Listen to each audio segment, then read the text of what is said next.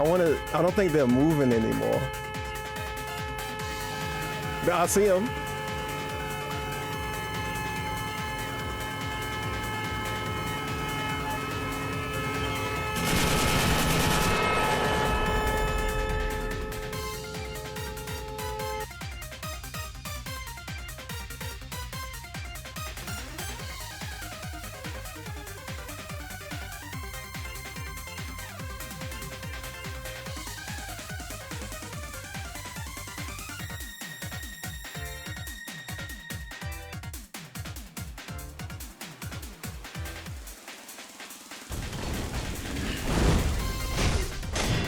So close, dude. No! No! I'm so close. No, no, no, no, no! Okay, okay. Sorry. Sorry, I shouldn't be yelling at the mic. I'm sorry. I'm sorry. I'm sorry, I'm just having fun. That's all that's happening. Let's go. Dude, I'm gonna do what, dude?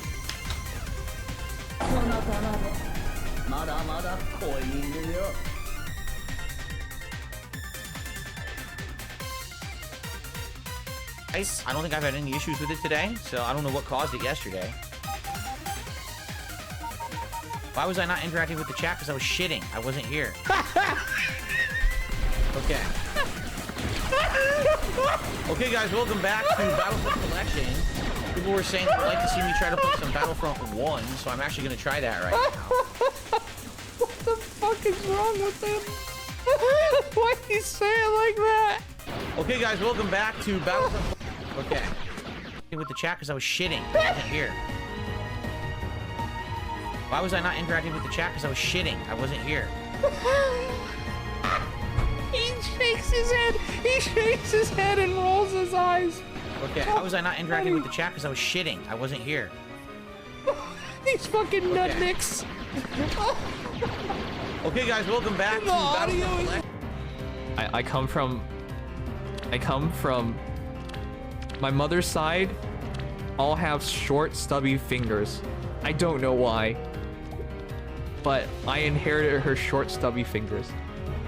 I always wanted to be a pianist. Pianist.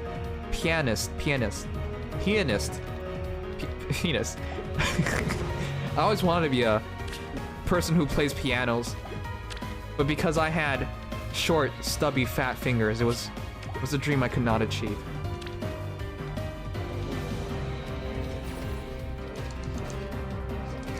I found the melee combat to be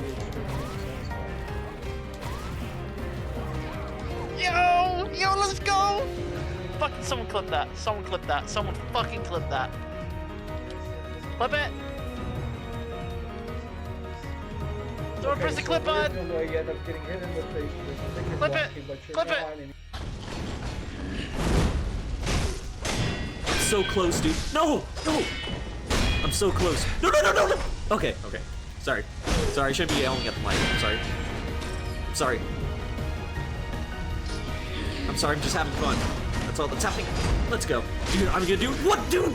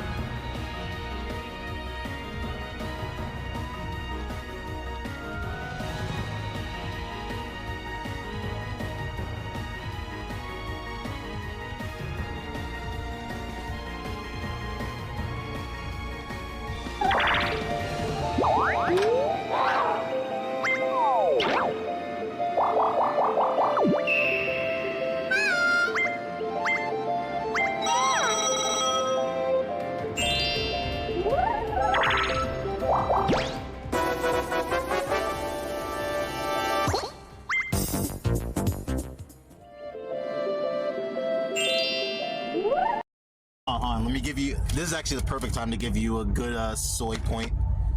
No one's here to fucking make it an emote, but maybe I'll do it later. Or maybe I'll have to recreate it or something. But here, look. Hang on, let me get it correct. Alright.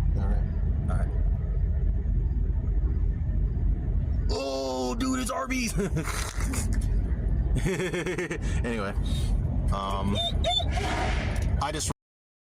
As Forgive Me Not raises his hands, people start to explode, one after the other. The rude officer falls down with a broken stomach and guts all over the place. He used the potions fuel for explosion. He blew them up with poison potion beer? What the fuck?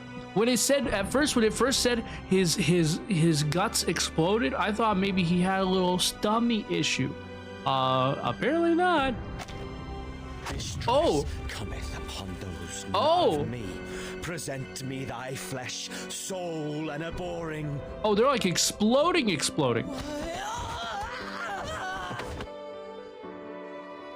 I give you death. Rejoice. May the wine in heaven be without measure. Great guy with 2 names. Apparently it is. Hey, Hot Lips. Photo booth? All right, read my mind. Okay. Let's see you, Bearded Knight. Oh. Better take a hot pic. Why do they look like that? Oh no. Did you see that? Yeah, they looked a little strange. They look fucked up. To be genuine, so how do you? Thank you guys treat for the follows. I appreciate it. Thank you so much. Counterintuitive. I'm so glad to have the opportunity to be able to show my video on stream. The good news is, though, on their stream this and, is just, and all these this. are just the submissions for chapter Much 1, appreciated. And there will be I 3 appreciate other that. chapters of the show.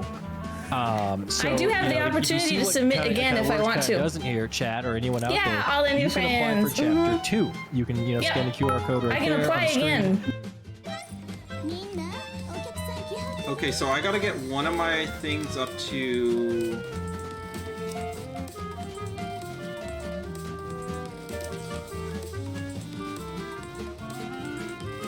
Don't let Fujin see this.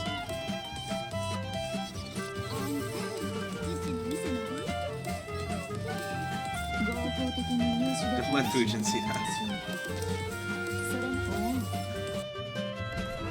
There we go. Got their asses.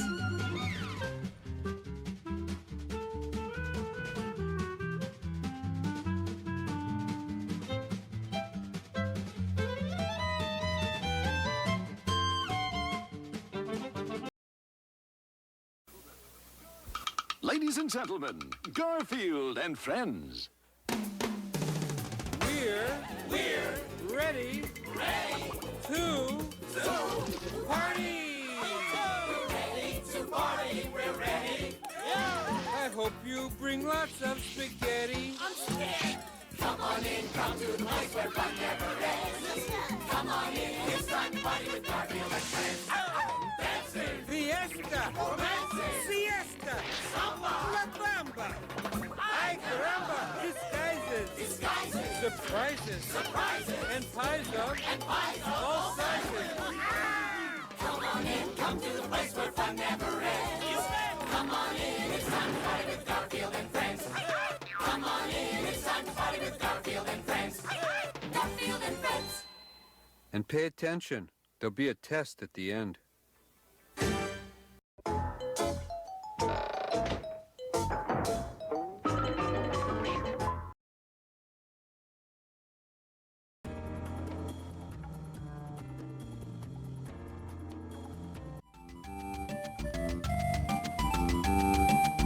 God, what an amazingly, beautifully scuffed stream I've run. It is so prone to failure, and yet I love it all the same. Freaking Gondola, breaking my shoutouts. What's wrong with that guy? Oh well, I love that guy just as much. Hello, and welcome to another swollen _ dingus stream featuring the crunchiest GBA audio you've ever heard. I'm sadly your host, swollen _ dingus, and we're here on this lovely dented day off. I hope the evening has found you well as it has found me. We're gonna continue. Yes, we're gonna continue with Yoshi's Island, Super Mario Advance 3. Dang. I made it to World 2 before, so that's where we're gonna continue off from. Big ups to the dingas, dongas, swollen _ ones who are here, and the dingas, dongas, and swollen _ ones who will be hearing in immediate and far-flung future. Thank you to Mina, the follow. Right now, literally right now, during the Scuffed segment. We got D-Scythe. Sensei Croy. J Frosty. UNFW1. Corono. Perez. Brian MK. Claiming that Phil won? I don't know about that. My stream's always breaking. This would seem to imply that Phil is winning all the time. Which can't possibly be true, right? Minion, 2 Quick 2, Mina, and everybody else.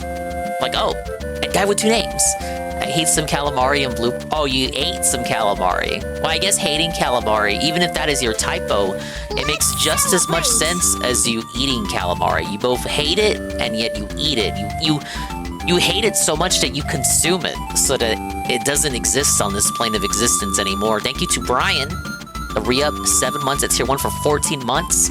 And he says, now, let me tell you something, Donga. 14 months of positivity. W post with the yas and the Soul 5 yas. Thank you, Brian.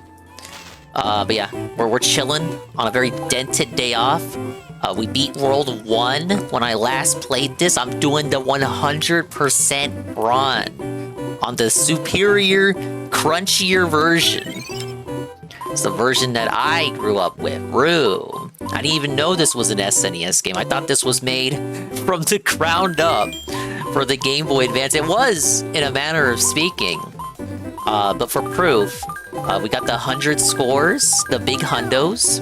You do unlock secret levels after you beat the game, so this giant empty space right here is going to be another secret level after we beat the game. But sadly, we cannot play those levels now. We got O with the 7 stream streak, thank you, sir. We do have True Crime planned, because I'm cucking everyone on True Crime, and it's only fitting, given that this is a day about remembering and never forgetting. It's only true. To stay true to that, we must look at other tragedies. It's also Blooper's birthday, as I have in the title, the pin chat there. Go show Blooper some love. Big ups to the calamari, the squids, the squid bros, and everyone else in between. I'm sure he enjoys having 9/11 as his birthday, as we all do. Thank you, Brian, for the video redeem. Toilet Tales with Clog, the Lost Treasure. Oh my god, he just uploaded this. Okay, I will in fact watch this. However, let me do one level. Let's just do one level. Let's just ease it in. Let's get people's butts and seats there, you know, before we start watching anything. Big ups Catsper, Red Animator. This is one of my favorite games growing up. You going for the bonus missions too? Once I unlock them, yes. Let's go ahead and give it a try here. 2-1, Visit Koopa and Para-Dash Koopa. Now, they were calling them Para-Koopas here. They weren't very consistent with the canon. They're Koopa Paratroopas, not Para-Koopas. Of course, we're hit again with Yoshi's amazing voice acting. It's not Yoshi's Island without the voice acting. Oh, hold up. I thought I had that. Yeah, you gotta relax your dingas first. You can't have the main event already. Not even 10 minutes into the stream. There. See, look, I know how to play the game. Hey, Joe Blah. No! No! Okay. Oh. I got a plan. How does that not pop it? No! No! Blooper! Blooper, help! Okay. Tell me I'm good at the game. Never say I'm bad at the game ever again. I hear this game is based off Dave's childhood. It is! It is! I'm playing as Dave Sr. right now. Oh yes, I have played this before, Casper. I grew up with this version of the game, the GBA version. I didn't even know it was on the SNES beforehand, because I'm a stupid little dingus. So I'm just accustomed to the crunchier audio and the voice acting. This dog's name is Poochie. It's a capital Go man right here. He's pretty cute, huh? Hitch a ride. he runs in the direction that Yoshi faces. You're one of the best Yoshi's Island Super Mario hits 3 players in the country. Some might even say I'm top 4 and number 1 in America. Look at that.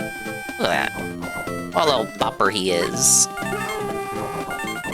Wasn't the same boat of playing on GPA and ignorant of the SNES version, yeah. Yeah, the Mario Advance games, I had all of them, all 4 of them.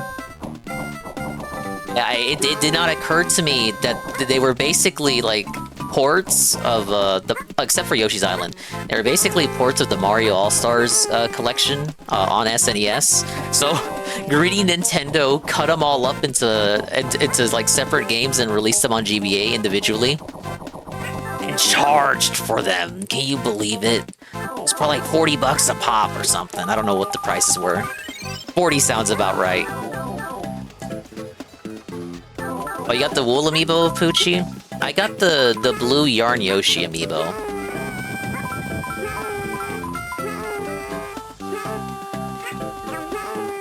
GBA days might have been $30. That sounds about right.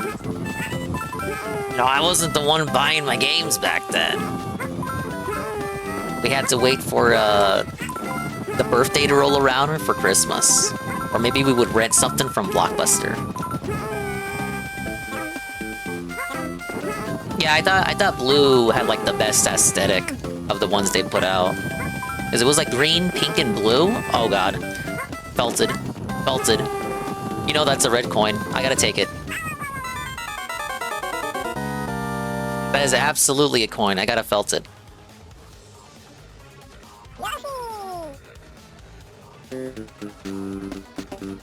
Don't seem very much a downgrade to the SNES version, just being honest, guys. Well, in reality, Chrono, this one has bonus levels that you cannot play otherwise, so how can this be the worst version? It's straight up new content. Hello, Peaches. Big ups, Peaches. Yeah, I'm accustomed to Woolly World controls. I keep pressing X to toss eggs, but that is not how you... Yeah, it's R.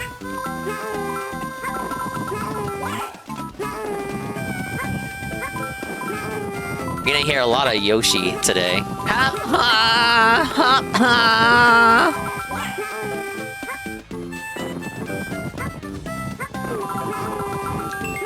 Okay, good. Wait, was that not a red coin? I wasted a fucking life for nothing? Okay, whatever. We still learned something today. That was worth it. That could have been a red coin. Yeah, the content is very meaningful. No! I beat Donkey Kong Country 1 today. King K. Rool took me like 30 tries to beat. Fail. Solify fail. I felt like the guy. He took me a while on the GBA version. Oh yeah, some more SNES games that got very lazily ported to the GBA. But yeah, no, I had trouble with King K. Rool as well.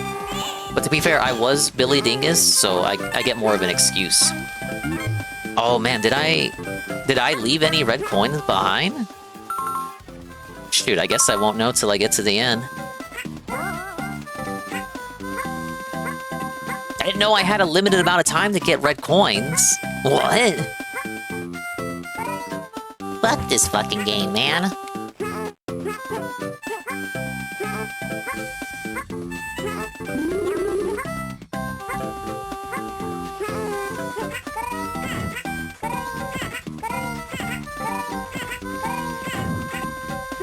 You can't beat those flowers, can you? Oh, well, you can eat them.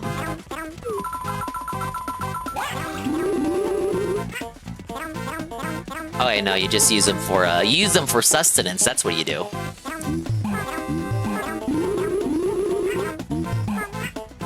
Alright, is that 6? I want to have a full stack. Oh, yeah, we're good.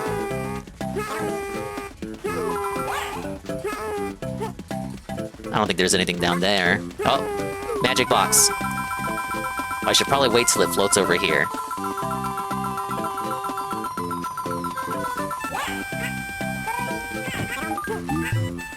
Yeah, those crates almost always contain stars.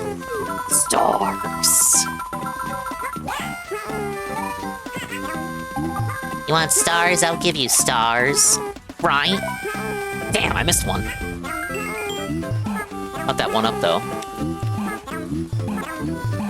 I think generally Donkey Kong Country 2 is harder than 1. But that's fair, because it is the sequel. Like, at least I was able to beat K & Rool in Donkey Kong Country 1. I feel like I had to cheat to beat King K. Rool in Donkey Kong Country 2, because his boss fight is just way more bullshit. Dude, I'm scared. I don't want to fuck this up. No! No! Shit! No! Now I think about it, the red coin disappears. Not in real life, a coin disappearing because they're red. So, imagine you have a sandwich shop, right? In real life, red coins disappear because you spend them in gachas. Yeah, Peaches, I tried to hover through. It wouldn't let me hover through the little gap there. The hitboxes were very inaccurate. And dare I say, as you say, not even correct.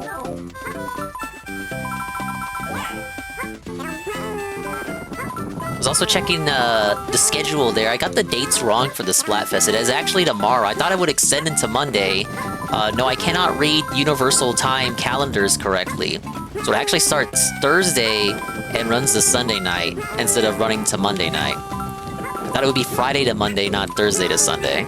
Either way, it is still extended compared to the length of a typical Splatfest. And I was still thinking, I was confuzzled as to what team to join.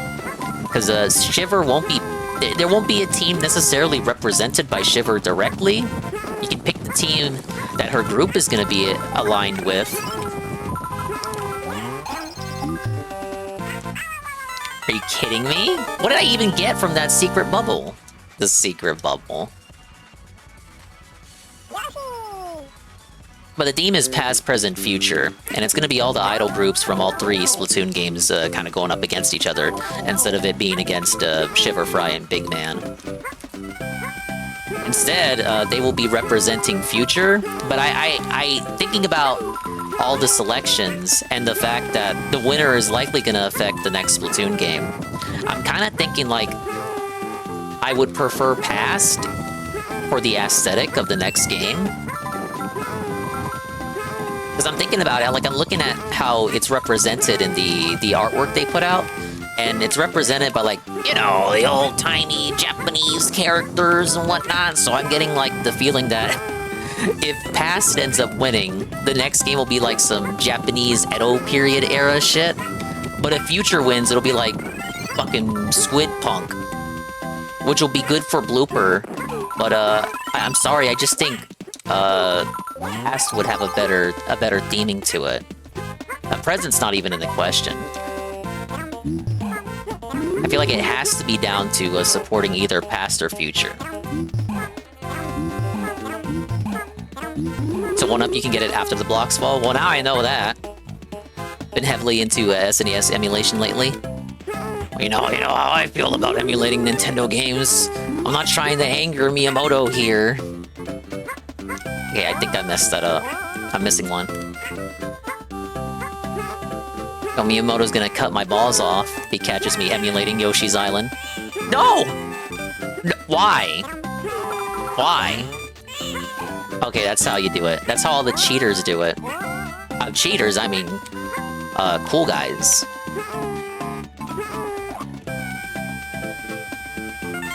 Okay, so I should have... Okay, so 14. So it was actually good that I died last time. It wasn't cope, because I had 13 at this point on the previous life. Dying is actually a good thing. Don't you know? Callie and Marie will win. I feel like... It's probably OG bias, but I do think you're right. They are the most popular of the 3 idol groups. I think Marina and Pearl grew on people, but they didn't really have a lot of fans at first when the Splatoon 2 first came out. And I think Deep Cut is probably the least well-received. It's like hard carried by Shiver. Now don't get me wrong, you guys. We love Shiver over here, you guys. But I think collectively, the fans like the Squid Sisters the most. So I feel like going into it, for aesthetics and for likely victory, a pass may be the way to go.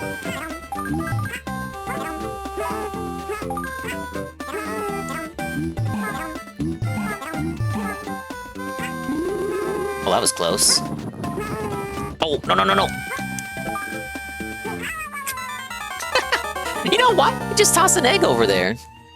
I never beat any DK games before today. Going back playing SNES games I missed in my childhood. Big fucking ups, man. Oh yeah, I'm beginner trapped. How did Fraga do in this level? Do you remember? I bet, look, I can't lose more lives than Fraga, you know?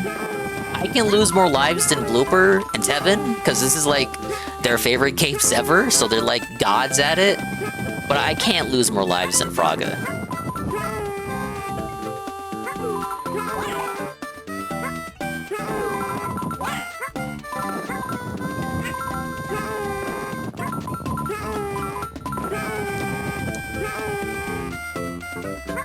Oh my lord.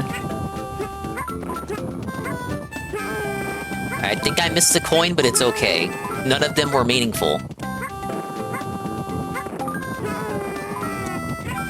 I almost fucked up that hover, too. Okay, wait for it. Extra life, negating my bad gameplay?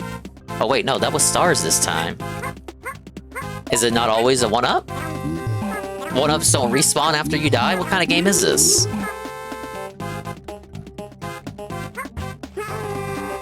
It was the first game Fraga streamed? Like, we're talking early 2022 on Twitch? Because me and Fraga started around the same time. At least, again, on Twitch. I think Fraga was doing YouTube before. That's why Fraga and Blooper got special places in my heart, man. And it's like we're from the same graduating class. we're in the same class of detracting. We sat next to each other in English 3.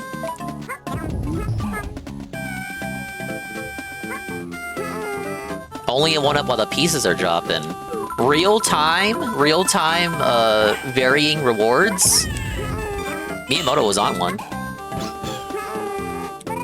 Yeah, the same training program. I wish the balloons drifted faster. It's like you're always gonna get one of these little stars dropping. You can't get all of them. Look, they fucking felt themselves, man. No! Can I... Oh my lord. Dude! Leave me alone! I wanted to get the 1-up. I saw the 1-up and I was like, oh my god. Okay, how come that 1-up respawns? Fucking riddle me this, Batman. Ah, yes. The student has become the master. Nothing over here. I think this is the end segment, the final jaunt. Wait.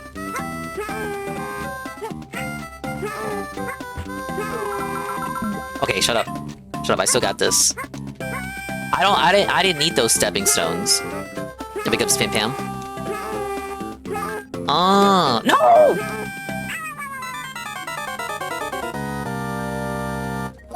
It's okay, guys, I have 37 lives. Okay, so let's talk about why the Pro Controller is so bad. Alright? Oh, look, I negated the death.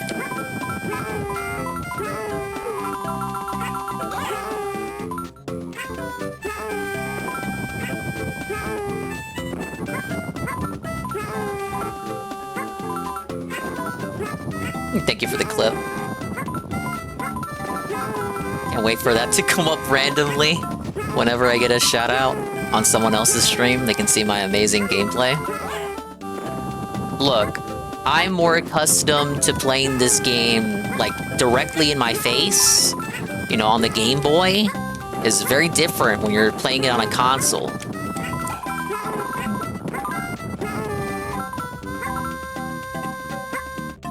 Alright, give me some stars.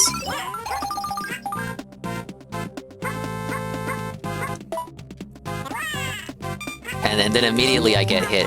How? Okay, this guy is supposed to be helpful, correct? Right? So why does he attack me?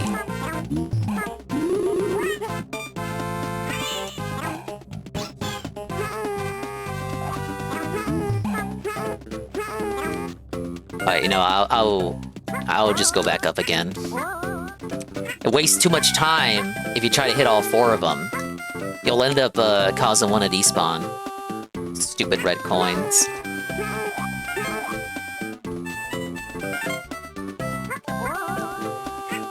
Alright, now we're good. We can just speedrun it.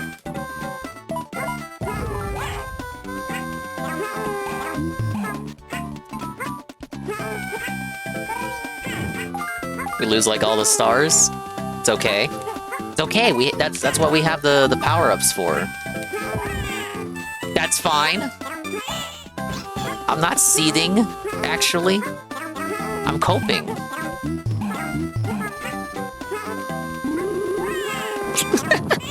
Why does this always happen to me? No!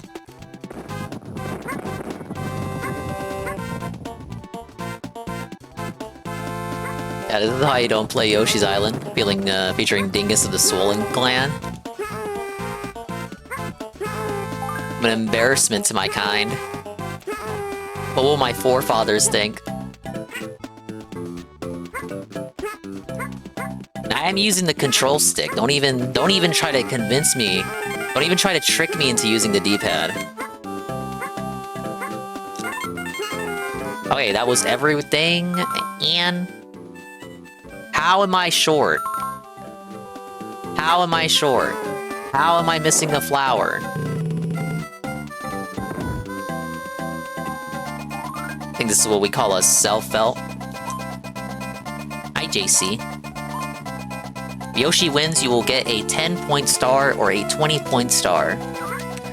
You guys know what I think about bandits.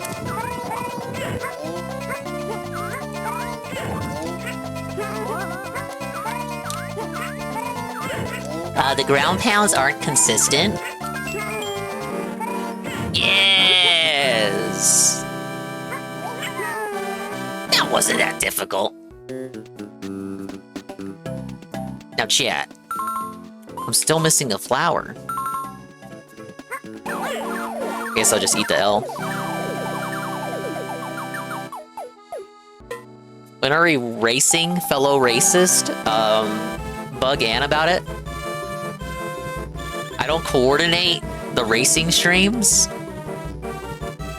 They just happen and then I hop onto them. Aren't the bandits your cousins, Dingus? No, my cousins are the banditos. They're a separate breed. You know, I know it's very easy to get those confused, though. I completely understand. All right, that was the little first level there. I think we went ahead and learned a lot from that. Now, let's go ahead and take a look at the first video here. It actually won't be Brian's video. I have something else for a minute. I think we all need to take a little tutorial here. We gotta step back and we gotta learn from the mistakes of our past, lest we repeat them again in the future. We gotta show some respect. We gotta remember, never forgetty spaghetti, and we gotta pay tribute to the fallen. That's right. I'm talking about some tribute style, pray your hands in the air like you just don't care. Big ups to everyone serving and everyone who gets trapped in a building because all they wanted to do was go to work one day. So we have a very special video. I've never seen this. I know he did this. I know he. It's already been 1 year. I am aware he did it, and I have not seen the full segment ever. I thought it'd be very meaningful if on this 1 year anniversary, we reacted to this guy reacting. So here we go. We got best gaming content? Remembering 9/11. Worst Olympic race. DSP versus the internet. Episode September 10th, 2023. Big ups Discord Merchant and Mr. Pun. And Eddie B43. So I know he did this. You all know he did this. I did not see the full segment because it was on a Sunday, and I don't fucking watch his React content. But I know it was a hoot. I know he was coping and sneaking, and I know he monetized it. He monetized our fallen brethren, the firefighters, and the National Guard, and the fallen office workers, and everyone else on the plane, the casualties. Fucking demon, how dare he? I'm shaking my fists in anger right now. Thankfully, 9/11 was ages ago. South Park has told me once a certain amount of time has passed, something can finally be funny. So, like AIDS before, here we go with 9/11. DSP was also taking a page from the book of South Park, as he is also an equal opportunity offender. Let's see how he did reacting to 9/11 here. One of the most recent games I played, Final Fantasy 16, that's exactly how it felt. It's going to be a very meaningful segment for us all, I suppose. Go, mash buttons for another 5 minutes till we get out of it. And that's how it was. It was so boring. God, he sounds so dead here. His throat is so strained. And that's it? Puzzle? All right. I agree with this guy. We'll get to dreading. We'll get to dreading. I do have dreading planned. 10 minutes. I agree with what this guy is saying. Good arguments, I would say. Okay. American 11, are you trying to call? Oh, I missed a secret area. How? Man. Wow. Well, wow. 5 minutes. Oh my God. Way, today's wow. September 10th. Tomorrow is September 11th, which would be what, the 22nd anniversary. Can we just listen to all of his 9/11 segments over the past couple of years? So this is going to be something that's kind of timely to watch. 9/11 as events unfold from actual TSA broadcast. Look at him get all serious. And our 5 staff. It's like a very special episode of DSP Reacts. What's going on, Medic? Aircraft is erratic again. Problems very erratic. God. Oh my God. Wow. Eddie, come to me. Holy shit, bro. Eddie, are you there? Eddie? No. What part of him thought this would be a good idea to put on his React show? That plane just what? It's a 737? Like the World Trade Center. Who are you talking to? Oh, God. He must fund 155 stream straight. Transit Authority that deal with Happy birthday wish to Blooper. Control and that kind of stuff. These are their actual recorded broadcasts. Wow. United 175, New York. We have some problems over here right now. And we might have a hijack over here, 2 of them. It's kind of ridiculous, but he probably looked at it just as you said, Peaches, like no different than like someone suggesting a Halloween video for Halloween or a Christmas video for Christmas. It was just, it's very timely. That's all that kind of registers in his head, is that it's timely. On an airplane that's been hijacked, and things will go well. I'm going to do this. I just want you to know I absolutely love you. Wow. Wow. Like, why even react to it if this is your commentary about it? I just totally love you. I'm not saying I have much highbrow commentary for like a tragedy like this, but like, come on, dude. Oh my God. The angles are crazy. What are those people gonna do? Yeah, it sure is crazy. Oh my God. So both towers are now. I got an aircraft 6 miles east of the White House. Now, sadly, this was last year, not this year. If it was this year, Phil would probably say the towers were Felton. Just to the north of your town. Yeah, stop all departures. Oh, bro, that is just such a self-fel. Pentagon just got hit. Don't say that. God damn, I can't even protect points in the NCA. No, but in reality, though, this was obviously very, very tragic. I couldn't imagine being on those planes. Planning, these Neither terrorists could were Seth planning on doing something MacFarlane. different, and something went wrong, and that's why the Pentagon got hit the way it did. Like, their plan was definitely to hit the World Trade Center. That was in their plan, but the plan was a little different around the Pentagon. The analyst DSP, armchair analyst DSP over here. Different that happened, and so allow me to explain what their master plan they were gonna do was. something. This wasn't supposed to just be the World Trade Center. They had like all these different plans for that day, where they wanted to hit different parts of the U.S. But only the World Trade Center was the one that went down. Yeah, they also wanted to hit the St. Louis Arc, but they ended up right? like just flying through it. Was it the White House too they wanted to hit?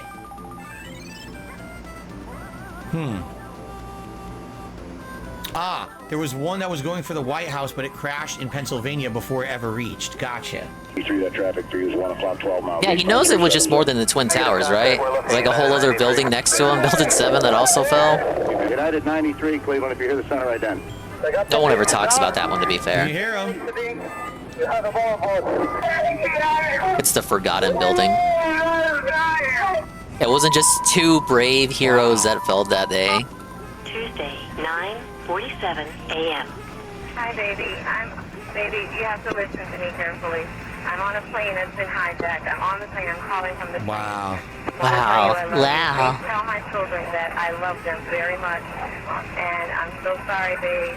I hope to be able to see your face again, baby. I love you. Bye. Wow. So sad. We're 56865. We have. It's just kind of like is that all you have for us? That's concurred. It looks like he's rocking his wings. Roger. He's rocking back and forth. We're 56865. I advise you stay away from that aircraft. Go north as fast as you can. United 93. Have you got information on that yet? I mean, it's like, would Phil be like this if he was on the plane? No. So why can't we like? Can we show a little bit more emotion? So that was the one that didn't hit where it was supposed to hit. That was the one where the passengers fought back, and they were It's just able to so down the it's aircraft so before it crass went and hit anything. and like Wow. in bad taste. Like, I'm not gonna police, what you can and can't react to, and like what you can, make light of, what you can't make light of. I'd be a very bad enforcer if I was to do that. But just the very shallow kind of like, it's so fucking sad, Dad. In between trying to be like and just trying to analyze it very poorly, as if no one else has ever done that before you. It's just very surface level and just kind of like. It's probably just like better off felting this. There's lots of smoke, and he just wanted you to know that I love you always. See, what a lot of people don't realize, even though it's the World Trade Center, it was also a tourist attraction. Phil, people are dying. As a kid, I never went up it. Phil, but I was in the lobby. Of the Anyway, World let Trade me Center talk when I was about a me. kid. It was one of the places you would go as a tourist. So there's tons of people in that building who are there for not only tourism, but like there's businesses and things in there. So you're in there just for normal stuff. It wasn't like, oh, it was just a trade center if you were like a businessman or something like that. It wasn't. There was. It wasn't tons of just people for in there business style who's, business. who weren't even necessarily there for work. AP5 phone who up. were affected as well. I wouldn't be so. I wouldn't even say he doesn't care about it. I feel like it's like he understands mechanically inside him that he has to care, but he cannot coerce himself to resonate with that. He can't output the emotion, the level of convincing emotion that is required for him to truly convey that he actually cares. But I do think he understands enough to know that he is supposed to care, which is why he's forcing this kind of analytical perspective while also just generally being sad about it. But because he didn't know anyone personally involved in the attacks, to compare this to like when T died, right? I know people want to say, oh, it was fake tears, crocodile tears, and you know what? They probably were forced crocodile tears because he dried those tears up real quick. But just the ability for him to cry on command when it comes to T, who was someone he personally knew, versus these people he does not know. Like, let's be honest, correct? People he doesn't know, people whose lives did not affect him in any way. He never met them. He's never going to meet them. Nobody he knows was personally affected by this in a way that would, coerce him to put out some emotion. So you kind of get this kind of like, almost like platitudes, shallow platitudes. Oh yeah, it was pretty bad because I learned in school it was pretty bad. I know. I don't think Phil was still in school when this happened, but you get what I'm trying to say, right? It's kind of different. And just kind of reinforces how much of a robot he is. See, Phil, this is actually a real analysis in real time of your behavior versus you trying to analyze this in real time, and all you can say is, oh yeah, that's pretty sad, right? You guys know they were trying to hit the Pentagon too, correct? They did. They didn't destroy it, but they did hit it. just feel for the reactor kind of has to want to watch it for the content here. It just feels forced. I really don't think he should have even watched it to begin with. Sure, his dance would have understood and the trolls would have been felted. If it makes you uncomfortable, which is normal for a video like this, just skip it before you say something very dumb. Yeah, it's just...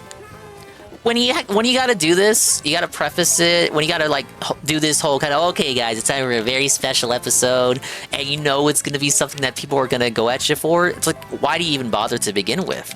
I think, like, surely, in this moment, this part of the video that I am paused at, he had to have known that this would get some kind of criticism or scrutiny or some kind of backlash. Because, again, he's dumb and dented, but he's not that dumb or dented. Guess he was revving up his excuse in real time while he was analyzing this. He was in college, but this was when he was living at home. September 21st, 1997, so not quite 4 years before. No thoughts going in his head, just tips. And tips were pretty low by this point in the stream.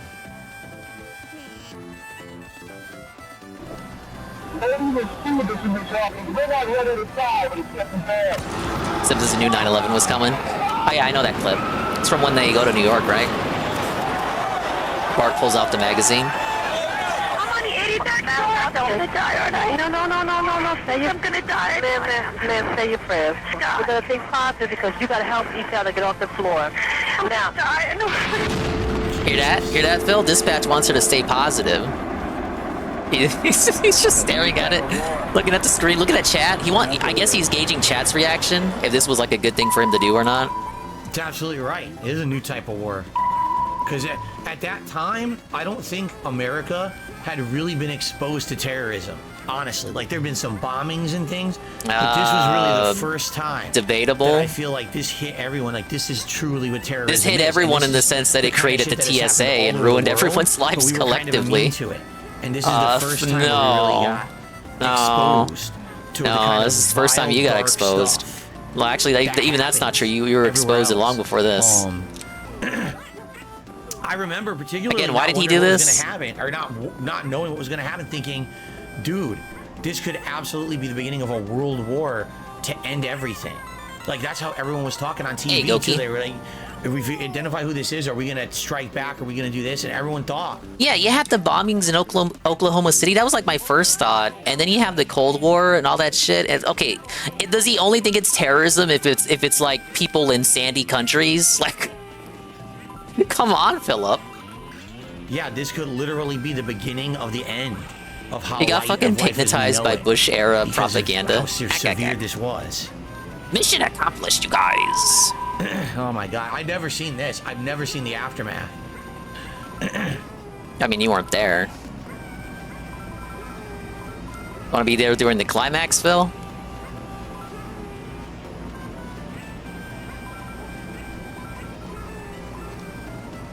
Wow. Wow. Oh my god.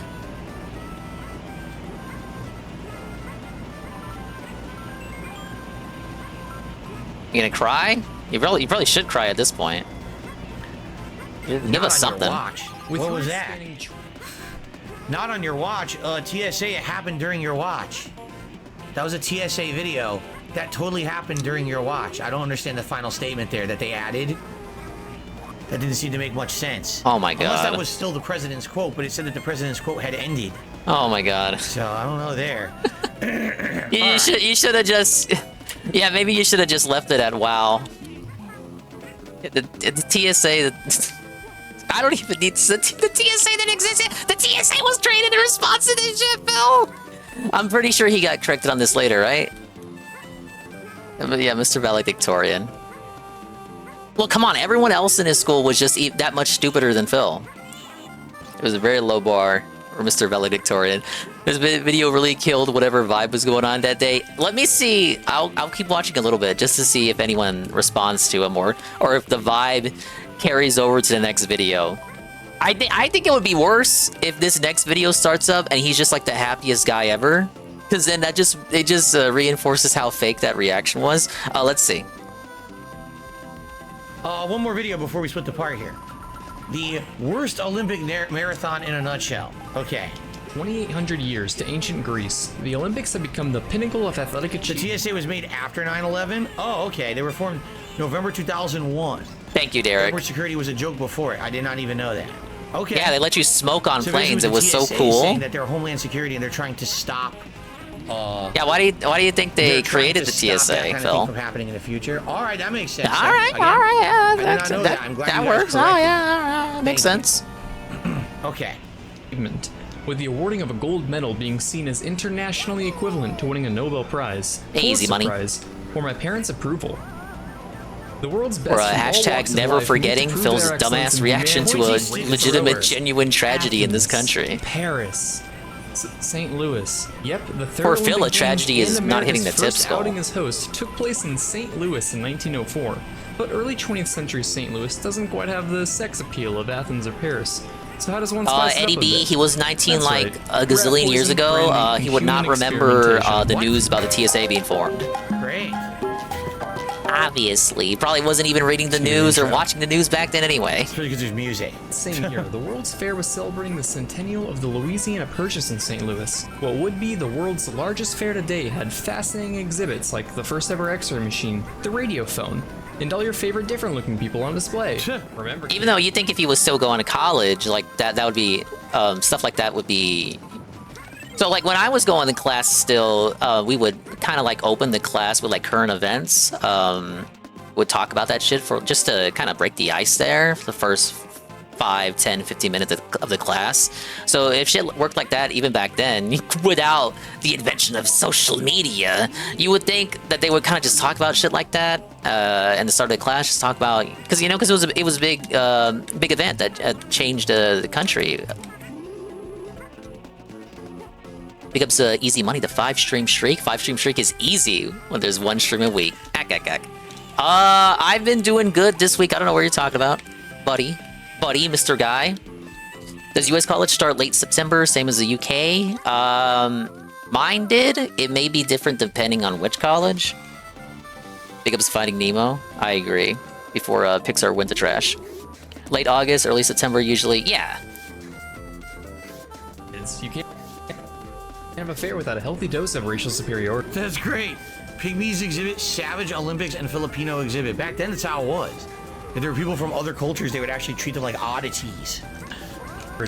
Even with indigenous mud throwing contests being the crowd drawers they are, they didn't want. Why to is this compete the with first video spectators. after the So they 9/11 threatened to video? overshadow the Olympics with their own sporting events, and successfully moved the Olympics to St. Louis. The first debacle in the clusterfuck that was the 1904 Olympics was the issue of location. With them lazy Wright boys not having double-decker Boeing 747s out yet, for foreign athletes, getting to St. Louis involved a lengthy boat trip, followed by a 1,000-mile train ride. ESP knows what it was like in 1904 somehow, yet also wants us to believe that in 2010 you could say the N-word and just get away with it. No one would care. Athletes hailing from outside of North America, but the eye of the storm centered on the iconic marathon event. The 1904 Olympic Marathon was more freak show than showpiece, ironically more fitting for the fair-like atmosphere than a prestigious sporting event. Instead of the typical morning start time, this one was held in the afternoon, where temperatures soared to 92 degrees Fahrenheit. Perfect weather for a marathon. This means the race took place with a heat index of a scorching. His voice is kind of choking up here. 135 Wow.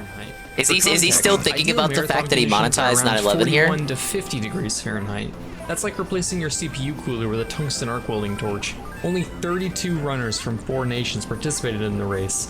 A few were experienced runners, having won or placed in past marathons, but the majority were misfits. Wow. Of these misfits, we have 2 South African Suwana tribesmen visiting St. Louis for a certain World's Fair exhibit, who ran the race barefoot. 10 Greeks who had never run a marathon a day in their lives, and Cuban national Felix Carbajal, a former mailman who demonstrated his running skills throughout Cuba to raise money. He was even reported to have ran the entire span of the island. Once he raised enough, he bought passage to the US and arrived in New Orleans. What's this quaint little contest? Dice. 1 in? Oh, well, I suppose Maybe I could was too harsh spare on a him. His dollar or commentary two. here is just as strong as his commentary for the tragedy. Upon Felix lost all of his money on a game of dice, forcing him to hitchhike and walk his way to St. Louis. Really? Approach to starting line in a long sleeve shirt, long dark pants, street shoes, and naturally, a beret. Hey, when you're 5 feet Big ups Double A. How you doing, Dingus? I'm doing great. Thank you for asking. We're doing Yoshi's Island GBA. We just got done reacting to DSP, reacting to the tragedy that is 9/11, and how the bulk of his commentary was, it's so sad. Wow,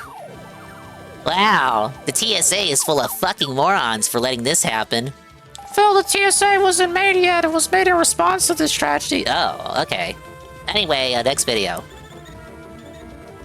Yeah, thank you, Double A. I'm doing great. I think that's all we got for this. I don't think he brings it back up. 6 months into reacting, so you can't even say he was getting acclimated. Yeah, there was no acclimation. What was the period of time in which he was using that word a lot? Was the word of the week?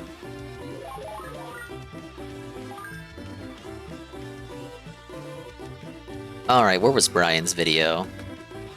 Thank you, Brian. The video redeem. Let's check out what this is. So, I already read the title, so I'm not even going to pretend like I don't know what it is.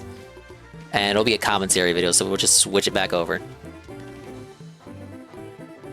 Oh, it's not it's a very naughty video. It was just uploaded. How is embedding disabled? Susan's at it again.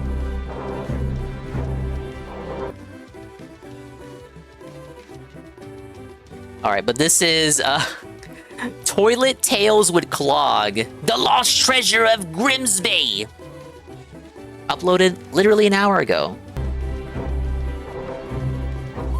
Hey guys, it's me, Clog, the resident chimney sweeping child molester. This will of hit the the spot. sector. What? Barry Lyndon! Big ups Barry Lyndon, the 1 month at tier 1 for 11 months. He says, thank you for your service. Thank you for your service, Barry. Because it helps pay my long-term bills, right? Thank you, man. We're just chilling with Yoshi's Island on a very dented day off. We were reacting very respectfully to Phil's reaction to 9/11 last year as part of DSP Reacts. Can you believe it's already been a year since then? And it's only been 0 seconds since Peaches and Keem's 12 months at tier 1 for 31 months! He's expanding more so than anyone else that isn't a founder. And he says, 31 months of coping and seething. I agree, I'm coping and seething so hard, and we got the hype train on top of that. Big ups for the hype train. The positivity, we love to see it. But yeah, now we got a video from PPV. He said he was going to do a lot of solo videos while Worski was on his vacation tour. I mean, he was on vacation too. But it's kind of like taking us back to that era of solo PvP before he got together with Worski, when he was like A-logging Ralph harder than he was A-logging him even now. We have a video on Clog here. Now, if you don't know who Clog is, it's probably for the best that you don't, but he is best known for being the person that recorded Ralph getting beaten up in Portugal. Now, he wasn't the person who beat up Ralph, but he would like you to think that he was. He only filmed it. He also stalked Ralph. People don't talk about this part of the story, but he was stalking Ralph throughout Portugal for like an hour before he actually confronted him. It was very weird and deranged. He was like following him very closely behind him with the camera just following him. It was very, very odd, but because people hate Ralph, we're supposed to think like that's normal behavior. Yeah, it was the Great Gun Hunt. Yeah, he's the guy that flew in from England. Was the person that the casino told Phil that did not have a working toilet, because Phil had toilet problems, so they were like, oh, it's okay, that you guys know about cognitive thought, cog life. He has to shit in a bucket. What else did he do? He's one of the few remaining Ralph YouTube A-logs, because Ralph freely strikes everyone else down. For some reason, he allows Cog to exist. Probably because Cog makes no fucking money, so Ralph doesn't have to worry about him at all. Oh yeah, former rapper and beat thief. So not only is he a SoundCloud rapper, but he's also a beat thief, so he's not even a good rapper. Cog is Ralph's duty. Well, I will not agree with that very disingenuous, unfaithful, unfair comparison, but I will acknowledge your comment.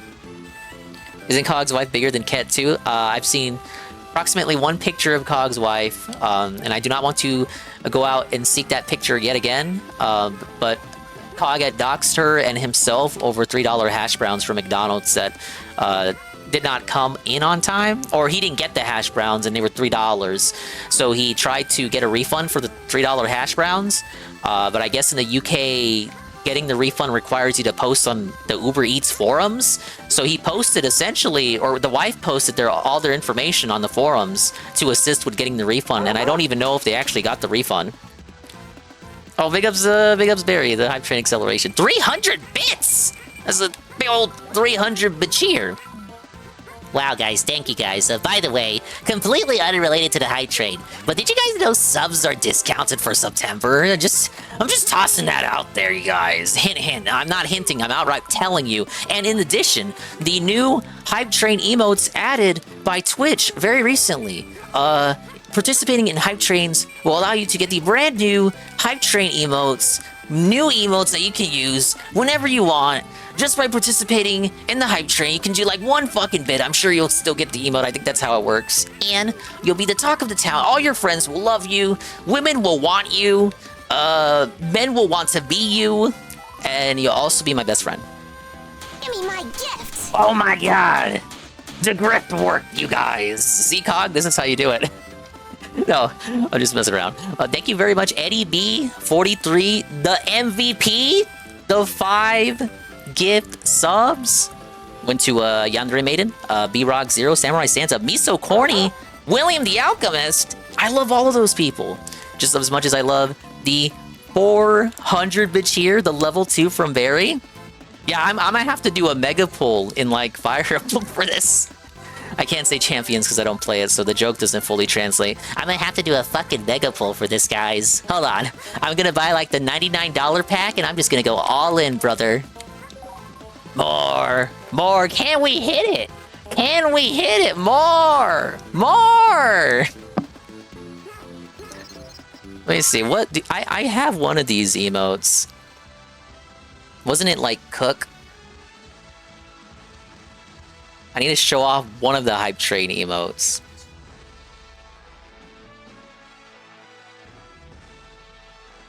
Oh, I hate how this is formatted. Who is the Hogan of Fire Emblem? Probably Marth.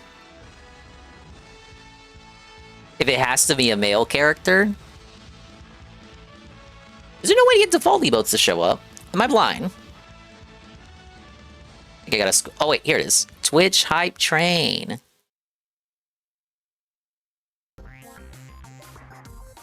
Wow, 400 bits. Bits? I said bitch. Would have killed you to round up to 500. Guys, like 400 bits is great, but like we were so close to 500 there. Oh yeah, I'm pretty sure these are the new ones. I'm clicking the ones I don't recognize. At least one of those are new. I remember earning the Cook one. Alright, that's enough grifting. Or at least it would have been. If it wasn't for base shots, 10 bit cheer with the giant emo. The giant laughing bandit. That's the kind of thing I see in my nightmares, bro. And we got Minion, the video redeem. We watching that one after this one. Where am I going? I didn't even point out that I got the little baby Mario power up. He does everything regular Mario does, but better. Minus the fact that he is a baby. Alright, got the flower. What extension do I need to see all the emotes? I have FFZ, or the other one's 7TV. 7TV lets you see FFZ and better Twitch TV. Oh, so that's probably like the easiest one to use. It's like the all-in-one. You just download 7TV, and then in the settings, I believe you activate FFZ and BTTV emotes. And then you'll be able to see them. You weren't able to see them up until now? Wait, let me rewind all the way. Thank you so much again, guys. Genuinely. Genuine style, positivity style. I do really appreciate all the love. You didn't have to do it, but you did it anyway. And I do appreciate it. Yes! You can uninstall FFZ then? Yeah, you don't have to have both installed. 7TP will let you see FFZ. What were my FFZs? I think it was the Boo? Yeah, the Boo. For FFZ, I just stole all of Tevin's FFZ emotes. We got Boo Did and Boo Don't. Yeah, I'm doing prayer hands in real life right now. Or I would be, if I wasn't holding a controller. I'm doing prayer hands right now. I don't have the hand cam, you'll have to believe me. You just gotta take my word for it. I'm an honest guy. You guys know me. Desktop only? I believe it is. There are mobile workarounds. Tevin recommended the app to me at one point. I forget what it was. It was like Freezer something.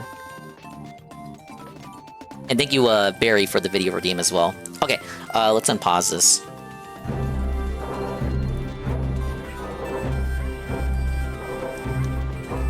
Hey guys, it's me, Clog, the resident chimney sweeping child molester of the sector. For years, I've been mocked, bullied, and ridiculed for being poor and irrelevant. Well, Cog is poor and irrelevant. They'll all say that I can make waves in the toilet bowl of the Thank you guys, the Hype Train level 3. 7 subs. And 710 cheers. Big ups. A mythological treasure of such grandeur. How do I get him to hit it? And opulence that can scarcely be imagined at the Grimsby Chip and Briefcase Day. I have tracked this treasure down for thousands of miles of jungle track, and soon it shall be mine. I need him to move back up here.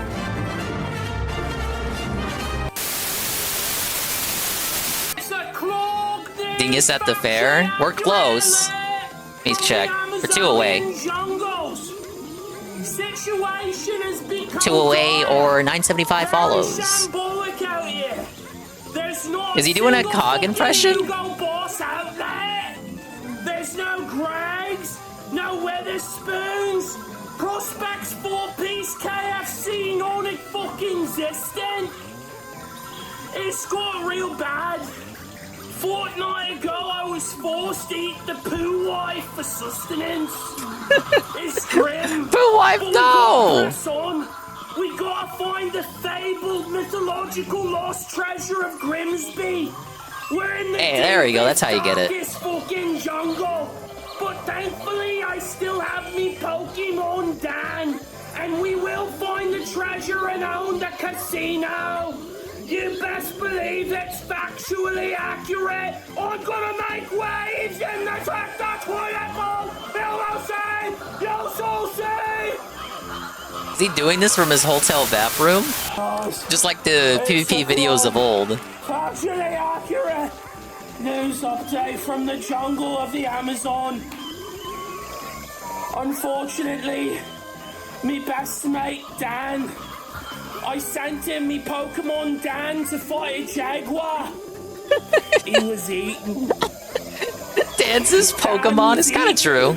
And I'm all alone in the jungle. Well, if anything, Cog's the Pokemon. Because he takes orders from Dan. He lives at Dan's house. We gotta find the treasure. Otherwise, we'll never have another 3p for 50 chippy at the Grimsby Chippy.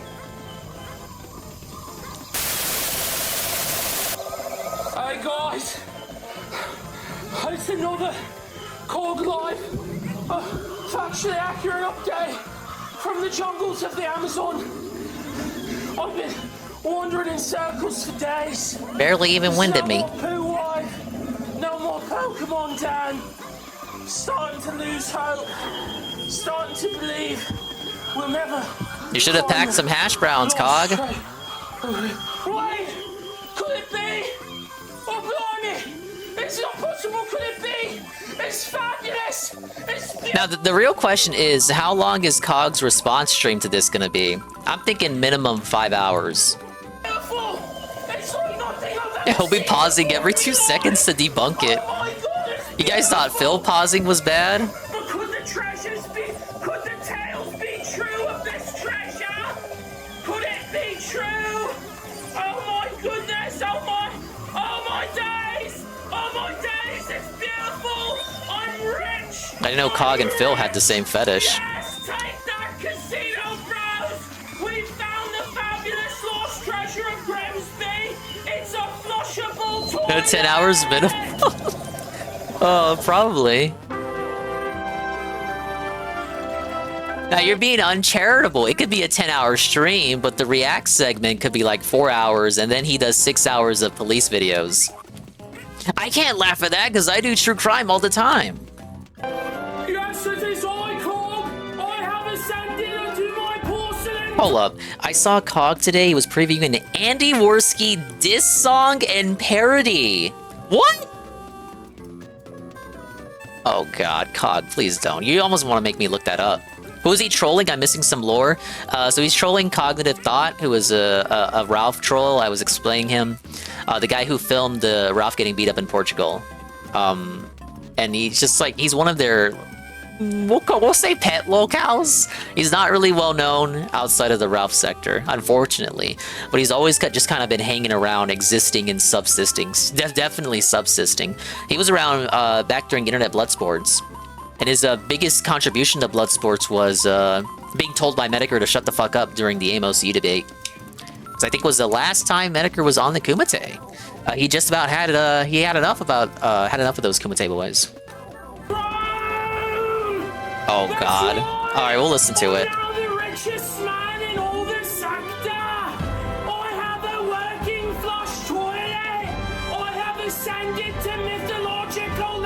You see, Eddie B knows them because they're both Brits.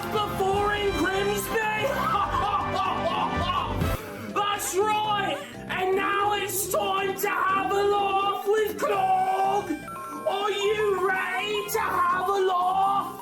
It's all about having a laugh, isn't it? It's really Harry, dude. Hey, here he is. Are you telling me this? This is him. This is Cog, the guy who filmed Ralph getting beaten up in Portugal and their pet locale. So this is what he does. As Eddie B says, he does streams that somehow get even less viewers and support than Phil's streams. He's been doing this since IBS era. His overlay has changed a lot. Back when he was going harder at Ralph, he would have his overlay look like a trailer park, which is kind of like a self-fel, but the idea was that he was streaming from like Ralph's trailer park. Now he just does this because he got made fun of so much by the casino that he dropped that kind of persona entirely, and now he's not even Cog anymore. He's like Cog's World. So it's like he rebrands every couple of years, and none of the rebrands are very successful. And his toilet is also broken, and he has a mail order bride from India. Literally, I'm not making this shit up. He has a mail order bride from India who was the sister of his friend Dan, the sister of his friend Dan's bride. Dan's bride, her sister is Cog's bride. So it's kind of like there's the two-time in the family there. And they all live in this rinky-dink little crack shack, again, doxed by hash browns that he never received through Uber Eats. The four of them, and I believe Dan's kid as well, who Cog is very weird with. I think they have Cog babysit her, but Cog incorporates her into the streams. And he has like he has his supporters buy like toys for the kid and stuff. I do not... I disavow that. It's just like, just like leave the kid out of it, man. What else is there? He does 5 to 10 hour streams every single day, seating at the Kino Casino, which again, I cannot make fun of too much because I do like fucking 5 to 8 hour streams every day playing games. But look, I play games and also watch videos, whereas Cog just watches videos and provides no transformative commentary, unless you consider seething at his haters' transformative commentary. And that is a very good faith summation of Cognitive Thought. Very much the nothing burger. Do not fear him. His claim to fame is all he has to do in life is make fun of, I was going to say Phil, make fun of Ralph and cash in the YouTube paycheck. And he's not even good at that. Yeah, he's from, he's from Grimsby with the $3, the 3 pence chip, eh? No, not 3 pence, quid? three quid ship, eh? Yeah, his flat cap. He wears that everywhere. It's like Tim Pool. You guys know how Tim Pool has the beanie. So too does Cog wear the flat cap. He wore it to his wedding. It's because he's bald underneath.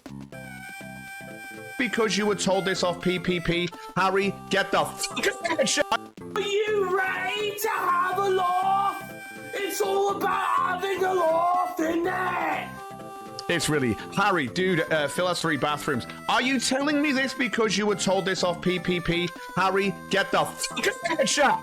Stop being a spaz. Learn. Listen. Think for your. So Harry would be the father-in-law of one of Ralph's horses. So a lot of Cog isn't just doing the commentary. So like Brian says, it is a low-grade commentary. This would be fine on its own. To a degree, he's allowed to do it, but Cog actively tries to insert himself into the drama as well to kind of add some fuel to the fire. So it's not, you can't even call it like pure commentary, because he's trying to tip the cow in addition to trying to be a part of it. It is just not, it's not pure commentary. Solve, Harry! Oh. No time for Kino Casino audience. They're so stupid. Oh, I heard he's got 3 toilets. Did you hear that from PPP? He also says here that he has 2. So he's got 2 and he's got 3. But also PPP needs you to go and buy him one. So what's this about? What? The semantics here is that he is upset that they weren't factually accurate about the number of working toilets in Phil's home. They were not factually accurate when they were telling their audience about how many working toilets Phil has. I don't even think like actual Phil detractors would see this hard about such an inaccuracy, such a minor inaccuracy. Like, oh, sorry, I said Phil had 3 working toilets. I meant to say 2, but because they said 3 instead of 2, Cog is seething this hard and is having like a tism about it. He's not even like an actual detractor as much as he wants to enter the sector. Why does he want to enter the sector anyway? Oh, because they had Phil laugh at him. The same reason why Ralph wants to enter the DSP sector all of a sudden. It's nothing to do with Phil. They just want to get back at the casino. It's very transparent.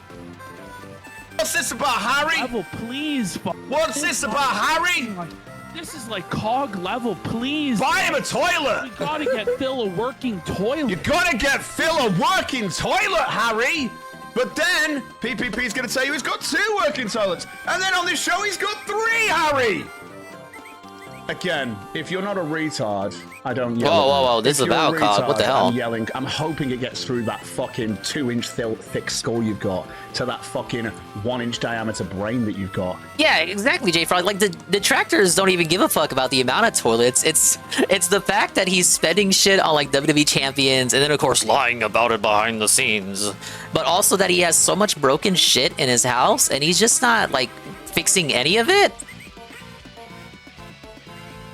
And then spending it on meaningless upgrades for his setup. And now we talked about that. There are setups that were there are upgrades that are necessary and upgrades that are not necessary. And a lot of the upgrades are not necessary to the point where we spent so much on the unnecessary upgrades that we're now complaining about needing a streaming PC, which is a necessary upgrade. Which if we weren't wasting so much money on soundproofing, we probably would have had the money to at least get a little bit of a headway on affording the streaming PC. But Phil is very smart with money.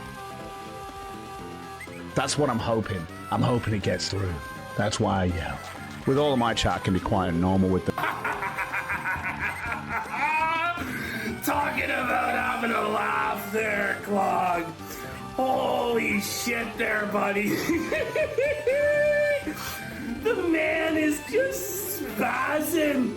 Hey, spazzing for months about toilets. Harry! Harry! I'll get a toilet, Harry! Don't be such a spaz, Harry!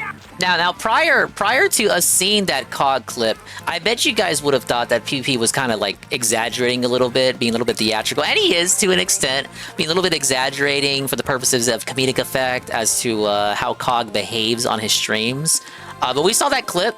Would you not say that is an accurate portrayal of how COG is on his streams? I would say it's pretty accurate. As he's passing the fuck out,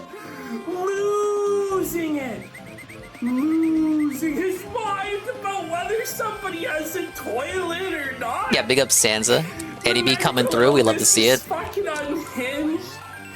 But for clarification there, buddy Cog, Phil had 3 working toilets. He had Then 3.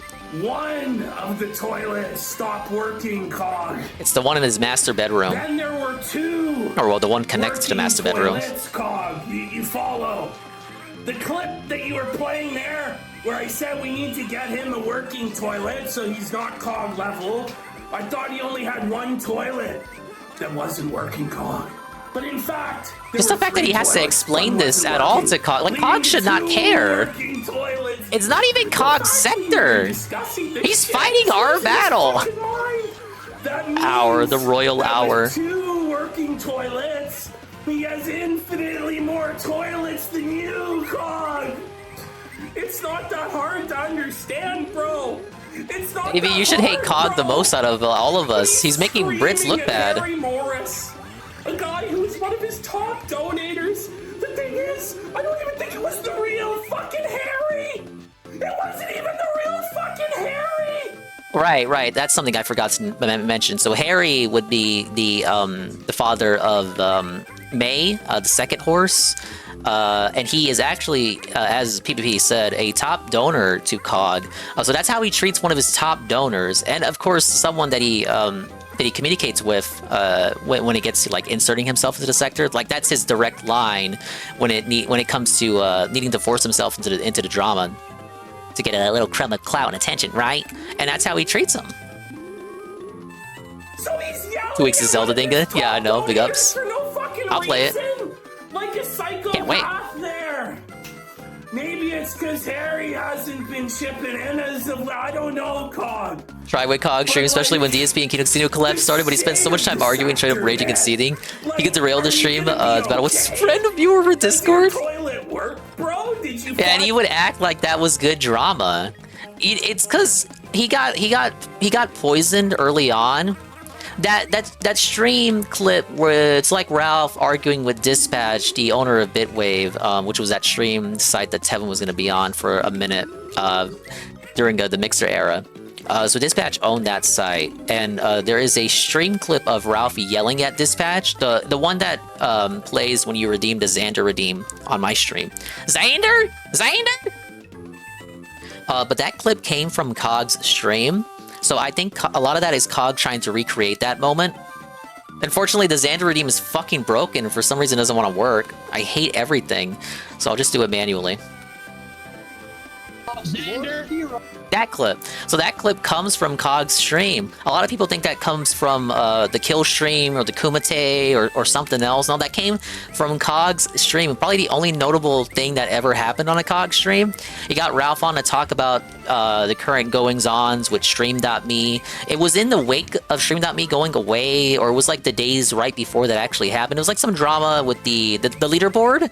Because back in Stream.me days, it was kind of like a race to see how many watch hours you could get. And because there was like a bounty board. If you were within the top 5, you were getting like a couple $100 every week just for existing and getting high watch numbers. So it became a game between all the sector people there, all the IBS people, of like who could win the weekly reward. And all the time it was Ralph, but towards the end, Ralph was being supplanted by his own trolls. So, for example, God, who was it? Matt at the Internet was climbing up there.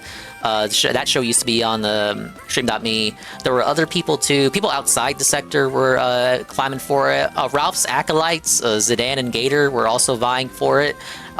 You had Ralph's trolls from back then, and it was kind of like it was a wild time. Fucking Medicare was vying for it too. He was getting a piece of that pie with his Medicare in the morning streams. Yeah, and Cog was involved in all of that. But he invited Ralph during the wake of the drama, because the drama, of course, had to come from that. The drama was that Ralph and his toadies were kind of abusing the weekly bounty. by dominating all the top slots. So you would have Ralph in the top slot, and then Zidane, and then Gator, and then all of their other friends. So the contention was that it was impossible for any other organic streamer to kind of compete for the weekly bounty.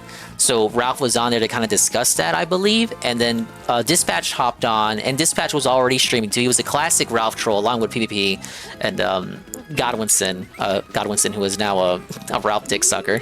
But back then it was different. Back then it was different. So Dispatch was on there. They got into an argument, and then just out of nowhere, he says he came out with a little promo cut, and I am missing a red coin. This is very troubling here. Tevin was on leaderboard too, correct, along with this other guy who just streamed full-ass episodes of anime. Jim won a few times. Back when he was doing Medicare in the morning, I believe he did get the top spot. Did I ever play the CDI Zeldas that got a nice Windows remake? I did not. Something weird about wearing a hat shirtless in a bathroom? Is that how you shower? He's playing a character, come on! Finally got one? Or are you still using that filthy old poo bucket? The wife's straining the KFC corn out, Cog. Tough look there, bud. Right now we're coming at you with a factually accurate alert. I heard about RZ, but I also heard some negative things about it. Like it didn't do a good job at replicating the style. Launched the 14-year-old according to his own brothers, his own blood there. He prides himself on being factually accurate. Everything he says is factually accurate. But here, we're gonna see some dishonest. Oh, and because PvP mentioned this, and because it is the sector, because it is the sector, of course, it must be noted. Cog has been accused credibly by his own flesh and blood, two blood brothers. He's been accused of PDF style stuff with a 14-year-old. Cog initially denied this, but then clarified it, but then also debunked it by like saying the ages were off by like a year or two, so like the whole story is debunked. And then just he ended up just moving the goalposts on it, and I don't think he brings it up anymore. But this is his own. This is not trolls. This is not Cog's detractors or haters. Not Kino Casino people. This is his own brothers, independent of like any of this, like coming out and accusing him of this stuff. Now Cog's defense was he has like 7 brothers, and his defense was those 2 brothers are disavowed and the whole family hates them, but they love Cog, which is very convenient. And Cog had no proof of this. He had no proof that the brothers were like disowned by the rest of the family and that all the other brothers actually love Cog. I think the brothers went on the kill stream to talk about it, because of course Ralph had to involve himself in it too to get like the story. You know, Ralph hates Cog just as much as the casino does. they all just kind of hate each other. There are no teams. There are no sides. It's just they all draw their lines in the sand, and they all sling mud at each other from those lines in the sand. So of course Ralph had to stick his nose into it, and he had the brothers on to talk about it. I don't really even know what the truth of the situation is, really. I'm just telling you what the allegations are, and that it came literally from Cog's own family. Now, most people who get accused of this shit on the internet, you know, whether it's true or false or some murky, muddled up shit in between, most people that get accused like that, it doesn't come like from your own fucking flesh and blood family. Cog, that's right. Cog's not actually factually accurate. He's factually inaccurate, isn't it? Take a look. Hey, Here's Joe. the original unaltered clip. There's 2,991 people watching this show. Now let's watch Cog's factually inaccurate butcher job of the facts and the truth. 91 people watching this show. There are 91 people watching your show? That's pretty depressing, bro. Oh, Cog exposed! Cog exposed! Let's run that back! There's 2,991 people watching this show.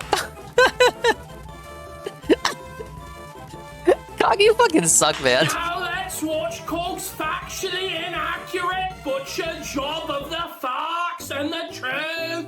91 people watching this show. There are 91 people watching your show. That's pretty depressing, bro. That sounds Oh, that's oof. That's actually still higher than the average for like an average COG stream, though. You're getting less than what I get on average. COG gets about 20 viewers. Yeah. Right. Yeah, I know about Persa. He used to be one of the writers for the casino, and then like I think after the Momenko stream where they had that failed Momenko interview that ended up making Momenko look good, despite Momenko being like a very spurgy individual with bizarre fetishes and kinks. They bungled the bag on that. What was supposed to be like a slam dunk side scrollers moment. And I think that was the moment where Persa disavowed them and left the writer's room. So you had a couple streams right after the fallout of that where they were getting just nonstop tomatoes in their chat. Like for a minute, the viewers legit hated the casino. The high rollers turned on them, and it took a long time for the show to recover. And ever since then, I believe Persa just went over to Ralph's side and become like he became like Ralph's top man after that, because you know there was now a gator-sized hole in Ralph's ranks, so he needed someone to fill in as the tech guy. What? Lord Genesis, I have not. 64 people watch. What are you talking about? We get about 100 people watching typically. This is like early morning though. This is 2:45 in the afternoon for me. What time is it for the US then? So that's they're in 9 Canada AM for Central Time. Let alone they're if in you're on Canada the East Coast and stuff like that. And then if you go over to the West Coast, it gets even worse. We see here the mental illness of COG there on full display. Just total denial of reality. Like ministry. He's just irrelevant, Sansa. I wouldn't begrudge you for not knowing him. Propaganda and delusion from COG. In the original clip, I claim, because it's factually accurate, that we have 2,991 viewers. Nearly 3,000 viewers. Which isn't crazy for us. We do anywhere between 2,000 and 4,500, like when we get Josh or Phil on or some shit. Okay? COG takes I can corroborate that. I've seen their numbers. It's pretty accurate. 91 viewers. I don't know if he does admit it makes him feel better about himself. If he thinks he's actually fooling people. Like, is he trying to fool himself with this delusion? And then when I say he has 20 viewers, he's like, oh, I actually have 60-something viewers. COG, it's more factually accurate there. I remember that era, Brian. Shaggy was mad sweeping for Ralph on Twitter back then. How can you say that? It's far and now I just don't see him at all. It's like the guy never existed. For me to say that you have 20 and you actually have 61, then for you to say I have 91 when I have 3,000, COG. It's just sad, buddy. It's pathetic there. But this is the insane mindset of COG. The lengths that he'll go to just deny the truth and live in a fantasy land of his own delusions. But what can we expect from the Dudley Diddler, whose own brothers say he's a dirty nonce pedophile? It's tough out there for COG, folks. But I don't want to hear another word. Factually accurateness! The casino's not factually. When COG edited the clip to try and shave 2,900 viewers away. I kind of want to see the COG stream tomorrow to see how he reacts to this. I did not edit it. That was no edit. Today is gonna show the fucking casino's lying on my name again. His bitterness, his jealousy, all of his delusions on full display. Check it in there. It's insane. Like, I can't understand the insanity that is the Kino Casino audience. But again, all I can do is point out this constant, like disconnect that they have from reality. Where it's like, if it's Kino Casino, like literally right now, Kino Casino could rape a child on their show, and they wouldn't criticize it. That's how fucked up their audience is. Why is that your go-to, COG? Bro, that's fucking that's like. Why is that COG? That shit. None of them. Why is that his first example? Oh my God, if I sat there and did a show going, have you seen how disgusting this is? And block all everything, but just listen to what's being said. Oh wow, COG's promoting child porn. That's what it would be. That's how insane this is. Folks, what can you even say? COG is the diddler of Dudley. COG was accused by his own brothers, his own flesh and blood brothers, of molesting a 14-year-old when he was in his 30s. Oh god, I thought it was when he was in his 20s, which is still bad, but holy shit. That's Dr. Disrespect here. It's coming up with weird fantasies. It's almost villain Leanna tier. About us diddling when he's the diddler. And he's like, why don't people love me? Why don't people believe me? Why don't they hate the casino? And Cog, it's really simple, brother. You're bitter. You're boring. You're not funny. And you're seething, man. You're always seething. All of this comes from a place of jealousy and anger that you didn't get on our show and promoted enough. Which isn't the case either, because they have invited Cog on the show twice before, back when they were still on friendly-ish terms with them. The first show after Cog filmed Ralph getting beat up in Portugal, they had Cog on, and it was a pretty alright appearance. Also had Cog on for the Fuck Ralph Festival. But things really went south when Worski got into that boxing match with Saul and Poppy. Cog was really pissed off because, get this, they didn't get free tickets for Cog to go visit to go see the match. Even though Cog lives in the UK, could have went and got tickets himself. he thought because he was a fellow sector acolyte that Worski was going to be able to get him free tickets from Keemstar. This did not happen. So for Cog, this was the final straw, and he's been seething at them ever since. And you could say these clips are out of context, even though the context is being provided from PPE. We could at least say, oh, dingus, this is inaccurate. He certainly he is not seething on all of his streams exactly like this. But no, every Cog stream is in fact like this. Now, whatever you want to say about the quality of the Kino Casino, the glazed casino, as it were, at least they have a semblance of fun when they do their show. At least they have an itinerary of topics to talk about. Whereas Cog is just kind of seething nonstop and very clearly not having fun. And if you're not having fun, why am I watching you when I want to watch you to have fun and be entertained? It's kind of simple as. For Josh's show or Medicare's show, hey, Scrumbles, or whatever the fuck. How about, Cog, you actually do a good show? Or maybe just get the fuck off the internet and maybe turn yourself into the police. Get some help for your fucking we're doing a Cog segment right now. There, your mental illness. It's very sad, bro. It's pathetic there. Well, that's it. That's it for Toilet Tales with Clog. There we go, flush the shit now. The old Clog, a working toilet. Suck me on that.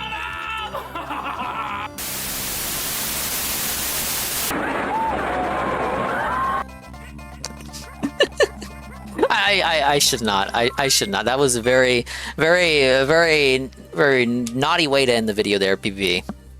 Big ups. That was a Cog update. I didn't think that was gonna be like an actually like specific video going in. I thought it was just gonna shit on Cog with the segment at the start, and that'd be the whole video. But now we actually went into it and debunked Cog. Now I have this video Brian provided. This is supposed to be a diss track from Cog on Worski? I'm curious to see what it is. Of course, it's another one of these. You're not allowed to watch that, in it. Let me plug this in here, then. Andy Worski music update. This is a 3-hour stream. And the PS5 Pro is not worth it. Yeah, I really needed Cog to tell me the PS5 Pro isn't a worthwhile purchase.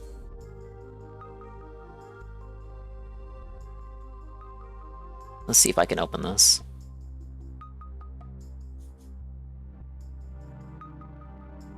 And actually, let me add the timestamp, obviously.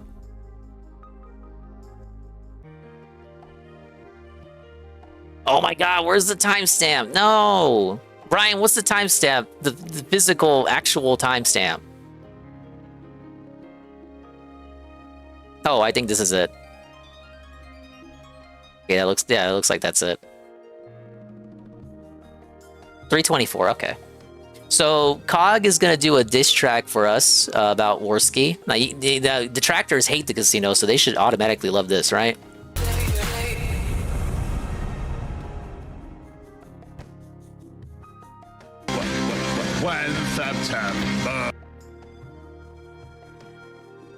Hello, Cog?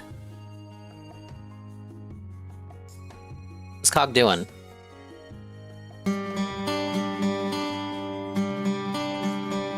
Cog, you should have had this prepared before the stream started. Summer has come and passed. Casino life can never last. Wake me up when September ends. Is that supposed to be his Worski impression? Like PPP is broken. I feel like even I do a better Worski voice than that. Fuck yeah! On his ass. Wake me up when September ends. Here comes my shame again. I tried Why is it still going? Drenched in my pain again, so Poppy hit me like a car. No, we're listening to all of this. If I gotta listen to it, everyone has to listen to it. Memory rests, but never forgets how I lost. Voice crack. Wake me up when September. Homeboy really thought he was cooking with this.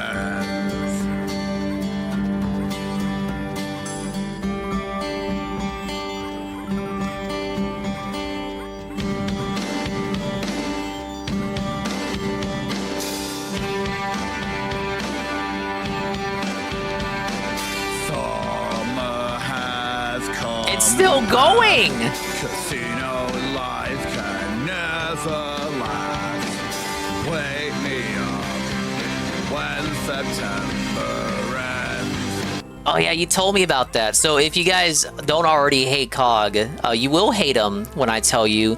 He was doing DSP streams after he found out DSP chuckled at him very casually when told by the casino that Cog doesn't have a working toilet.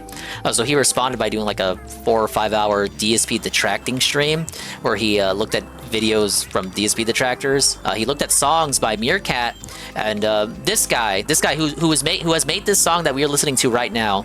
He said that Meerkat's songs are not funny, and they're not good. They're bad beats, and this is the musical stylings of the guy who said that.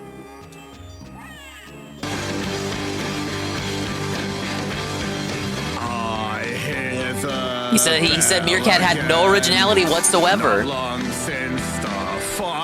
When this song is a parody of Eternal September, which was already parodied by the casino itself, so it's not even Cog's original idea. Like it's ripping off a rip-off. Like it's ripping off a parody that they already did. So the casino started it by saying, "Wake me up when Ralph's drunk again." I would even sing it on stream sometimes because it was like a catchy little play on the song there.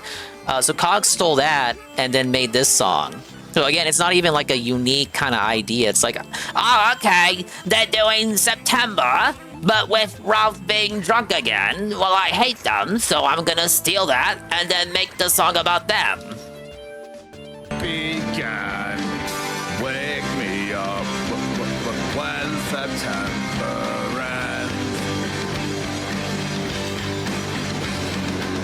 Yeah, Meerkat makes his beats, that's even better, because Cog just steals them all.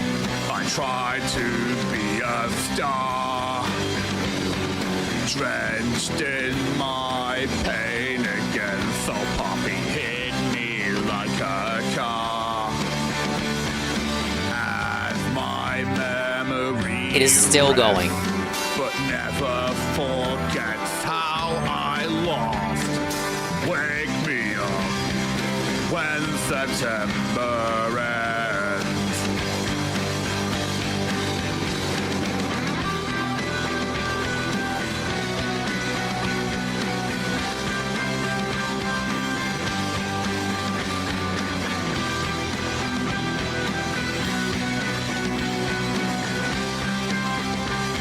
I just want to hear how he opens after this. I want to hear him fillet himself over the majesty of this song.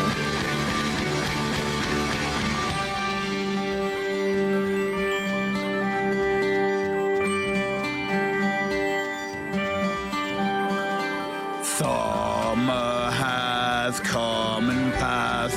The song is still going. Life can never last. Wake me up when September ends.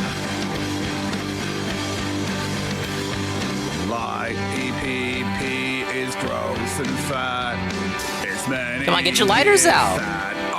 Raise your arms. Stand up. Be heard. When September ends. Wake me up when September ends. Wake me up. Wake me up when September ends. Fuck yeah! You couldn't even add some fuck yes to it. Oh, we've been making some progress with that video. Well, you intend to make it longer? Russia and Belarus, so we're fine. We're fine. We're fine to go ahead with the song. Yeah, it's been fun. I was really proud of that. Picture of Warski, fitting some headphones to him and shit like that. That was fun to do today. Get all this background and everything done for it, and it's not finished. I just wanted to show you where we're up to so far. This still needs to have lyrics put on the page, and I still need to go through a lot of clips and old archives of Andy because I want him to kind of appear in the corner while he's talking about it. I maybe get a close up of Andy and maybe put like a hand on his headphones or something. I don't know.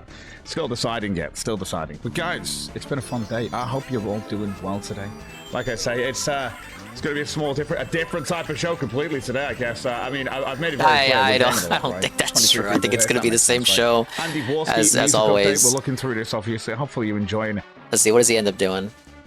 He looks at the PS5 Pro thing, even though he'll never be able to afford one.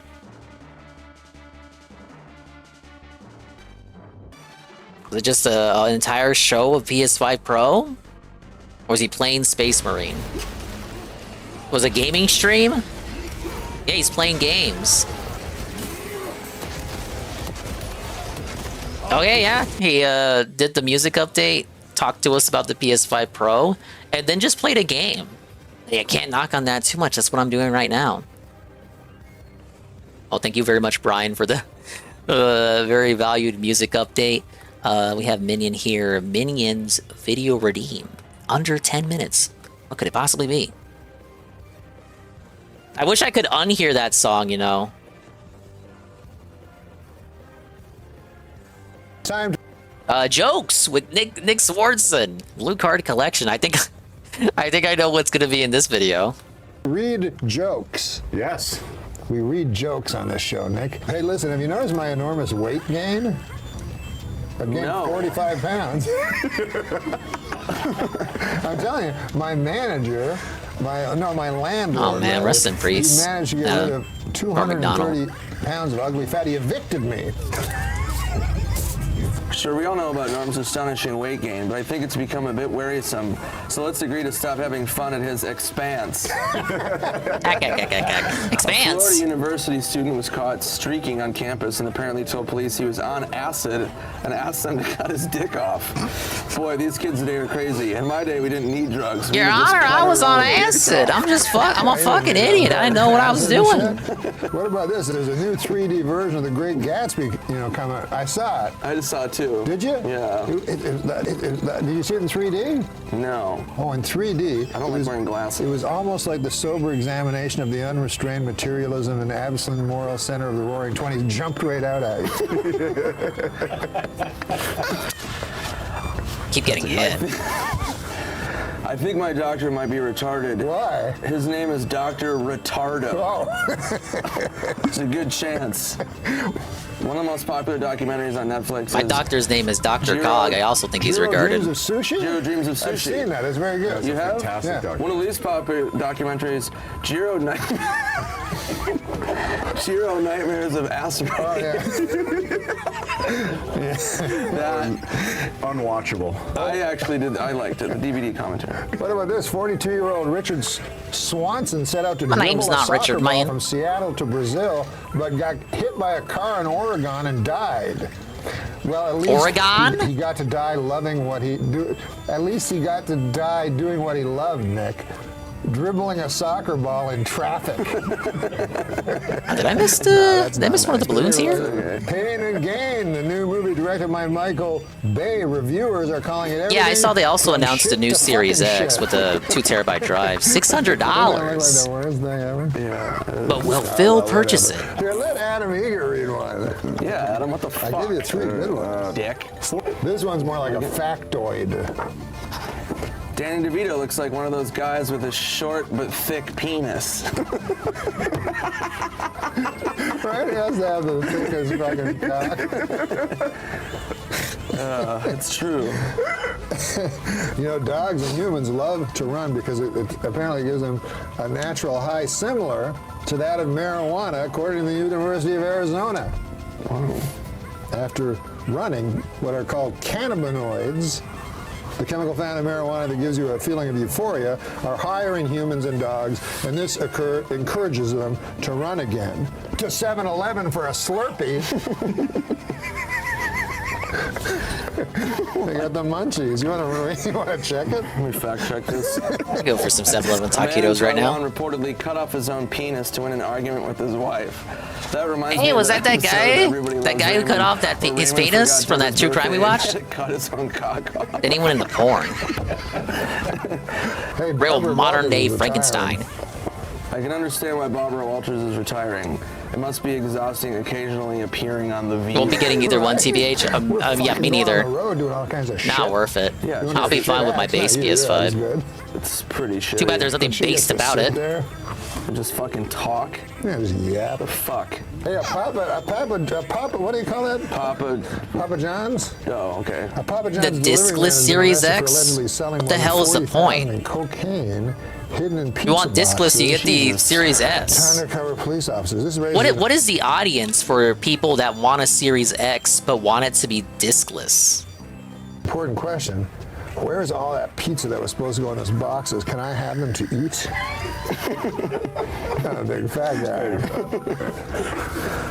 Hey, Sesame Street introduces Cat very Burnell? first Okay, Latino that's character, fair. Armando. The cat's a digital gamer, But it's not going great, apparently. but she doesn't like the inferior power supplied by the Xbox Series S. It's silly. That's silliness. Yeah, that's cute. They're all fine people. Hey, Time Magazine named the top 100 Owing most to her influential species, people in the she world, needs Nick. something with a little The top more 100 include Justin horsepower. Timberlake, Beyonce, Jimmy Kimmel. In your face, Yuli Moray, president of the Swiss Confederation.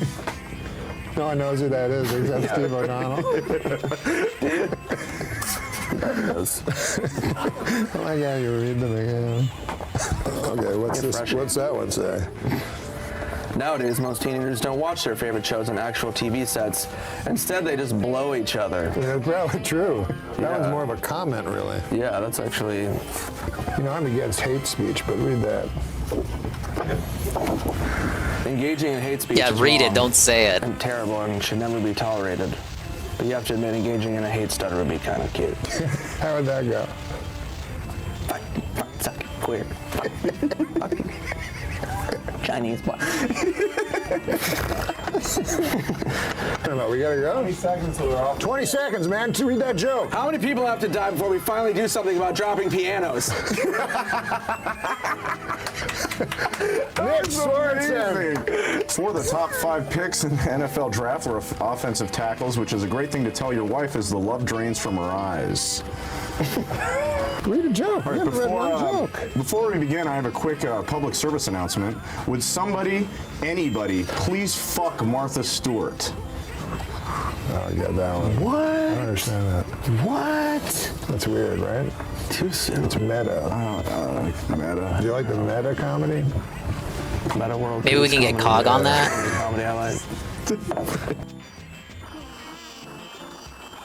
Maybe get Cog the fuck Martha Stewart. Thank you very much, Minion. The video redeem. Once again, we will surely miss Norm Macdonald. Rest in peace. I thought this was going to include the little bit they had on 9/11. I just thought why he submitted it, but I guess not. That was a good segment though. It was like could have been like 15 seconds long. It was a golden little bit from their. I think this is their podcast. All right, 100%. Completing these levels at a fucking molasses pace. And we had one from Barry Lyndon. But first we got a bonus game. Ladies and gentlemen, the bonus game! I'm calling out Mr. Pun. Mr. Pun, you can help me out in the bonus game! Drawing lots. Get an item. Here's another chance to gain an item. Flip a single card and receive the item shown. Where are we going? It's, you can say top left, top right, top middle, bottom left, or bottom right. Where are we drawing? Where are we drawing, boys? Where are we dropping? Mr. Pun says top right. We'll go with top right. And a 1, 2, 3. Top mid? Oh yeah, he changes his mind in top mid. Better hope you were right. It's an icy watermelon! Oh yeah, only top left was a dud. Oh, we got a big scary boss coming up. Oh, I'm so scared. Bigger Boo's fort, as opposed to a Big Boo. We got this Barry Lyndon video redeem. Let's see what we got. Rope-a-dope, a Groundhog Day battle. I do like groundhogs. A skit? What do we got? I have no idea what this is, guys.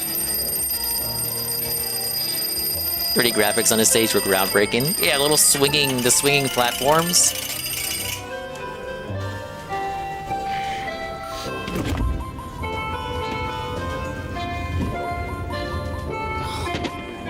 Yeah, I got a lot of these if I need them.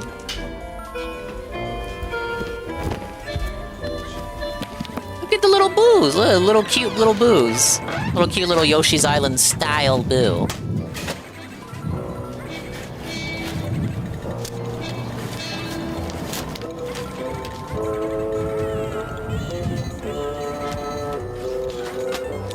It's like a short film.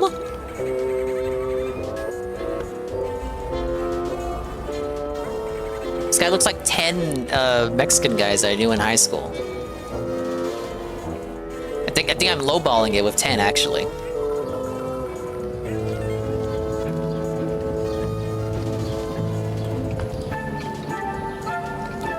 Okay, we got a couple of boos here. I don't know why.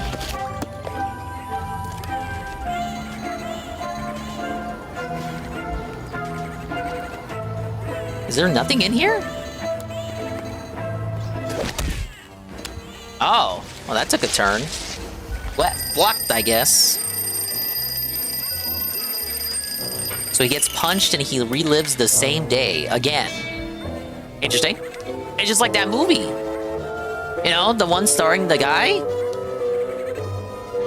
Also aptly titled Groundhog Day. Yeah, this is Project 7. This is what Project 7 was supposed to be. Yeah, there's a thing in here.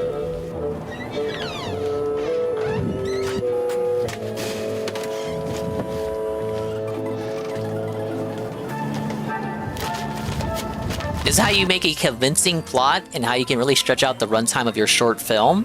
Just do a Groundhog Day. Then all you have to do is repeat the same couple of scenes, but you can still have a meaningful plot and moral at the end of the story. But you really get the mileage out of the few scenes you did record.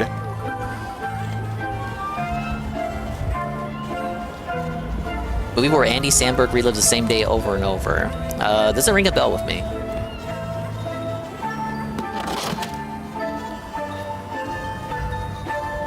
This is Project 7 if the editors were paid. Slayer would have been working 24/7 to get this out. We need this out by the fucking deadline, Slayer. Right?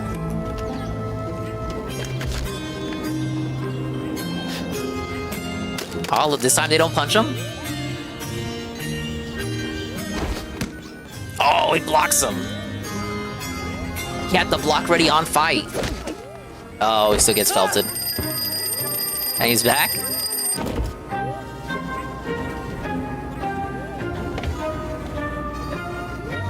Oh, maybe if he gets the noodles, then he doesn't have a reason to go to the restaurant.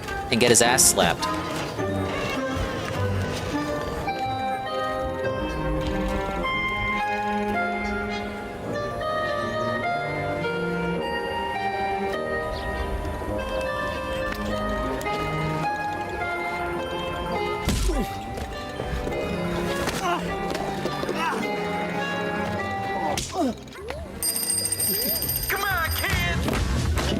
Oh, and now he's prepared. I mean, fuck, you better be prepared up to like the third or fourth time this has happened to you. Headbutt him, felt it on fight. He activated his level 3.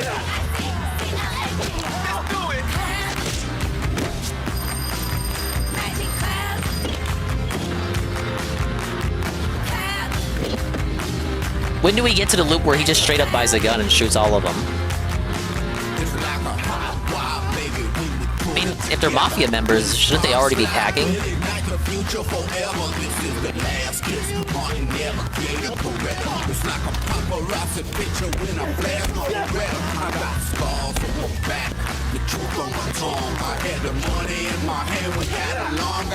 Has he Christian watched the presidential debate? No, but I was aware of it. I heard he was sipping Kamala too much. I didn't want to show bias one way or the other to any of the candidates, obviously, so I did not watch it live. But I know he did it.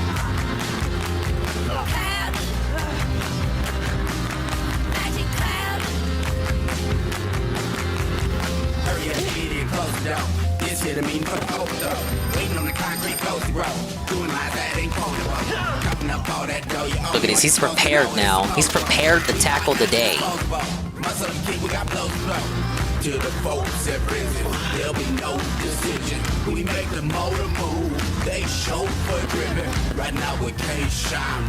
If DSP was, if you gave this to DSP for DSP Reacts, he would be hating the music. What the fuck is this fucking music? Like, what is this? What does this have to do with the movie?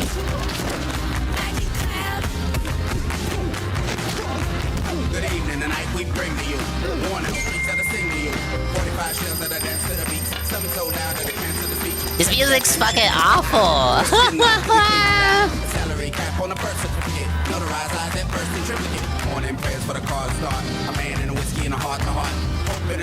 This has nothing to do with the movie. Like, listen to the lyrics. Listen to the lyrics. Like, literally just listen to the music. It has nothing to do with the movie. Fucking terrible.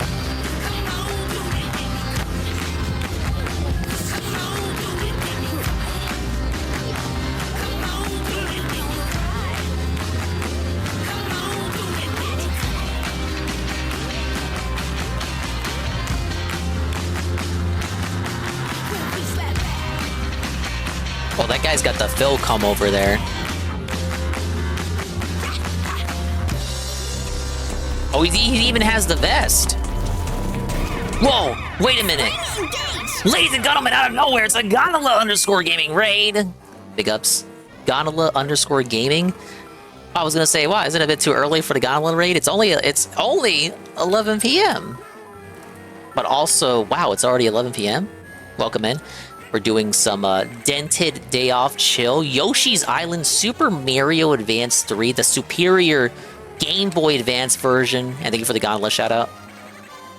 Big ups. Thank you for the raid. We're reacting to viewer-submitted videos, and we're learning a lot. You missed the segment where we made fun of Cog. Xeon did nothing wrong. Were you playing Space Marine again?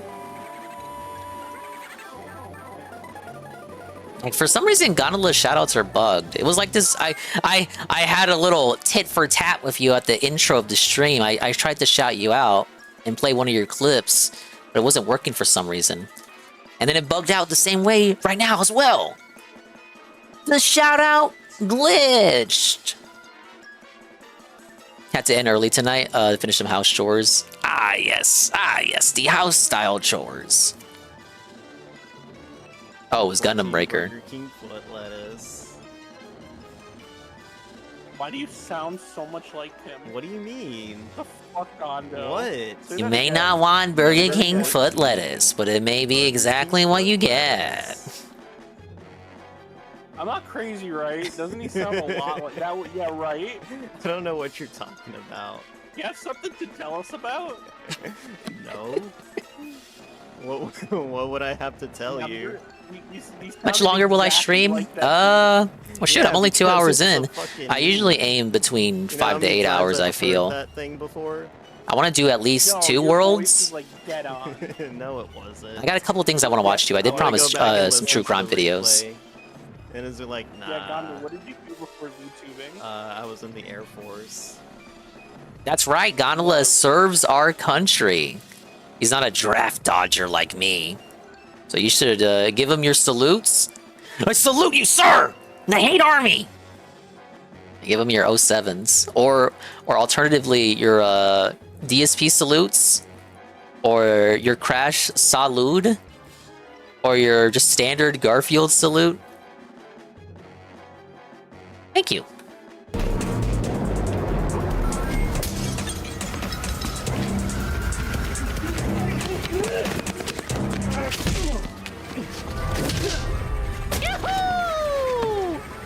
Oh, big ups to Ann Lee. Ann Lee lurking here the whole time.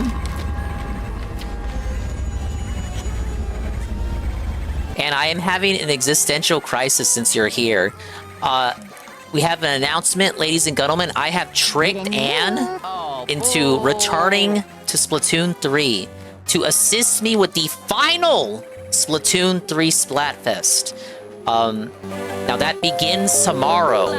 However, I have 200-bit cheers from Barry Lyndon. Ann came because he knew I was here. My Ann is always lurking here. But your presence probably motivated him to start talking. So, okay, the Splatfest starts tomorrow. I thought it was going to start Friday and then runs Monday. It actually starts tomorrow and runs to Sunday. But I don't know what team to join. It's not as easy as just joining what team Shiver is on. Because now it's like all the music groups are getting involved. It's the past, present, future shit. And I got a good hunch that the winner is going to determine the aesthetic and plot and theme of the next game. So I was having a little think to myself, a little Hispanic guy thinking time, a little dinger thinking time, and I was thinking, where am I? What the game glitched? I was thinking to myself, you know, in this case, it's a very special case. I have to actually think because the winner will affect the theme of the next game and how the next game is going to look. And based off the banner, I was thinking, are you going to have like... So past is represented by like a Japanesey, Asian style. In China, they say kind of Asian style characters. The present is represented by like the standard font for the series. And the future is represented by this cube-shaped kind of thing. Why am I even like describing it? I should pull a DSPN news and just pull it up on screen right now.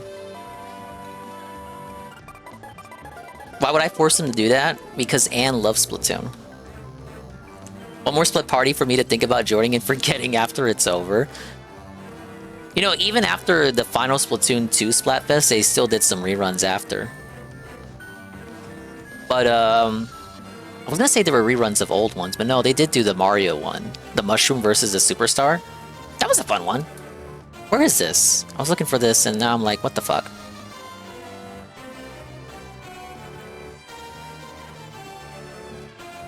Anne was gonna play with me anyway. No, I wasn't. I was gonna have to... No, Anne has been skipping the past couple of Splatfests. This little rinky-dink, cheeky asshole. Okay, here's what I'm talking about. So, these are the themes. The theme of this event is, which is the most important to you, Rue? So, we have past on the left, present in the middle, and future on the right.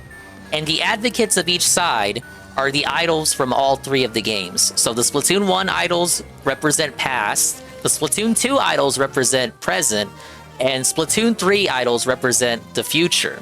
So ostensibly, if we were going to continue supporting Shiver, it would be actually going Team Future this time.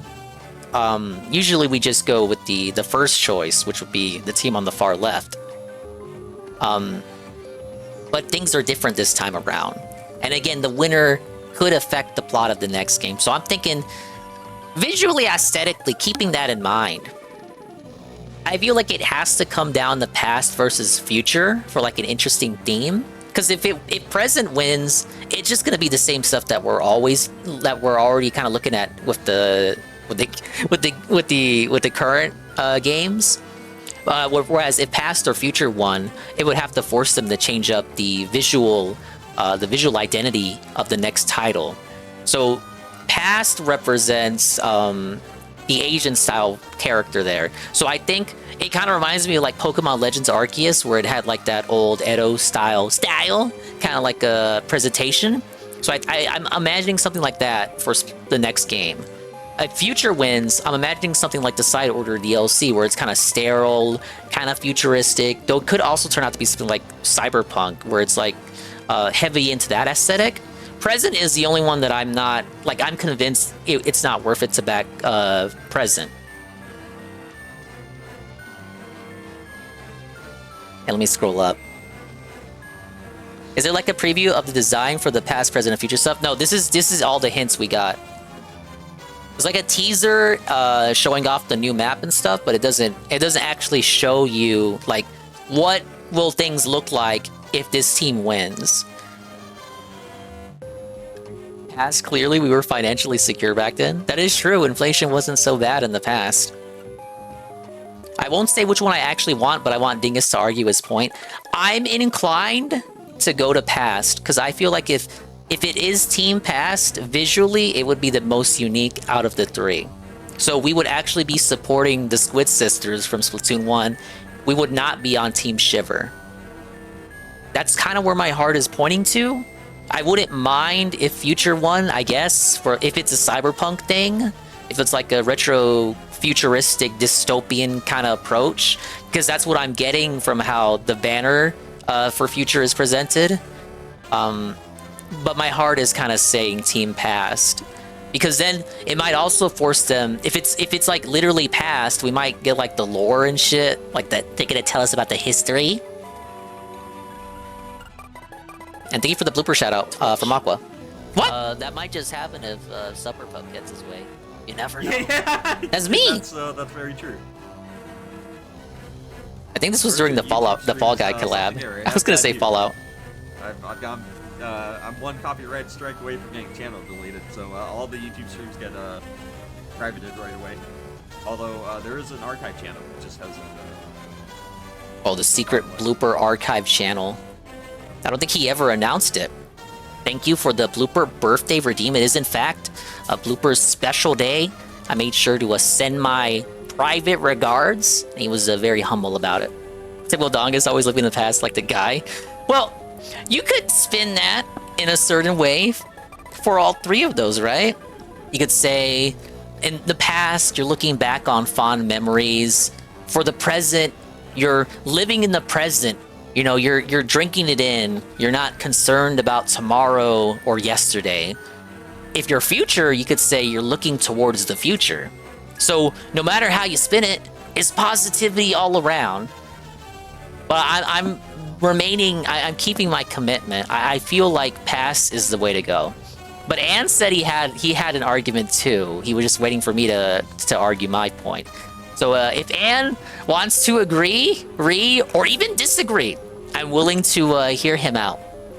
Ultimately, it doesn't matter. I think it's interesting that we actually have like an event where we don't just default to Shiver for once. And it's the most impactful event of the entire history of the game. Because Splatoon 2's final event was Chaos versus Order.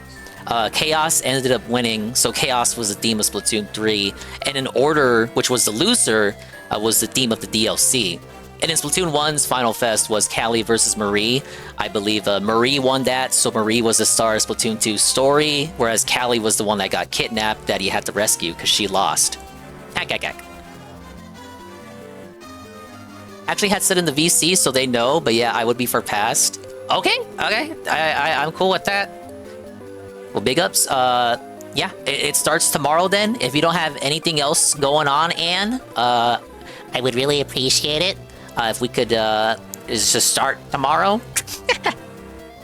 It's gonna be a unique style thing. They're gonna have tricolor ready to go from the start of the event. You don't have to wait until the halfway point. And every stage is gonna be available. It's not gonna be just locked to a rotation.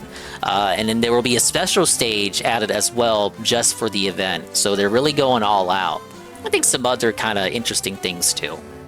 They're really, again, they're going all out on this one, brother. So everyone should tune in. It's gonna be a hoopla. And you're gonna have a good time. Okay, I got really derailed on that. I'm glad we settled that debate. The great debate. Big ups to Necro13. I'd like to Anne for carrying Dingus to glory. Anne didn't carry shit! I'm carrying him! Alright, back to the fucking movie. God damn it, I wasn't looking. The boo hit me.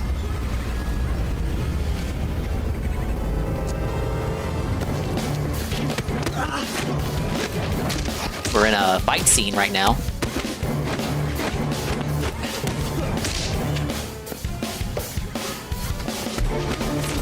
Wow, this music is so unfitting, man.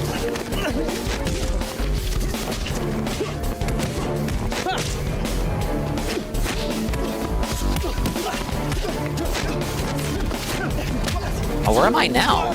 Secret area? Oh, it's a little boo balloon. Look at a little boo balloon.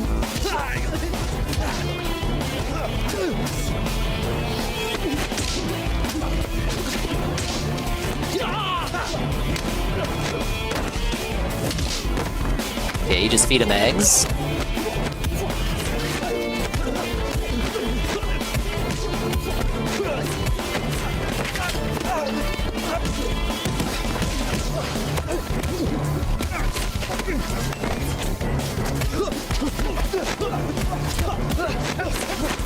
I don't remember ever accessing this room before. We got a red boo as well. He's blindfolded, he's a real kinkster.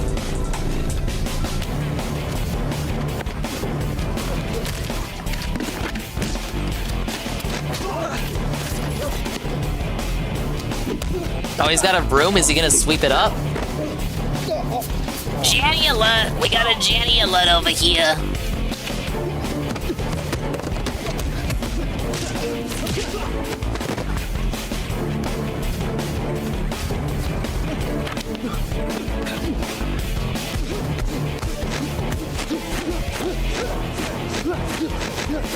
But when is the day gonna reset? You know that he's just gonna get punched and then it's gonna cut straight back to his bedroom.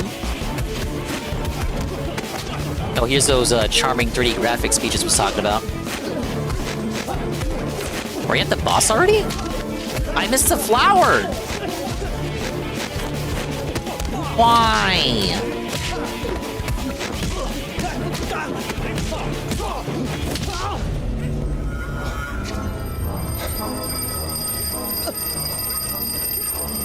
Ah, see, what'd I tell you? What'd I tell you?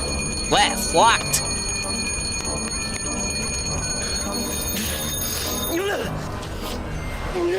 I'm gonna have to do the level again. God damn it.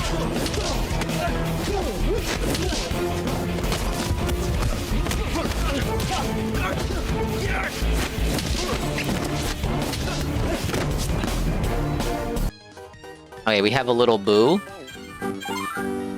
Oh yes! We have Baby Mario's brother at Bowser's Castle. But we're not handing him over to the likes of you! Look at a little stupid boo. It's, my boo emote that I stole. Is a little big chunky boy here. Obviously, we cannot attack him by facing him. We must rebound eggs off the wall. This was Miyamoto's most intelligent boss strategy right here. He was really pulling all the stops with this one. Just like that, he's felted. We're having so much more trouble with that as a Billy. So everything went great, except for the flowers. We're doing good so far on our all 100 approach, and then we, wow, plucked.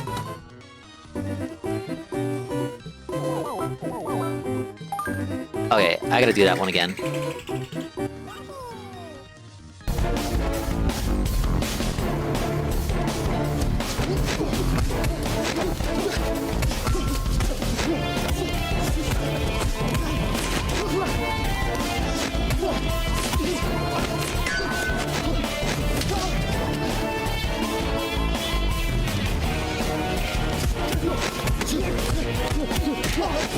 See, I have an item to reveal where the flower is, but I don't know if I want to waste it this early.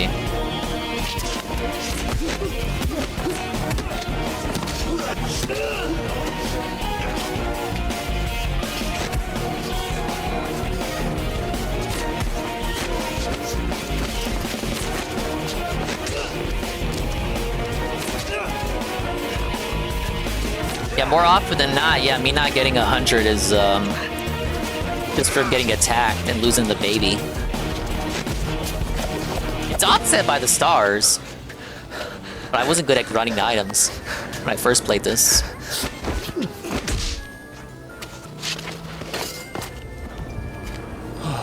I feel like it has to be in this room. Like, there was nothing in here before. Oh. I was telling you how to defeat Booze. There's still nothing in here. I guess that guy died. But at least he woke up. I was gonna think the movie was gonna end with him not waking up, and then the lesson was gonna be, don't get too cocky when you're in a Groundhog Day loop.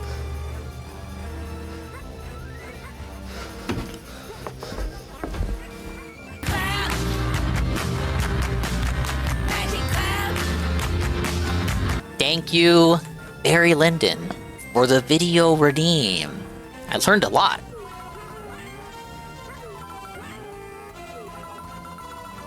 Yeah, I think the takeaway there would be if you want to make a short film and you want it to be meaningful, but you have a budget, just do a Groundhog Day thing. Then you can just film the same scene, but people will get it and they won't call you cheap. Okay, I think I should load the true crime now, because it's in the title. We haven't done it yet, because I'm a great streamer.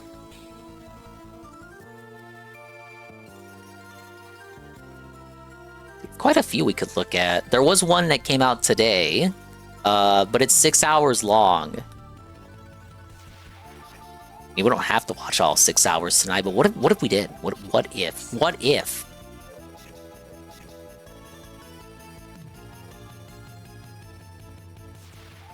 Well, actually, wait. Let's prep that up with something else. We have an Arlo video. Yeah, let's do Arlo first. Sony has lost it. When are they not, according to this guy? It's a Nintendo fan. Man, where to even start with this? Oh man. I don't know. Sony, man, it's one of those conversations that, like, you know, Topic Arlo's made it easier to, like, bring Arlo's up being a here hater. and there. Look at this But, like, hater. I've been Filler wanting to make video. a big old video on Filler Sony video. for He a just long wanted something to time, talk about. 'cause just why are you hating they're though? doing that thing. They're really doing that thing where the more successful you are, the more Was just Sony really successful this gen, though? big-headed you get, and you just stop trying. You know, I don't know. I don't know. Switch is outselling the PS5. yeah, I don't know. Like, I don't want to. I guess they're not losing as hard as not Xbox. to go too far into it, but like this is such. It's so. I don't know. It's so typical of. Is this even? Oh, sorry. God, I meant to just pause it. Is this even his Astrobot gameplay? Typical of Sony. Yeah, I can't be a complete hater. It is literally a video from his filler channel. I gotta preface, this is not from the main channel. D-Cypher was gonna expose me. I gotta be factually accurate. It is from Arlo's shitpost channel. Right now, this generation.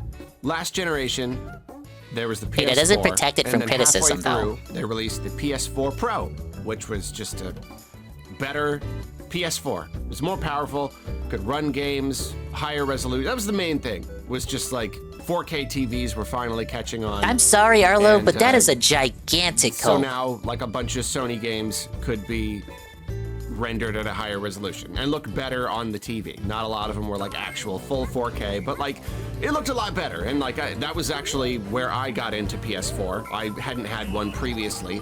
I hadn't even had a PS3. I picked one up secondhand like way late in the game, and didn't really play it that much. So like I was. So you did have a excited to PS3. get back into PlayStation. So I picked up a PS4 Pro, and it was cool. And you know I played like Last Guardian on there, and it did look really. He's really not. good He's on definitely my not in TV, my and I was position where I happy actually with did my skip purchase, PS3 and and they released PS4. it Like he at has less of an incentive reasonable price point. to get into Sony. And so the thing about this generation is all of these rumblings Sounds so were happening disjointed. about the idea. I know. Again, it's his filler channel, but he sounds so just disconnected from how he usually does in the videos that we listen to from him.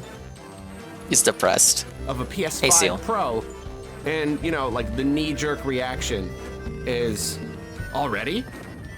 What do you mean?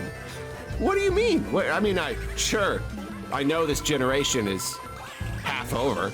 I know it's almost 4 years old, but Is that not the contention that the generation is half over and fucking nothing's happened as far as I mean, like, yes, we've objectively gotten games in the PS5 generation, but at the same time, it feels as though we don't have any games. And I'm not the kind of guy, again, who like discounts games that were console exclusives that didn't go on to PC, like Ragnarok or the first God of War or any of that. It's like, oh, it's all of a sudden it's not a PS5 exclusive because you ported it. I'm not that mean. But even so, even if we just count those games, there's like, it still feels like there's just not been a lot of game output. haven't made any games yet. They've barely made any games yet. The generation has barely started, right? Another much I know, we're 4 years topic in. is this You can even whole believe it. thing where like there are so few PS5 exclusive games. There are so few. And I checked the list again before making this video just to make sure. No, it's still very small. It's still extremely, extremely small for like just like big AAA. But normies buy a PS5 for Call of Duty. PlayStation 5 exclusive. Exclusives games. don't There are matter. still so few. And we just got Astrobot. That's a good one. That's a real good one. But most PS5 games, almost all of them, are also playable on PS4. This, I mean, it's the most non-committal, wishy-washy generation ever. Just nobody wants to make their games exclusive. It would be like if they continued doing Switch and Wii U multi-platform releases after Breath of the Wild. I guess the whoa, wow! It's a GPM Guitar Punk Master raid. Big up GPM for the raid. Welcome in. Welcome to the Dented. I was gonna say Dented Thursday. It's almost Thursday. The Dented Wednesday day off. We're chilling with Yoshi's Island. We're watching positive videos. Welcome in. I hope you had a good stream. I hope it was positive and meaningful. And I'm redoing levels because I got 100% all of them. Because you know how I am. Arlo is criticizing the PS5 and the output or lack thereof from Sony this generation, which isn't exactly a unique take, but I think it's a take that you guys will agree with, right? Man, what was I saying? It was like if Nintendo was doing more Switch and Wii U multi-platform games. That's basically how Sony is with doing PS4 and PS5 multi-plats. I definitely don't think it's as difficult to get a PS5 anymore, and it's definitely it's surely it's not still $500 for that disc model, is it? Surely it's been discounted, right? Or it's gone on sale and shit. And I know it's not as hard as it was. It's not as hard to get as it used to be. Even so, I feel I question why they don't commit more with the exclusives. Like, why do we still need games on the PS4? A lot of franchises are finally beginning to abandon it. I think the yearly sports releases are starting to abandon PS4 now, which is a good sign. It should have happened years ago, but better late than never, I suppose. But yeah, even when the exclusives do get on PS4, they have to like resort for that 2-disc shit, Like Last of Us Part 2, I know released before the PS5 came out, but that was a 2-disc game. God of War Ragnarok was a 2-disc game. Horizon Forbidden West was a 2-disc game. So you have to make all these compromises to get it on the 4. And then it's like, is it even worth it? Like, who really buys like the PS4 version of these games? I don't know. I don't got the numbers in front of me. I'm sure Sony does. I'm sure it's a worthwhile investment according to them. Yeah, I saw that too, the report that they were raising the price of the PS5. I think that was due to piracy in China. They were trying to import Japanese PS5s because Chinese PS5s were too expensive. Or at least that was the running theory. But it has hit here as well. PS5 DualSense controllers have went up by $5 dues, all colors, for all retailers. So Sony is trying to, I guess, compensate for what they perceive as losses in revenue from, I guess, not making any games? Your guess is as good as mine. Whoa, it's Super Starman. 25. That guy. $800 for a PlayStation with a disc drive? Mr. Squidward! Mr. Squidward with a disc drive! I can't do a fucking Mr. Krabs right now. Yeah. I got my base PS5. It's collecting dust here. One day I'll play PS1 games on it again. But it is wild, right? 700 for a PS5, and then an extra 80 for a disc drive. I hate this kind of, like, you've heard it from every other YouTuber, right? But I hate this acceleration into an era where we don't need a disc drive anymore. I know the trolls want to say, oh, but your PC doesn't have a disc drive anymore. Yeah, but it doesn't matter because my PC has Steam. I'm speaking hypothetically because my PC does have Steam, but I don't really use it for anything except Roller Coaster Tycoon and Insane Aquarium. I'm not a PC gamer, you guys, but I don't think it's a fair argument. But just because your PC lacks a disc drive now, that like consoles should go without disc drives, it's not comparable. And you can easily get a disc drive for a PC too that doesn't cost $80. That USB disc drive also doesn't cost. Yeah, fuck! I just said that. Yeah. Sony's been working themselves, especially PS5 Pro. You're gonna have more people be like, "Dude, I can get Game Pass on my TV now. Heck with this." Yeah, you can. Can't you just play games straight up off of Netflix now? Let's get a shout out for Starman. He does CPU only Mario Party games every other Sunday, and they're pretty fun streams to chill out in. And sometimes he'll play games. He'll play games that aren't that. All right, back to Arlo coping. Just PS5 or Xbox Series A X big up or City whatever. Duke. And it wouldn't even be so bad if the games looked that much better on the PS5 versions, and they don't. They look like 10% better in most cases. According to Mark Sony, looking 10% better is half the battle. The PS5 Pro, it feels silly. Just saying it out loud feels silly. And because it's like, what is it gonna do? So they announced it. I don't even know. I didn't like watch all the video. I'm sure it's. I just in general, like I always talk about this when the Notion comes out. And I think I did last time on Monday before the presentation happened. I dislike the Notion. It seems like we're obligated now to do mid-generation console revisions for like performance boosts. When before the mid-console generation console revision was more to like slim the console down and make it cheaper and more accessible. Whereas now in the modern era, it seems like it's the complete opposite. Now we just revise the console but make it more expensive, and it plays your games 5% better than the old fucking revision. Higher resolutions and frame rates and AI upscaling and all that stuff, and it's like, yeah, okay, fine. Sure, I guess. I don't... Hey, I got all the flowers now. I really don't see the point, you know, like, again, with the PS4 Pro. Oh, yeah, 4K TVs. We don't have that now. There's no real... If anything, I'm just frustrated that you gave us a PS4 Pro and then you gave us a PS5 where the games barely look better and you still couldn't give us that maximum performance, that full 4K, 60 FPS. So now I'm more annoyed it's dependent on the game, giving me another idiot. product that can do that when it's like, it felt like the PS5 was the tiniest step up from the PS4 Pro, and like hardware-wise, I'm sure it doesn't work that way. It's probably a bajillion times more powerful. But was it even worth it to have the PS4 Pro when it was the latest thing available? I feel like no. The image that it's giving Unless us, you didn't already have a PS4? It's not that much better. And so now with PS5 Pro, Okay, yeah, cool. Will this be perfect?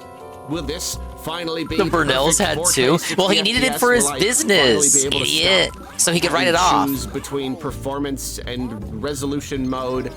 I don't know. At this point, I barely even care because the thing is $700. It's seven. I mean, my jaw. Puts a whole new spin on $599 US. Hit the floor. It's $700. $700. That's the frustrating thing. It's a frustrating thing. PS4 Pro is so much more affordable, and like that's the thing. The hardware gets cheaper to produce. I saw a tweet that calculated everything with inflation and also calculated with it in the average minimum wage in the country combined with the inflation and adding it all together, counting PS1, 2, 3, 4, 4 Pro, 5, and 5 Pro. The 5 Pro is the second most expensive out of all of them after the original PS3. If you were working minimum wage, you would need to work like, I think it was something like 117 hours minimum wage to be able to afford the PS5 Pro. That's so for all you your kinda pass necessities. that savings on to the consumer in a way. You know, you introduce the new one, and that's, you know, it's a little more pricey.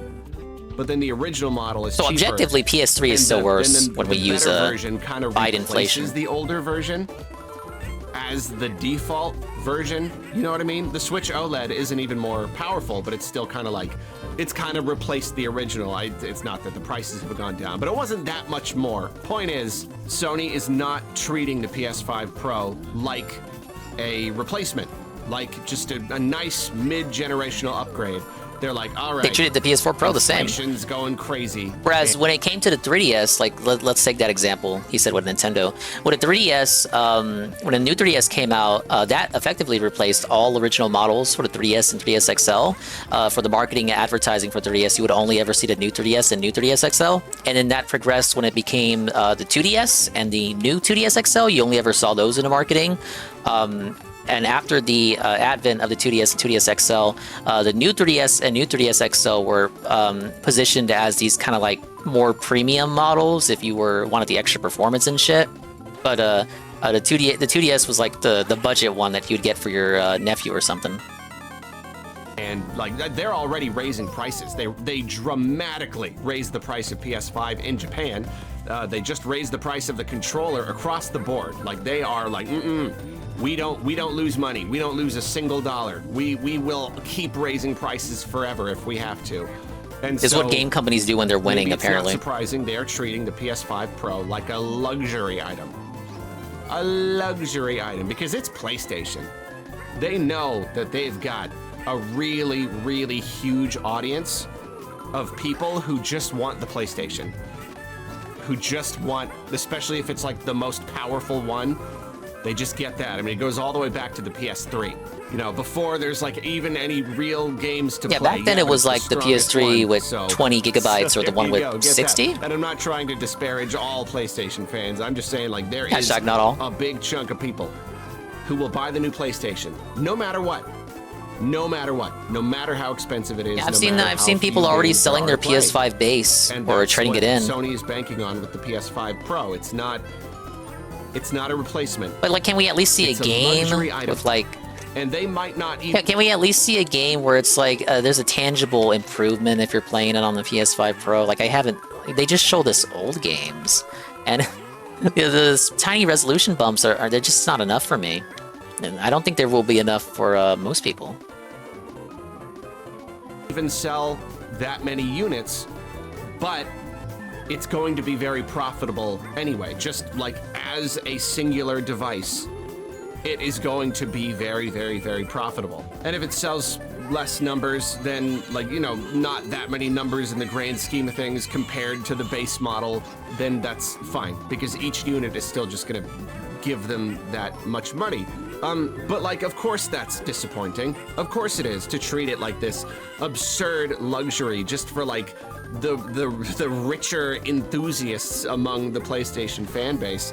It's just kind of a yes, the rich PlayStation kind of a jerk enthusiasts. move, you know, it's just especially when you barely even have any games on your system. It's just kind of like the hubris, you know, of even mentioning a PS5 Pro and then selling it for $700.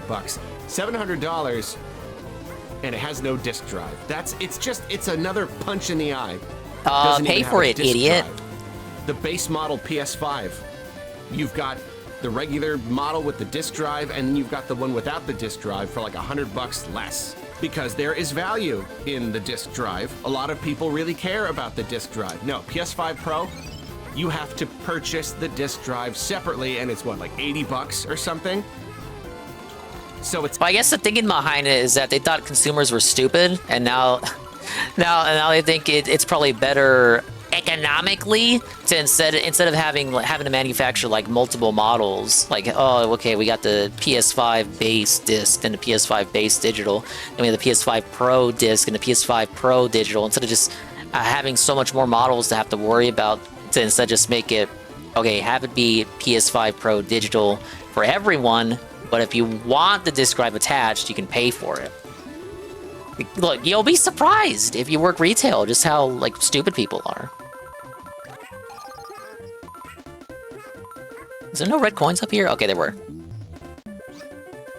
$700, and that's basically the cheaper digital edition. You got to spend like $100 more after tax and all that to have your disc drive. Doesn't even come with a stand. Yeah, at least make it a bundle. Even come. Don't worry, with a GameStop's got you covered. PS5 They'll bundle it with the base model stand. Comes with a stand. Oh God! Is the stand really was that important? That piece of plastic that was also really important enough to like withhold from us and sell separately. So to get a PS5 Pro with a stand and a disc drive, it's just like, how much is that? 800 something bucks, going up close to 1,000 after taxes. Just like, it's absurd, and there's barely even anything to play on it that you can't just play on your PS4. And I don't know. This is demonic right here. What else is there to say?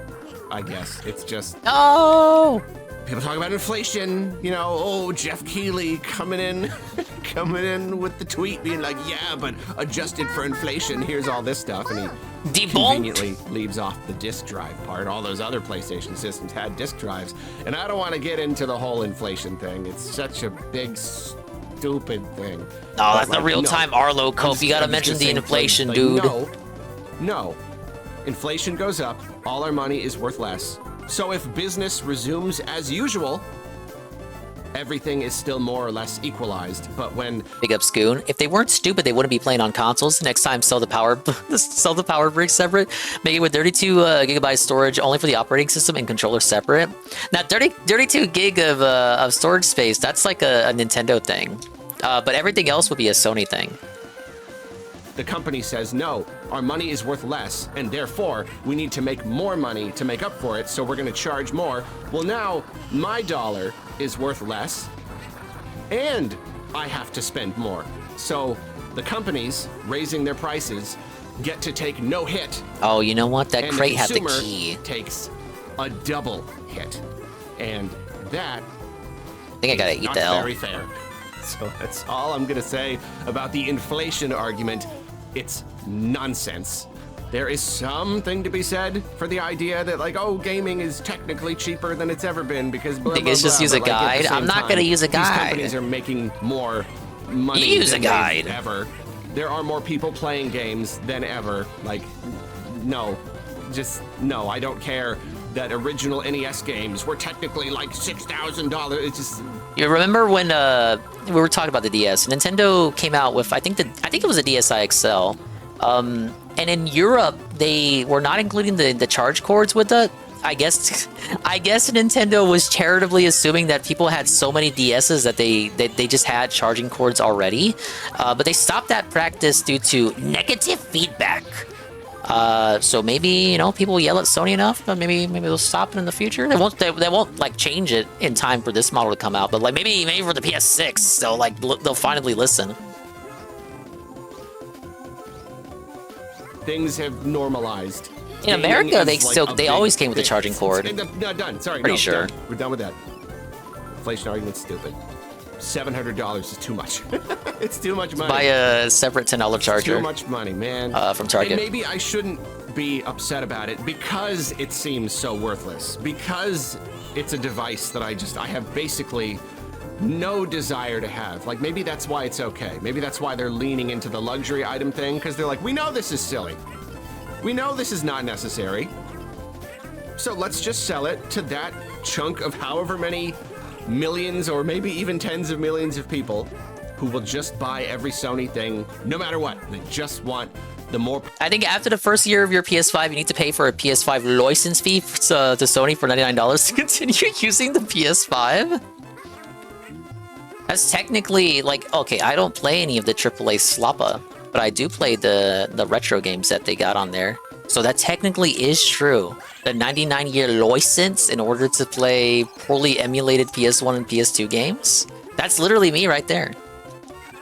But to cope again on the point about Nintendo, I think with the Nintendo thing, you got like a stronger argument for them not including the charging cord, because the charging cord for all DS models was like universal. So they had a good argument there for like, well, let's not give them another charging cord, because it's highly likely that if people buying this model already have a charging cord, there's, not hashtag not all, like inevitably there's gonna be people that don't have a charging cord that would have wanted one, and now they got to purchase one separately. It's not included with the model. It's like an extra $10 could have easily been bundled in with the system at launch.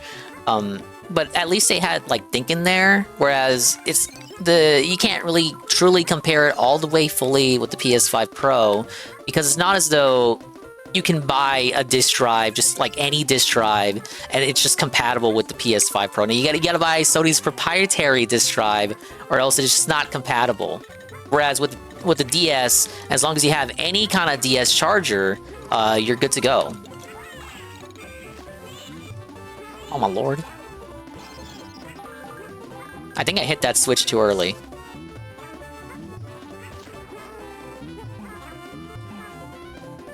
Powerful thing. They want to wring a couple more pixels out of their games. And you know what? If that's your thing, more power to you. I've got plenty of things. Positive side, Arlo. Enjoy luxury items myself. I'll get the Kewpie mayonnaise. Sometimes I'll treat myself. The Kewpie mayonnaise from Costco. It's more. It's a good amount more than regular mayonnaise. But, it's worth it sometimes. PlayStation fans, treat yourself. Who am I to stop you at the end of the day? Oh yeah, that's Arlo's take on the PS5. He sounded more depressed than like actual PlayStation fans. Damn, I fucked this up again. You know what I'm supposed to do? I'm supposed to hit the switch. I'm supposed to hit the switch and then like speed run all the way over there and then get the crate. Only Nintendo can save us. They're already winning. They're just gonna keep winning even more, brother. Now, hold up. We can still save this. Look at that. Never say I don't know how to play the game.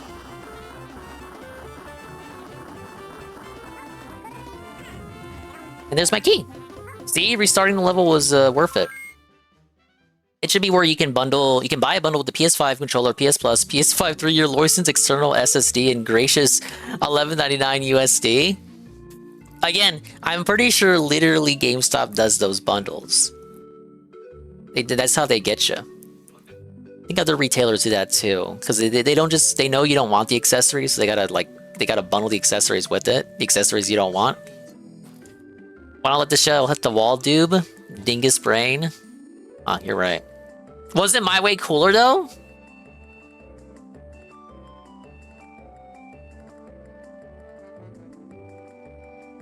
Alright, we got one more Arlo video.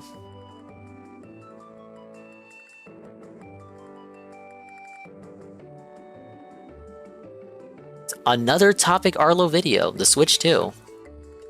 So we were A-log in Sony, and now we get to A-log in Nintendo, so you can't say I'm being unfair here. We're equal opportunity offenders over here on the Dingus stream.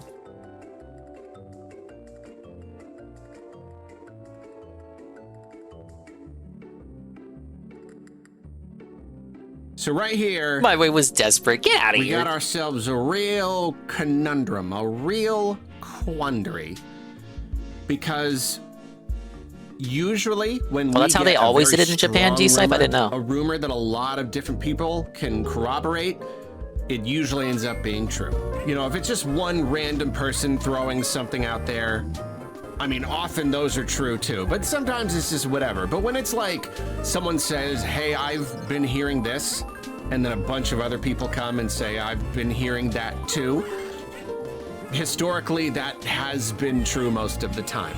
Rumor So side Arlo? Right now, the rumor going around, word on the street, is that some sort of Switch 2 related something is gonna happen this month.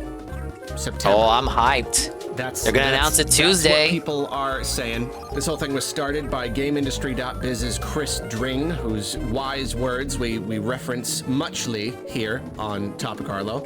I always love seeing what he has to say. He writes a lot of really terrific articles for that site.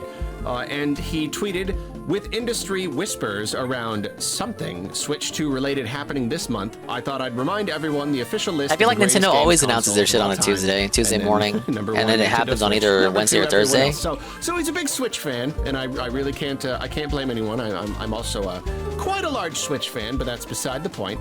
But really, here he's communicating that calling he himself is a big guy hearing there. whispers in the industry that there is something Switch 2 related happening this month, and this has been corroborated by a number of sources. It's being VGC's corroborated by Andy all the Robinson guys. says seems a bunch of press have heard this, but I still wouldn't bet my house on it. So he's not 100% sure. But he's also saying, yeah, that's the word going around a lot. Well, of it's releasing this fiscal year, so you got to talk about it eventually. Other people too. Other people are piping up. They can't just keep doing directs. What everyone's They can't hearing just right keep now. doing directs And, saying that they're not going to talk about If it. there is anything Switch 2 related, it stands to reason that it would be some sort of reveal. You know, kind of a soft reveal. That's what the original Switch did. I believe it was in September 2016. I think it was October. The basic concept, that teaser essentially, and then the following January was the full reveal. And I don't know what else Nintendo would do. It's kind of like if you're gonna bring it up in any official way, then it's probably gonna be a reveal, kind of like that. I mean, it's technically possible that they do like a tease that's even teasier. You know, maybe they just want to drop the seed of the idea. They just want like give us like a picture of it or something. Nintendo just where it's needs not to make a even more quite powerful going Switch into 1. the whole Yeah, entire and just thing, but it's essentially just keep up with the game output. Yeah. something to sink our teeth into. I don't know. It could be that, or it could be like a regular. keep doing what you're doing and keep just winning, reveal of champ. The concept. Either of those is possible. My problem with this, the reason that to me it is a conundrum, is that I don't know why they would reveal it this month. Why? I don't know why they would reveal it this year. If we know Really? that news of it I'm expecting will come news this before year. the end of the fiscal year, which is the end of March next year, all of the rumors have been saying it's not going to launch before that point. It's probably going to be shortly after that. And so there's no reason for Nintendo to reveal it this year at all. Like at all. I've been meaning to make a video about this. I want to just officially predict that they would just not even mention it this year because this is going to be the Switch's final holiday season as, you know, the favorite child. But if the Switch 1 was announced in October of 2016, the Wii U, I know the Wii U was dead, but it was still having its final titles coming out. It still had one holiday season left to it. Star attraction. Why would you want to potentially hurt its sales? Announcing the next system now will do nothing but get less people buying Switches this holiday. Will You it really have a want it to big outsell the impact? PS2, huh? I really don't know. Does that sort of thing matter that much? Not really. I don't know. At but this my- point, no, I my don't think gut so. Says probably, at least to some point. Like, you know, where the generation is already winding down. Switch hype is already at kind of an all-time low. It's still great, and we're all still enjoying the games and stuff, but like, there's no hype anymore. We're really ready for the next thing. So I don't know why you would reveal Switch 2 at all, especially like if it's launching in May or June next year.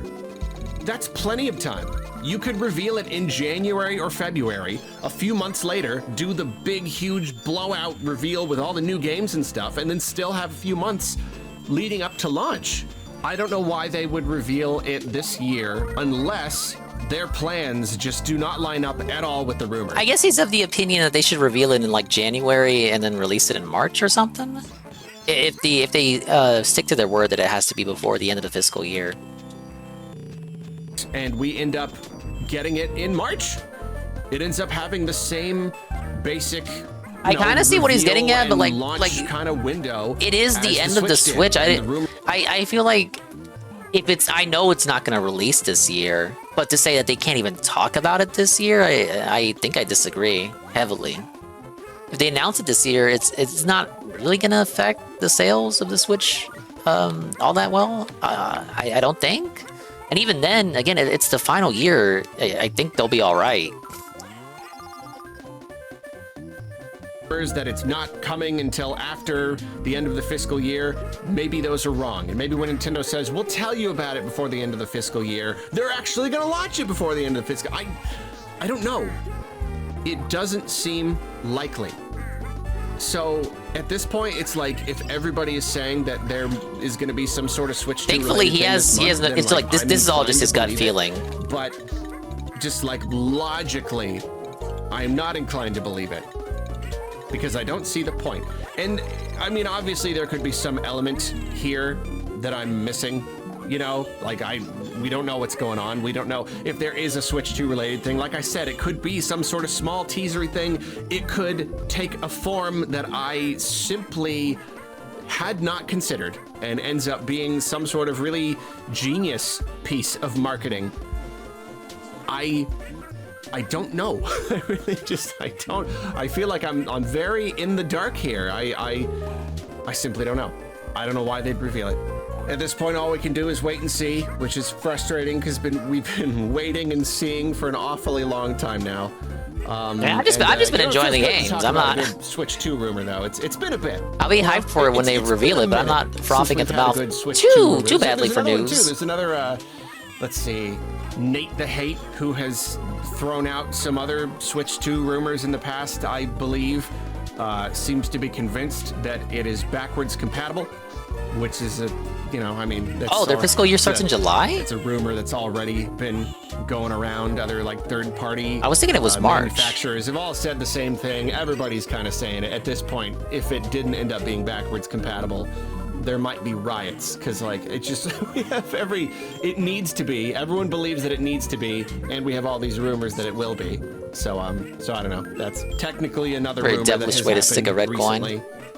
Nate the Hate says it do. Nate the Hate says it's backwards compatible for whatever that's worth, I guess. And then, furthermore, we've got the Nintendo assembler Hosiden, I guess the people who put the systems together.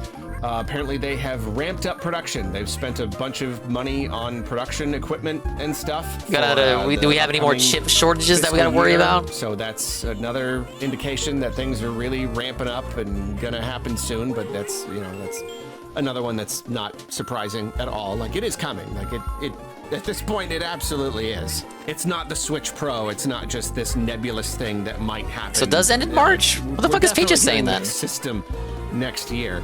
But hey, we'll know soon enough. I'm being A-logged, September 10th at the time of this recording. We've only got a few weeks, and it's going to happen this month. It'll be any second now. I know there's this idea that they don't want to compete with like Tokyo Game Show or something at the same time. Would they never go to Tokyo Game Show it before that? So then there's some sort of presence there. I don't even know, man. I don't know nothing. I'm just the last time they went to Tokyo Game Show was a show off the Wiimote. I'm missing a red coin. How? Big ups, Arlo. We learned a lot. Or did we? It's just a video of him kind of waffling. It's fine. Oh,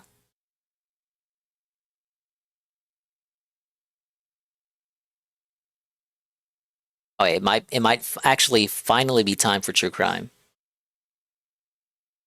Which one of these videos came first? I just have to see. Say June 12th. I added both of these, but they're not in order. Okay, it'll have to be this one.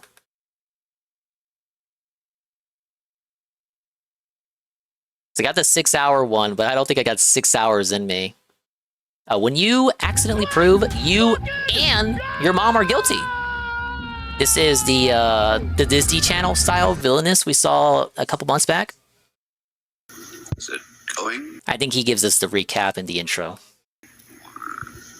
The one that made the kid eat the hot sauce. Yeah, I got it. Hey, everybody.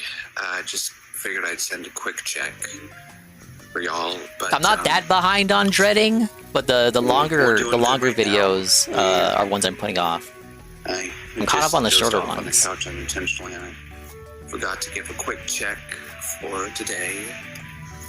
But this was the brother of the kid she tortured. That she coerced into assisting her. You guys, I'll probably post a quick check like this. For those of you who aren't aware, my little brother has passed away, and my mother is currently in the custody of.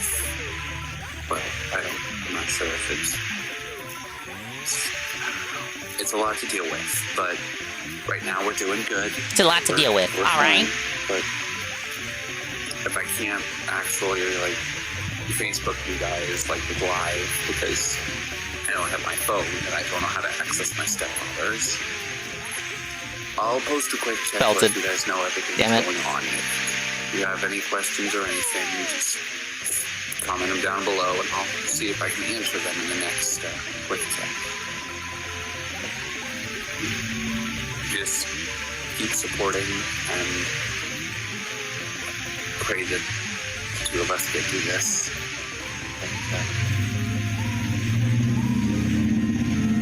I guess I don't really have much that I can say right now. Have Samus blast like Blade. I think she does a good job of blasting without being so blatant about it. Something if you guys want to know what's going on. Especially when she's in her Zero suit. Well, I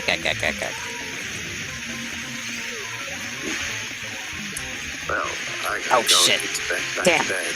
I self-felted. I'll probably post another quick check tomorrow. Doodles. Welcome back to another episode of Dreading, or if this is your first time here, welcome. Today, we are going to be talking about Paul Ferguson, the eldest son of Shanda Vander Ark, and how he was primed by his mother to help torture his younger brother to death. This video has been requested countless times since we've covered Shanda, but honestly that case took a little bit of the wind out of our sails, so we wanted to wait at least It was quite a disgusting case for them to cover. Here it is. Not like disgusting that they covered it, but like the content of the case itself was actually quite traumatic. Seen our coverage of Shanda, I will leave a link to the original video in the description box down below. The video itself is over 4 hours long, but contains pertinent details of the case and helps paint a picture of the life that Paul and his brother Timothy would have been living prior to the murder. All relevant details will be shared here, but actually watching how Shanda reacts to her son and how Paul reacts to her is important, as it showcases just how much power and control the mother had over her children. Before we go any further, a content warning is needed for this video, as the subject matter is incredibly difficult to digest. Though we do run a true crime channel and are constantly looking through the most horrific cases of the worst crimes imaginable, this case has managed to stick with us in the majority of our viewers who watched the initial coverage. If you are not in a place to take in this information for whatever reason, please click off. This warning is only as effective as you allow it to be, so please take care of yourselves. This video was only made possible through Rottweiler Investigations' initial posting of the interrogation footage in this case. If you enjoy our content, I cannot recommend their channel more, as they upload the raw interrogation and court footage from incredibly complex cases. A link will be left in the description box down below for you to check them out, if you so choose to do so. I will also leave a link to the original upload of this footage for those who would prefer to watch it without any of my commentary. commentary. As always, if there's a video you would like Damn, to I see only get on the one channel, chance to get or a to topic get into you'd that like area. to bring more attention to, email us at dreading.official@gmail.com. We are constantly sifting through our email, adding new topics to our list, with the general hope to cover all the viewer requests. But as of now, we're patched up, we're good to go, we're big, we're bad, and of course, we are back. So with all of that said, let us begin.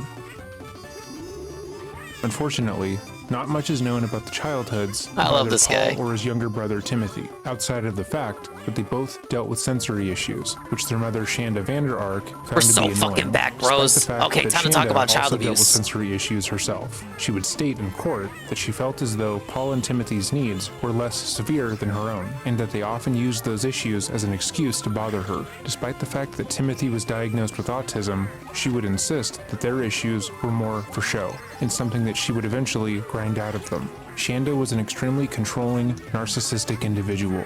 Her online presence indicated a woman who felt as if she were always right, even though she was obviously wrong, and she would consistently go out of her way to provoke arguments. We all in know a order woman to like that in our establish a lives. sense of dominance in her own community. In modern terms, she was kind of a You give her the Karen. puppy? For example, Big she ups, would Big Ben. regularly breastfeed in shops and stores. If an associate were to come up to her and ask her to move to a more discreet area, sometimes even offering to take her to their designated breastfeeding station, she would attack them and the business, stating that she was well within her rights to breastfeed, and that they were infringing upon her rights. It would seem that Shanda liked to argue, mainly because she liked to be right, but she didn't stop at simply verbally accosting service workers who were simply doing their jobs. She enjoyed doing this with her children. Shanda seemed to think children were She was basically quite the the same as nefarious adults, hellion. and had the same amount of control over their actions and motor skills as a regular person. So when a child would make a simple mistake, like spilling juice on the floor or accidentally knocking something over, she would attack them the same way she would had an adult purposely done so.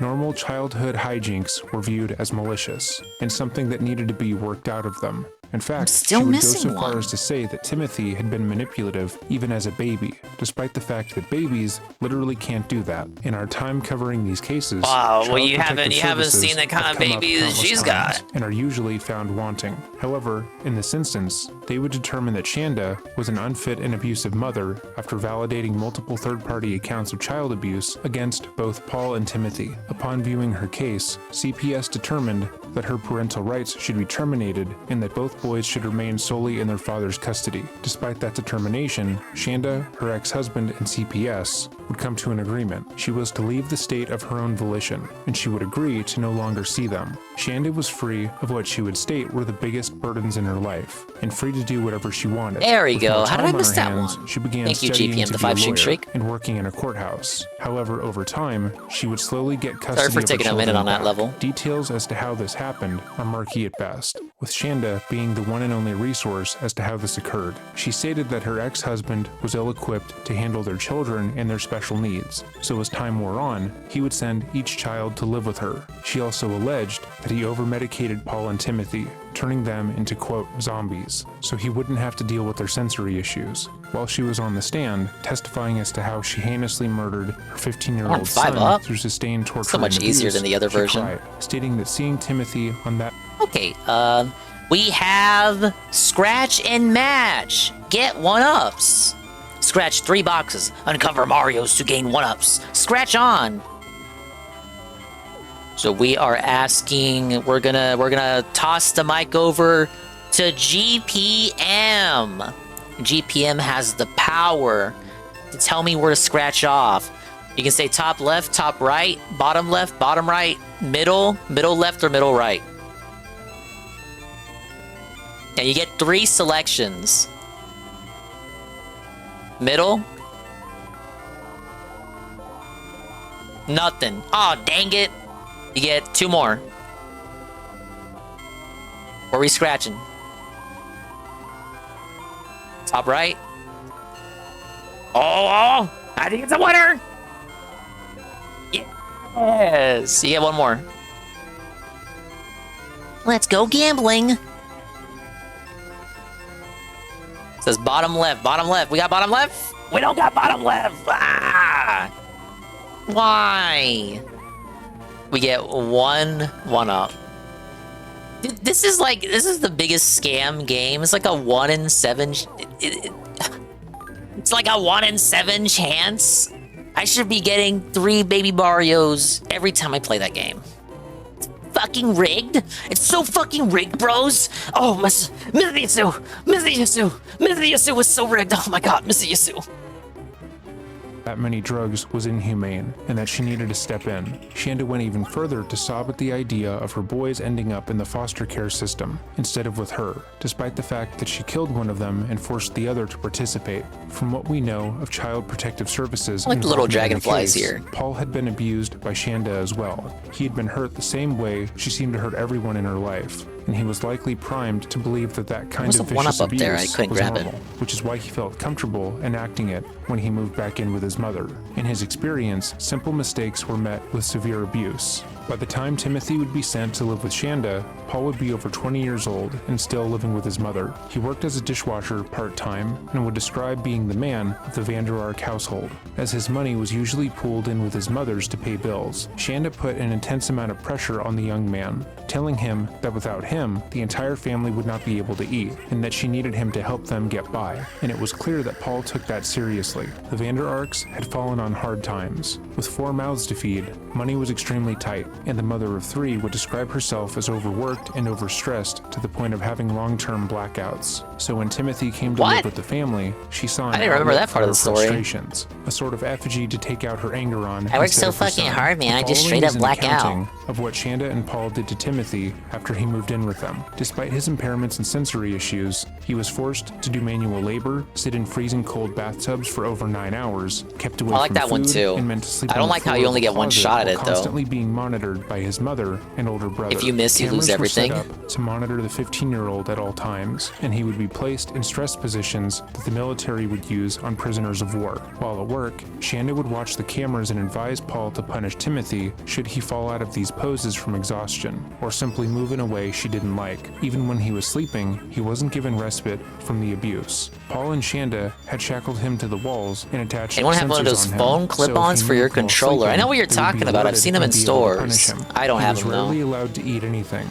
leading to his weight dropping down to 70 pounds. When That he would was make allowed my to controller eat, he feel was too given weighty. I slices of wouldn't like bread it. with absurdly hot sauce on it, which often forced him to gag and throw up. Because of the severe food deprivation, Timothy would often try to escape his confinements to find food. He was so hungry that he often ate whatever he could get his hands on, which was usually frozen food that was uncooked. When the starving child was caught, this would immediately be used. Yeah, they were so they were horrendous to this kid. He had nothing to eat. They fed him hot sauce, like just straight up. He had to go hunting for frozen, uncooked food because they wouldn't let him eat anything. They locked him in the pantry. They did other fuck shit with them. Oh, the ice cold ice bath. They gave him baths in ice cold water, and then the brother was complicit, but only because he too was also abused and pignatized. This lady was a demon, and you should have seen her on the stand. She looks like white trash here, but when they had her on the stand, she looked like she came straight out of a Disney Channel original movie. Like she was the villainess. It's like some fucking Cruella de Vil type shit. to justify even more horrific abuse. As time went on, Oh, yeah, the hot sauce abuse with bread. I said escalated, hot sauce, with just Shanda straight up. thinking of more sadistic I like ways heart. to punish her son. She would text Paul while at work, telling him to put warm food in front of Timothy's face, then snatch it away when he would try to bite it. She advised him to put hot sauce on his genitals, and she scolded Oh the yeah, how could I? 21-year-old if he Wow, didn't do how could I forget about that? The hot sauce on his privates. exactly what she said. To Some be fucking clear, shit you would Paul see was an on, adult. like, He could I don't know, have and should fucking have Cartoon gone to Network. the police for help, but given the situation he was brought up in, he likely thought that what they were doing, though not right, was normal. In a sense, he was groomed to abuse his brother and see him as the enemy. Moreover, as long as negative attention focused on Timothy, he likely felt safe, but the young boy could only endure so much. Ah, On the yes, morning of July the 6, interview. 2022, police were called to the Vander Ark home. According to court records, they were told that Timothy had been injured in a fall from a bunk bed in the home, and that he wasn't responsive. However, the moment they entered the basement where the bunk bed was, they knew something wasn't right. Timothy was skin and bones, and his body had visible signs of hypothermia. It was obvious that he didn't simply fall off of the top bunk, and as the police looked around the basement, they were horrified at what they found. They discovered the closet that Timothy had been locked in for the majority of his time in the household, and were were overwhelmed by the smell of fecal matter. They saw the chains on the wall and the cameras. Of course, they didn't let that him had go been to set the up restroom. to monitor the young boy and Fucking realized disgusting, that man. they had stumbled into something much more sinister. On the police body cam footage, Shanda was hysterical, stating that she didn't hear Timothy fall during the And night. why I need and to she see that had body no idea body cam footage. how I want long to he see had her been acting. injured. When the police asked her about Timothy's weight, she stated yes, that he JPM. had been on a hunger strike for a while and that he wouldn't eat even when she implored him to. Later on the security cameras that she'd set up around the house, Shanda was heard advising Paul to parrot that same story. Yeah, and it wasn't just any hot sauce, it was that extra hot sauce, specifically the hottest kind they could find. Following is the footage as made available by Rottweiler Investigations here on YouTube. We will start with the body cam footage of the police officer Sean Stefanich from the day Timothy died, where he interviews Shanda on the front porch of her home. Oh my god, we get to see the body cam footage. Oh my god. Sorry, I shouldn't be so exciting. This is like... It's truly the... This really puts the dreading in dreading. This is probably the most dreadful case I've ever listened to him cover, and I felt the same way when we saw the original video. But yeah, Nurgle, they made a sequel to this one. So now they're gonna... The first video was about the mom on a stand. This one's gonna be about the interview with the brother and how he got pignatized. Because I think a lot of people don't understand that the older brother was in on it, yes, but that he was also a victim in his own way. Wow. And big ups Love Cow Media. Where's the Ricada footage at? I think they scanned Jersh. It's not going to come out to the trial. That's what he said. But they said they were going to refund him. So, but why they put him through that rigmarole, I got no clue. It's Mom of the Year, you guys. People coming over to talk to you, okay? You have another son inside the house? I do. Yeah. Are they sleeping still right now? One of them is, yeah. The 20-year-old's awake. He's 20? No, the 20-year-old's awake. Okay.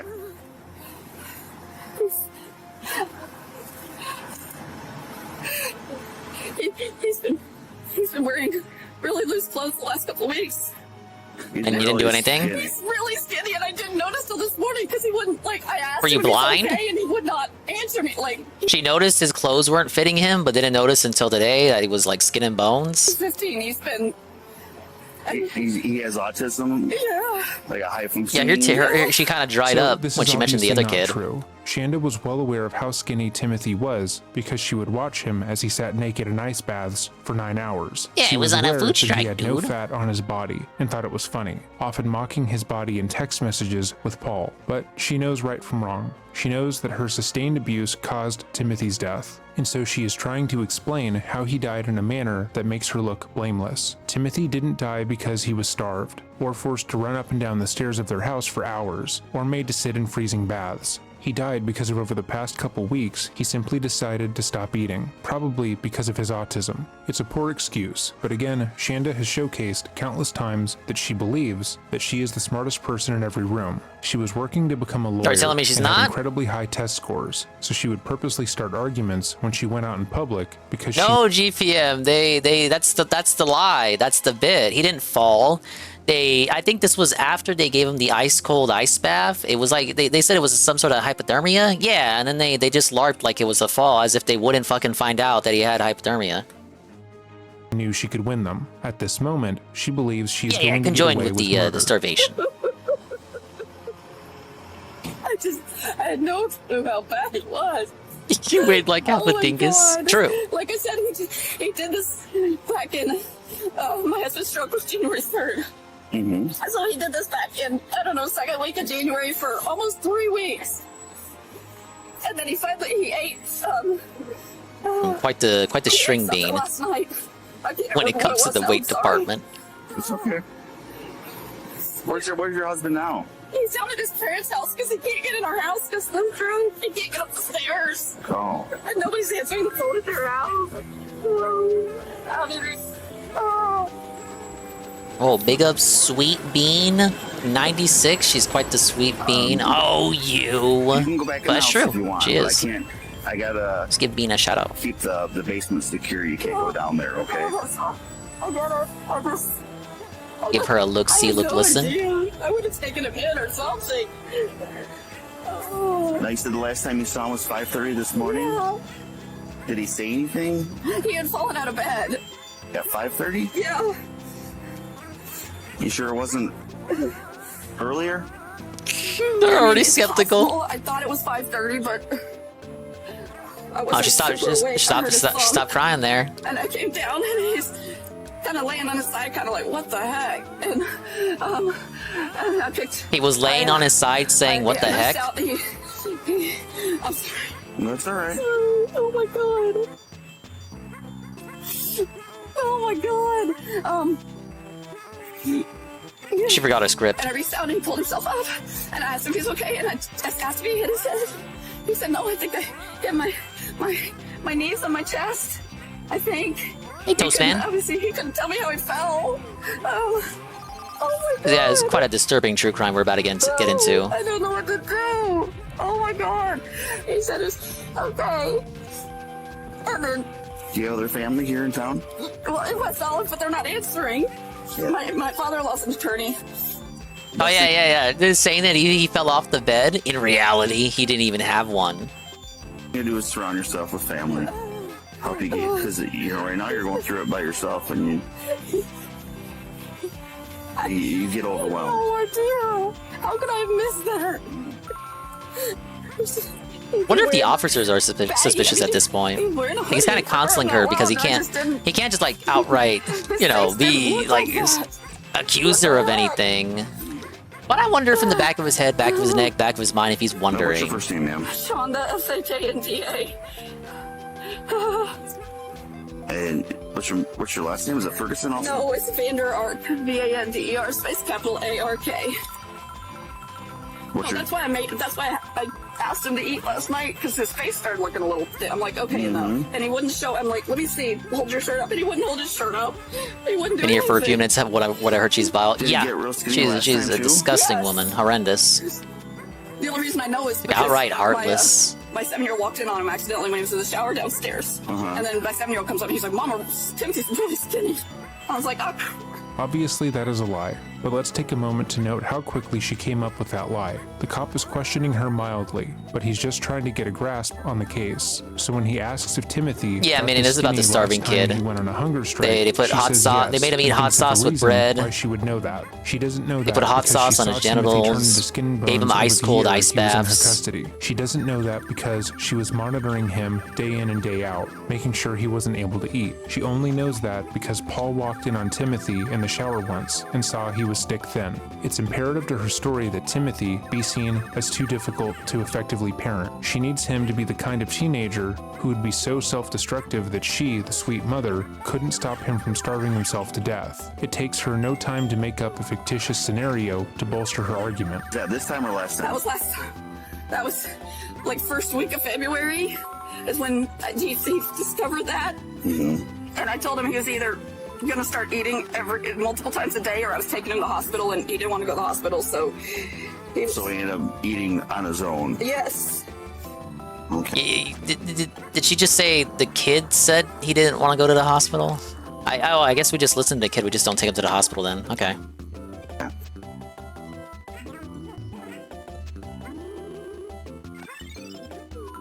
I get like being afraid of the doctor, but like when you were growing up and you didn't want to get your shot or something, you just told your mom, "Oh, I don't want to go," so she just didn't take you. And then, so this last time, was it because your husband's wasn't home? Well, he hasn't been home since January 3rd, but he had a grand mal seizure. God, it's been 3 weeks ago now. And it was right after that. He actually mentioned he was hungry the day his dad and stepmom called to tell us they were divorced and moving to Florida last week. Where do they live? They lived in Oklahoma, but they moved to outside of Jacksonville, Florida, and they're not answering their phone either. Okay. Yeah, they also don't want anything to do with you. Yeah. He moved up here with us last May because his dad couldn't handle him. And he's been great. I mean... Last May, like, as in May of last year or this year? Yeah, May of last year. Okay. May of last year. And he goes to school and everything, he was? I've been homeschooling him online. Because it's high functioning. He's just done better at it. I can show you this grade report online. I've got all the. I don't think that'll be necessary. I mean, he was failing math, which is not unusual, but That would just A-log in his grades. This is one of the only times Shanda will ever say something positive about Timothy. Even throughout her trial, Shanda characterized her 15-year-old son as being sneaky, deceptive, and borderline evil. She validated all of the punishments she gave him because he I would drowned sneak my food Yoshi. when he was starving and wouldn't cooperate with the abuse he was forced to endure. But now, directly after his death, She is hasn't been saying he home was since doing well in Gen her home. 6. He was working hard in school and getting decent grades. Come This on, lie serves hey, the Army, same this is purpose serious. as the previous one. It's supposed to make her and her alone look good. She is the grief-stricken mother who, despite Yeah, like she'll break into her normal voice multiple times here because she's thinking in real time how to respond. It's a lot like yes, if we can liken it to something in a sphere that you guys will be familiar with. It's like DSP when he's being interviewed. all that she had to put up with from her son, was able to homeschool I can't him show you. I effectively. can't show She you, helped Craig. him I in have every to way she prepare the possibly could, evidence. and it's not her fault that he died. Shauna subscribes to the same school of thought. She has to think of what she has to say. 2006. I should have. He just. Hang on, Your Honor. I gotta prepare the evidence. And he just wouldn't let me anywhere near him. He didn't want a kiss, a hug, nothing. Gotta set the I narrative. didn't want you to give him a hug because then you could tell that I he would have was. known. I told him he was stumbling a little bit last night, but he's not the most coordinated kid in the world. Felt And he it. said he was okay, and then he ate What was the last time he ate, you think? last night. No, Gabriel, keep him up there. Wow, look, dude. Wow. She turned into Oh, there's two. There's a Damn. 7-year-old and a 20-year-old. She heel turned right there. What was the last time he ate, you think? Last night. No, Gabriel, keep him up there. She was seething. He ate. He ate toast. There's two. There's a 7-year-old and a 20-year-old. The 7-year-old was asleep. I guess he's not now. Oh my god. Oh my lord. Throughout this interview, Shanda has been feigning sadness over her son's passing. She's been rocking back and forth, rubbing her face, and trying to produce tears, but her shaky, tearful voice has been consistent all the way through. If you were simply listening to this interview, you would likely assume that she was crying throughout it. But the moment her youngest son, Gabriel, begins to make himself known, her entire demeanor changes. She stops any self-soothing gestures. She turns with her eyebrows furrowed in annoyance, and her voice is completely hardened. But then, immediately after directing the cops to keep her son in the home, she goes back to pretending to cry, completely unaware that her mask just dropped. All right, I'm supposed to be sad. No. I feel like such a failure. You see You are. It's like the first truthful thing she said. Where does he sleep at? Ain't for the reasons you think, lady. That lost her. Okay. So notice there's another loft bed in another Yeah, that's room. my 7-year-old, but he's been sleeping with me since the youngest is my husband's and mine. Mm-hmm. And he's been sleeping with me since his daddy had a stroke. Okay. Because he's scared. And I offered to let Timothy move in there because, but he. Oh, does she have to explain why he doesn't have a bed? Oh god. No. I should have made a feed. I should have done something. Can they really hide that from you like that? They can hide a lot of things from Oh you. my gosh.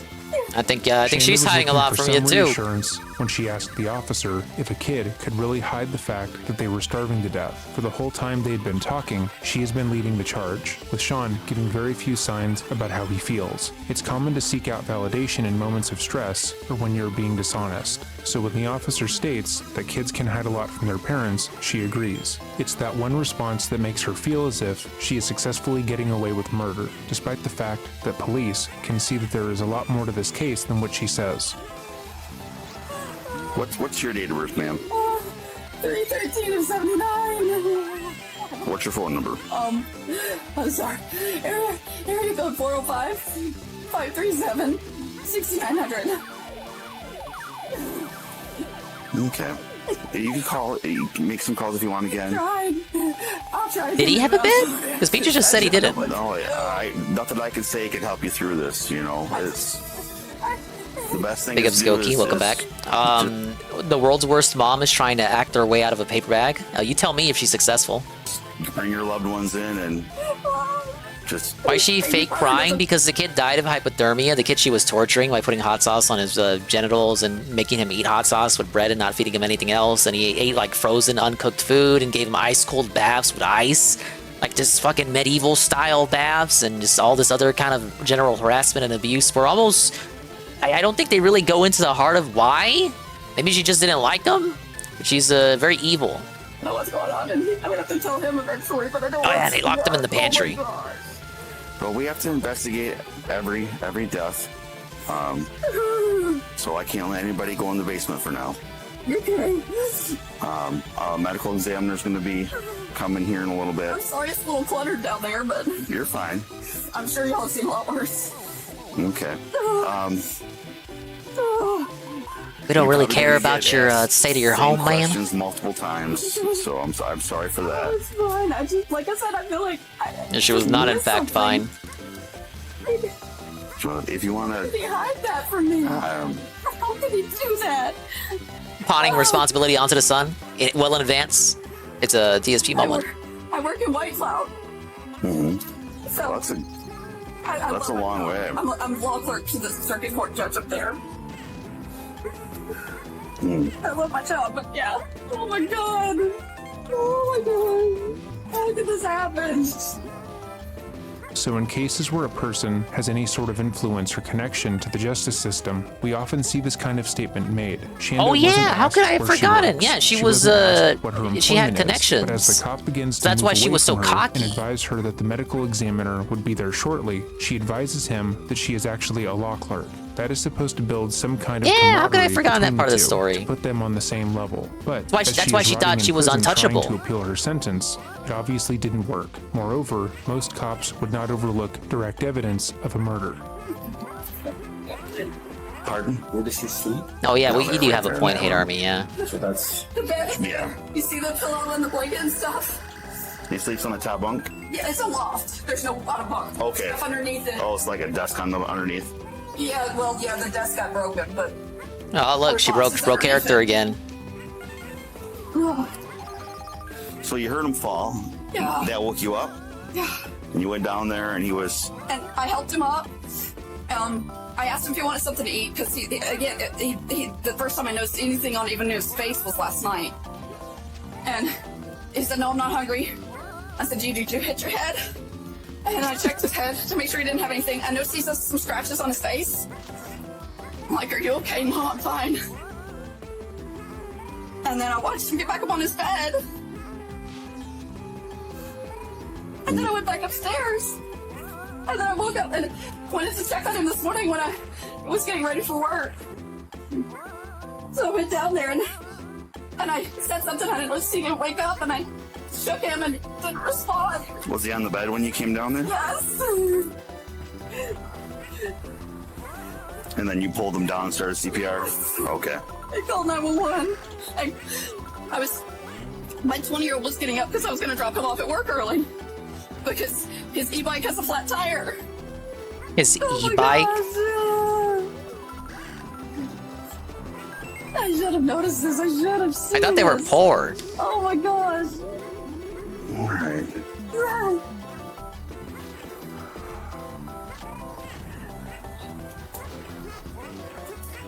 No. I love it too, Minnie. We're supposed to counteract the depression and the negativity. Victim Services. They'll help you through Thank you. the grieving process because Please. I don't. He's really good at hiding stuff. That's part of the reason his dad couldn't handle him is because he kept lying about stuff. And we've come to the portion of the interview where she directly begins to speak ill on the son that Big she up to killed. Giselle-C. This is more of the Shanda we've come to I'm know, finally watching as this this video. is exactly what she did while at trial. A link to our original video will be left in the description box down below, alongside a link to her full testimony without her commentary. how old is he? 15. He'll be 16 in August. Okay. But his dad texted me last May and said, "I can't handle him anymore. I have to send him to live with you." And I'm like, "Yeah, sure, absolutely." Why was that? What did he do that? He said he was lying to him. He was. I agree, husband. You're destroying right. Things. He's the worst son ever. Is he- I'll is take he him off your on the hands. I don't think All so, right. but I'm stricter than his dad. So I don't know if that. I mean, Stricter is a way of putting it. But nothing major. Yeah, nothing crazy. No. He's All teenagers. he's tripped down the stairs a couple of times, like just half the flight. And then later he came back to me, admitted he did it intentionally. But I've asked him, I'm like, you're trying to hurt yourself? He's like, no, I just wanted to see what would happen. That's the way, a lot of times, he wants to see what would happen if he does stuff. And, oh my gosh. And I guess he's prescribed ADHD medicine, but he's not taking it. Yeah, because he wasn't able to sleep with it. And he was doing really well, and he asked me if he could not take it, and I said, okay. And it was killing his appetite. That doesn't help. That was. You didn't feed him anyway. I wonder. At the time of the first hunger strike, because You never fed the hunger strikes. Oh, okay. Now go on. But he did eat last night, you said? Yes, he had some toast with butter on it. That's what he had. That's all he wanted to eat. He said his stomach was a little upset. He didn't want to eat anything. I am a child. I'm a little boy. I'm a grown boy. I need a hearty dinner. You know, so I can grow up big and strong. I got school in the morning. I had toast with butter, and I love toast. I love toast with butter so much that like I adamantly refuse to eat anything else. Why does it always go back to like toast and butter with her? Yeah, because he wasn't able to sleep with it, and he was doing A meal really of well. And he asked me if champions. he could not take it, and I said okay. And it was killing his appetite. That doesn't help. That was he quit taking it about the time of the first hunger strike because. And honestly, like, okay, I know, like, every situation is different, right? Depending on the medication or the child or whatever. But, like, so just, like, it feels like she put if this is true, like, she put no resistance to him not wanting to take the medication anymore. Is this not something you would clear with your doctor first before saying, like, okay, if you don't want to take it anymore, you never have to take your meds ever again? Started eating, and he was. But he did eat last night, you said? Yes. The Ed and Eddie Champions breakfast. That's all he wanted to eat. He said his stomach was a little upset. He didn't It's want to eat all he anything else. wanted to eat.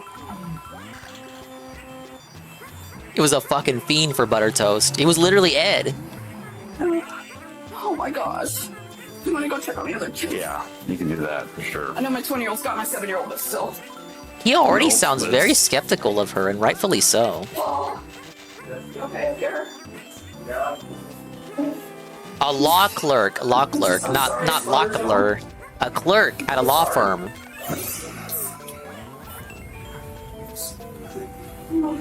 Ed's parents treated him better. They took the stairs.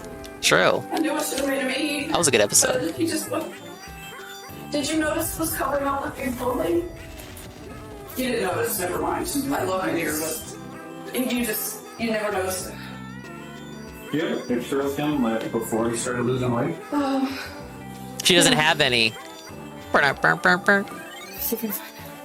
Yeah, she look at all the effort she has to go to look for one photo where he's not skin and bones. What a disgrace. You doing all right? Yeah, it's almost like you're in a daze. Like you don't know what's real and what's not. Yeah, she's got 2 TVs.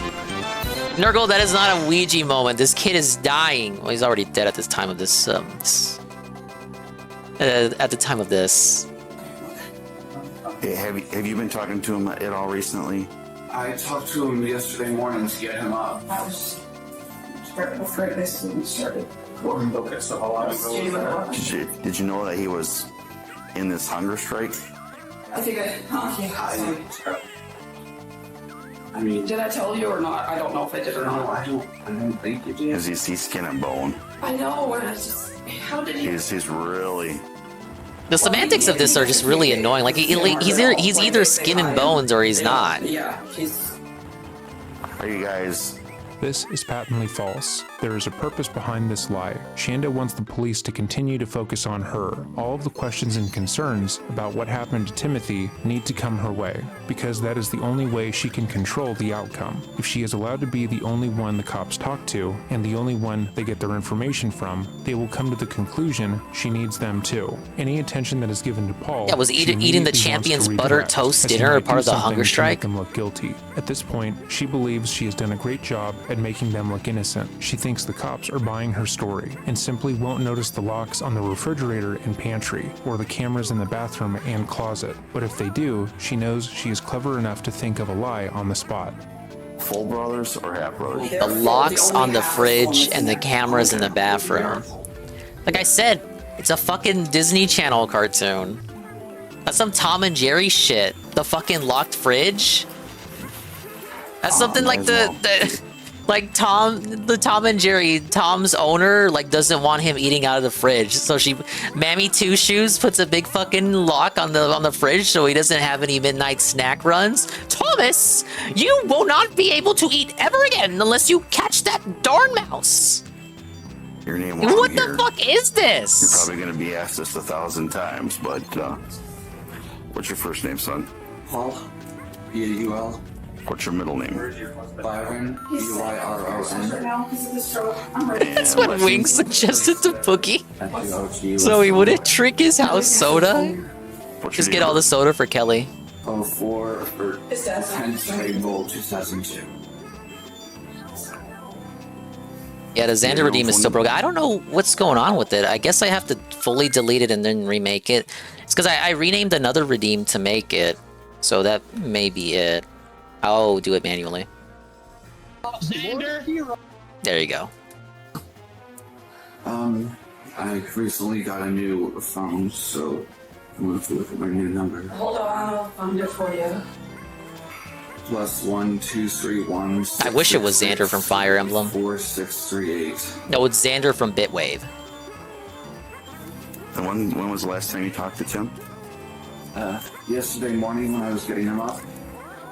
No, yesterday afternoon before you left for work. Before I picked you up and took you to work because your e-bike tire was flat. You were from then.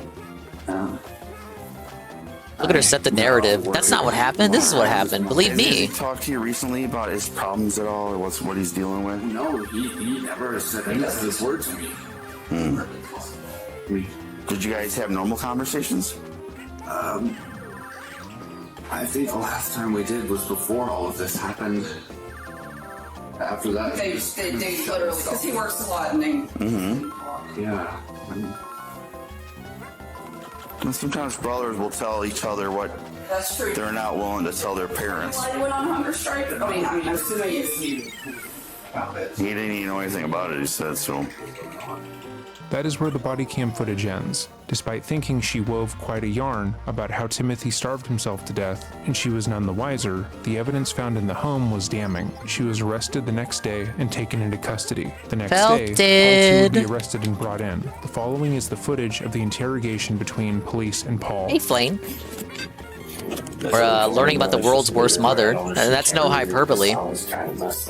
Okay, so we are now at the segment that I think is the most interesting for the video. So this is the brother, the older brother, the one that she coerced into assisting in abusing the younger brother.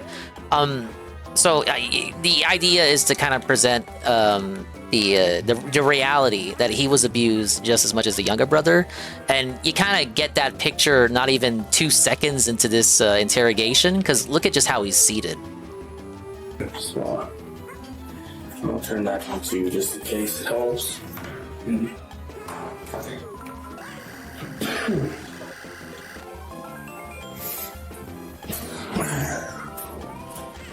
Hey, Jerry Wissel.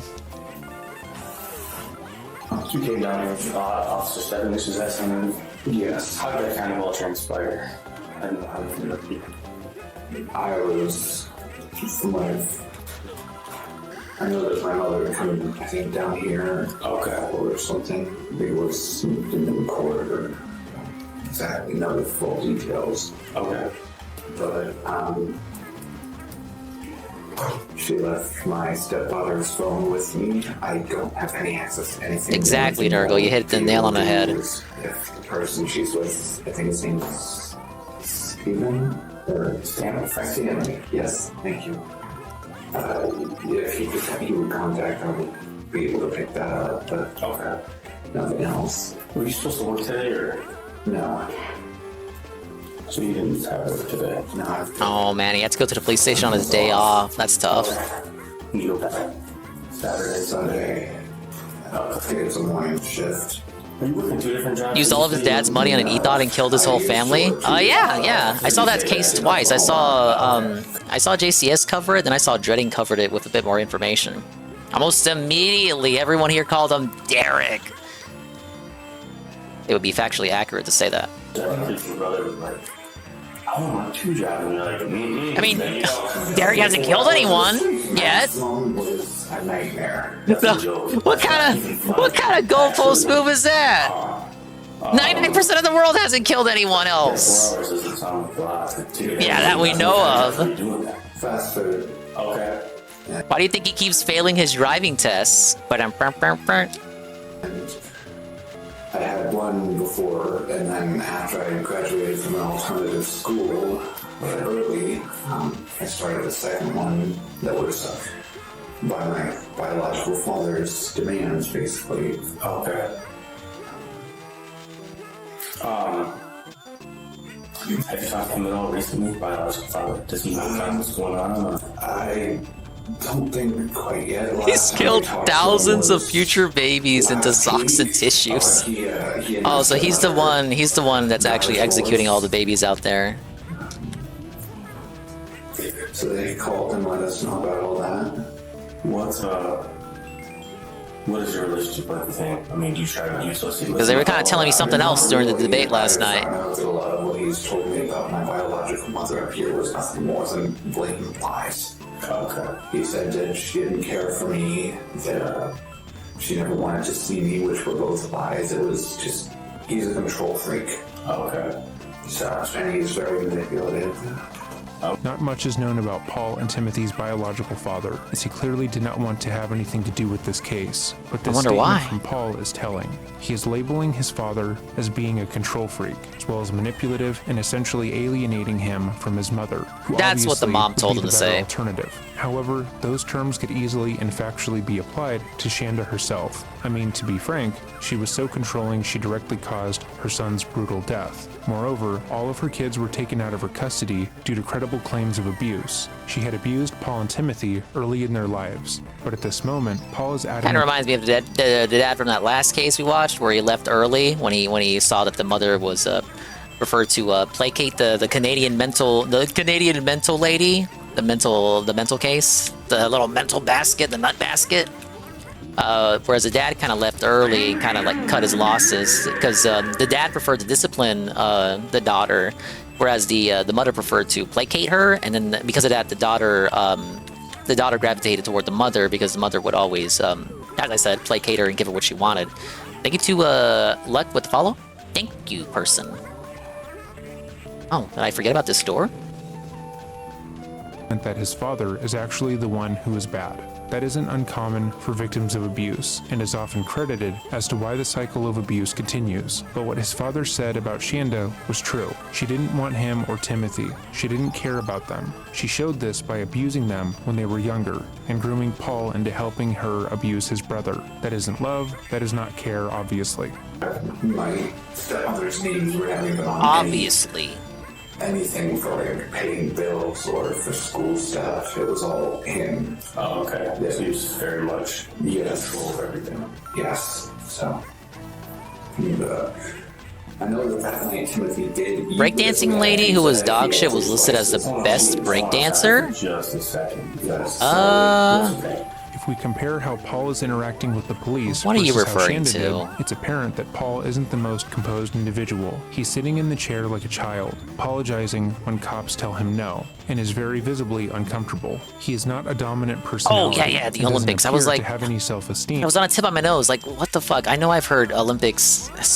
I know I heard breakdancing was relevant again from somewhere. Ah, yes, the Olympics. How could I have forgotten?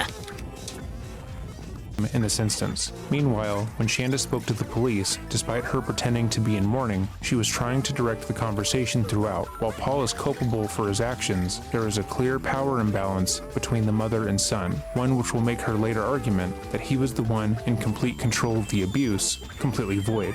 I don't want to talk anything specific about the case just yet. Since the police showed up at your house and they brought you down here, I want to provide some advice before we talk about that sort of thing. What I do want you to know, though, is that we went through the phones, okay? Okay, we're beginning to go through the phones, and there's a lot of evidence in the phones, and I know that you're kind of aware of communication between yourself and your mother. Yes. And those sort of things, and that's kind of what I want to talk to you about. Yeah. But, I mean, certainly, those are very serious things that you guys are talking about. Yeah. And, I mean, from what I saw, it sounded like you were compassionate and that you cared about them. Thank you for the kitty, Cerulean. Hello, Saru. Going through a World 2 of Yoshi right now, 100% run. I have to redo many levels. To carry. Yeah, but the end result of that. But we're making it. When you passed away from not eating food. So, like, I want you to be aware of this stuff, okay? So these are your Miranda rights, right? So you have the right to remain silent. Anything you say can be used against you. What kind of full would redo levels? A 100% go, that's who. And question if you cannot afford to hire an attorney, one would be appointed to a public expense to represent. Well, sounds like you're coping, brother. Yes, sir. Okay. When you talk about, I just jump right into it. I know that we talked yesterday. Yeah, I know that not everything that we talked about. I got 90 lives too, because this version is so generous with the lives. You don't have to feel guilty about not telling the truth to me, okay? I want you to just focus on yourself right now. And no rewinds, no save states. And try to get to the truth of what really happened, brother, because he deserves that. I mean, there's clearly a lot of messages about stuff that you guys are doing with him about. How much of a Nothing Burger will the June interview be? How did that all work?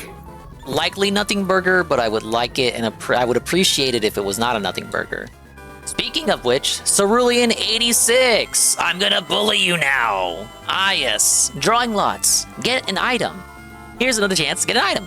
Flip a single card, and receive the item shown.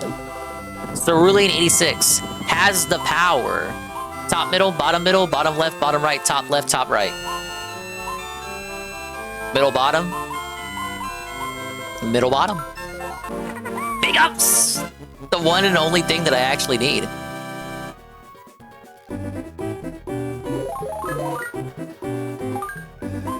Alright, we got 2 levels to go. I'm so fucking slow at playing these games. It's okay though. Best item? Plus 20 is better, but rarer. I can acquiesce. Before Paul answers, I think the tone of the officer is something we should address. He is accepted. And thank you for the Let's Fucking Gun. And thank you for the Swolla 5 boogies. Look, we got the fat guys.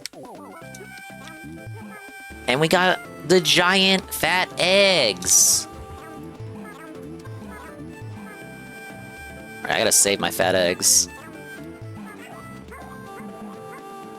Wait, let me very quickly get a refill. We'll let it play. I'll be right back.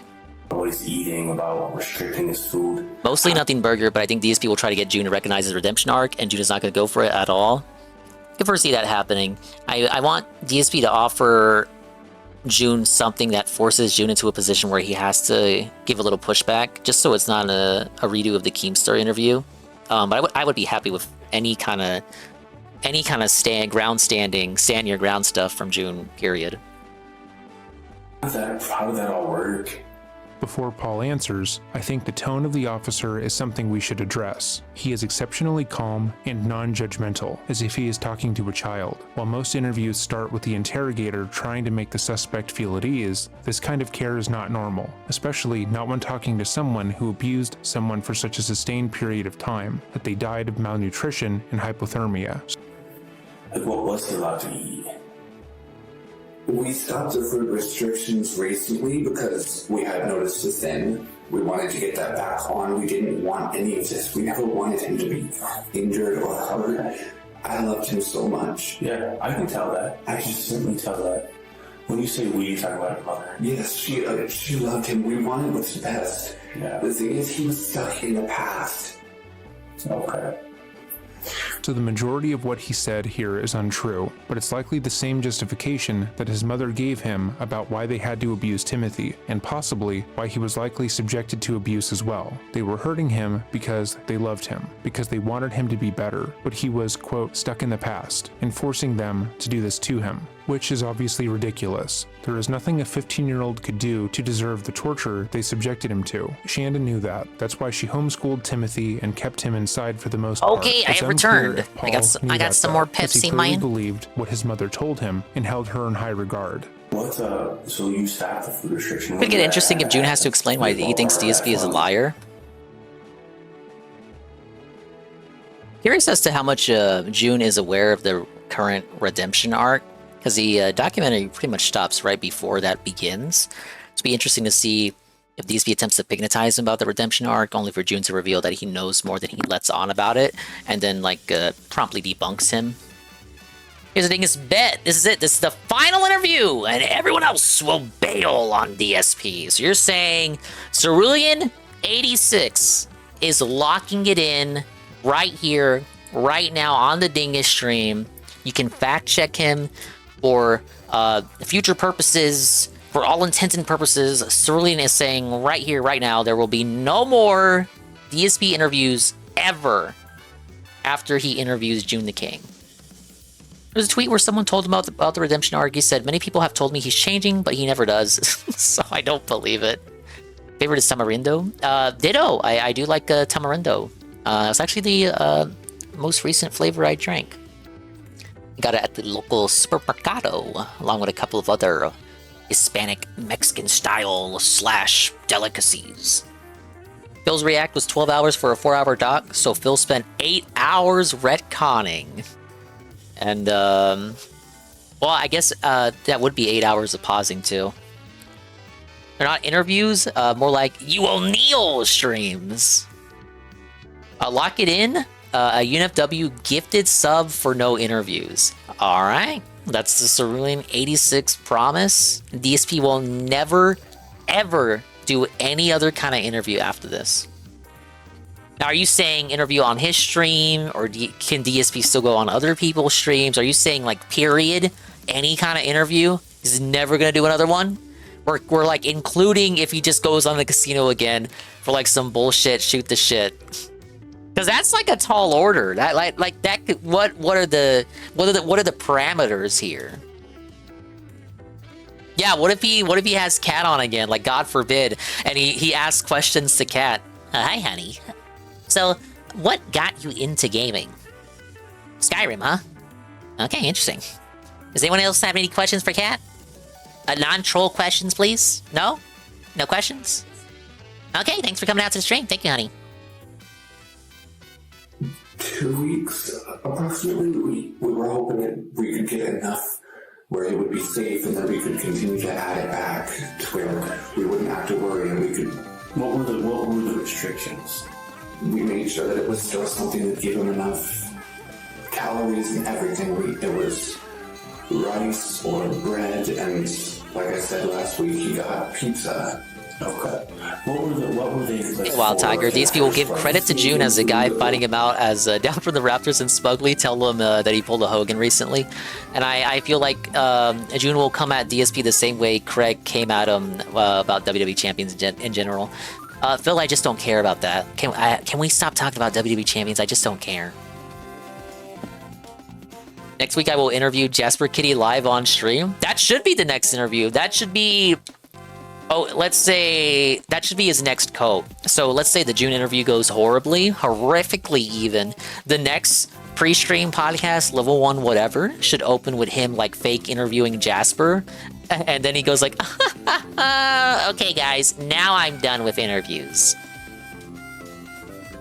Got a June tweet from Hate Army. I feel like I get this message every week about Phil. Oh, it's the one you just mentioned. I feel like I get this message every week about Phil, yet no matter what happens, he remains on the same trajectory. That's just like, okay, that is what you just said, but it's delivered in the June style of speaking, where he's like being a nice guy. He's being a nice style person about it, but we know what he really thinks. He's in professional business mode. Over and over and over. We've tried everything. We were nice. We tried different consequences, but he just couldn't never listen. What were some of the other types of consequences? Like prior to, like, are we talking like We did take away his devices. Okay. Could you imagine if that question gets asked during the interview? He's like, okay, so let me answer that question. So Juna King, you're asking me, what trajectory do you believe I'm going in? Well, let me ask you this. What trajectory do you think I'm going in? Like, let me ask that. This is Phil's, it's his big brain move when it comes to any of his stupid interviews. He always, he answers your questions with another question. He acts like the smartest person in the room. The textbook deflection. Whoa, June. Honestly, June, like, I'm sorry, but that is a gigantic cope, June. If DSP does quit out on interviews, it will be ironic because he blamed Craig as the reason he couldn't do it. Now he has no reason, or probably just shift to blaming trolls. No, like, okay, Seru, that is like a gigantic cope. I said back in 2023 that the reason I couldn't do DSP Ask It was because of trolls. Craig had fucking nothing to do with it. I always said it was trolls that prevented me from doing it. What? And then it'll be like a semantic style answer, because even though he did say trolls prevented him from doing the series, it was because it was immediately in the wake of the interview. He didn't want to do it anymore because he got exposed on the side scrollers. Stay on the school sites and just go and try and play games or watch Dude, I'm YouTube. sorry. Like, you publicly exposed yourself right now in front of everybody on my stream, on my public, not private stream. You exposed yourself. I can't help you anymore. Like, I don't know where this is gonna go from here. But like, you really went mask off, buddy.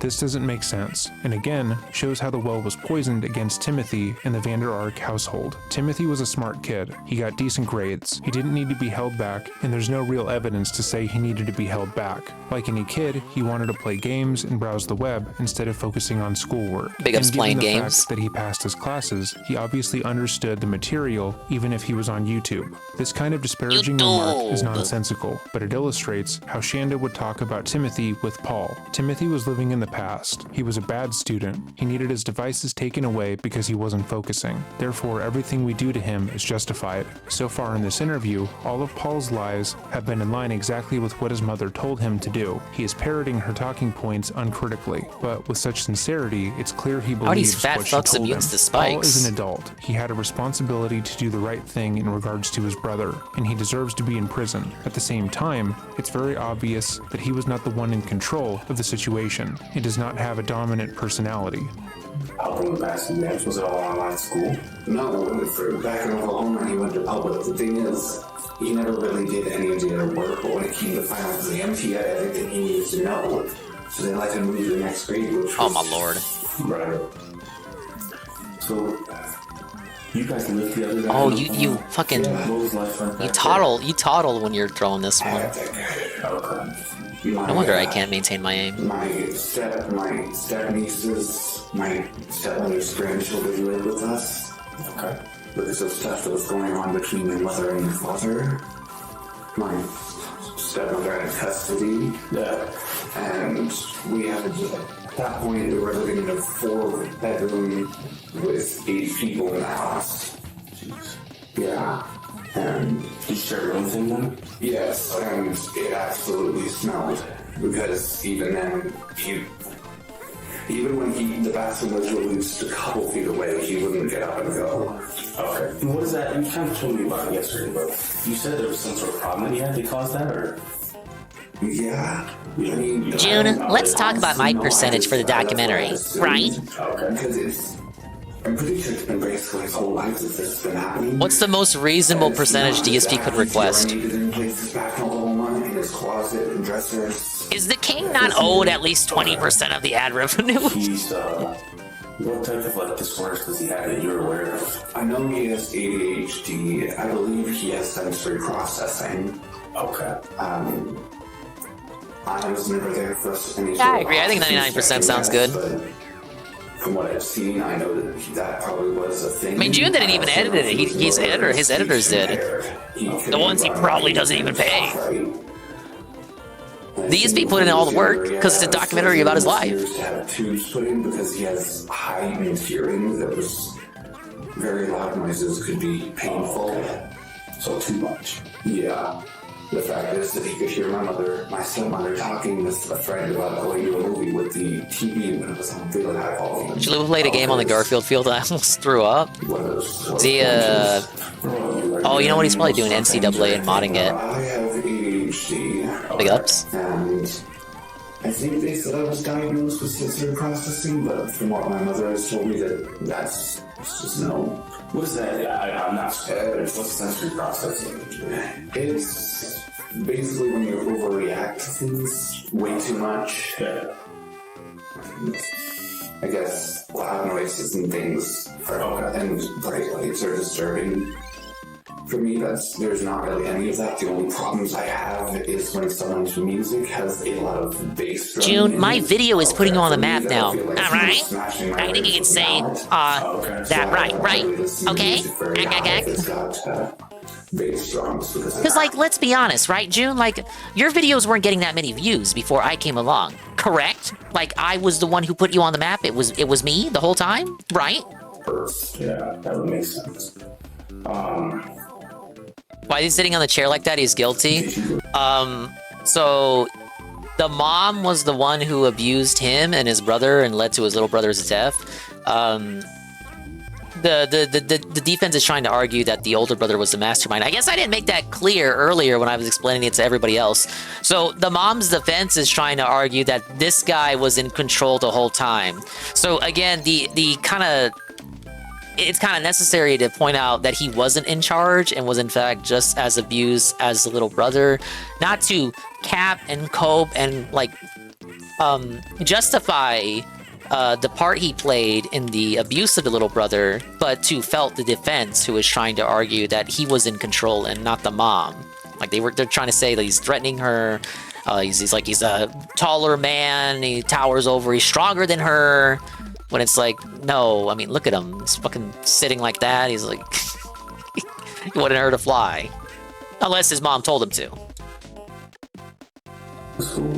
Yes, I went to the school back. I just said it. I just said it wasn't to cap and cope. High school. Okay. I literally forgot to mention that part. I stand in my room. Okay. You graduated from high school. He was just following orders.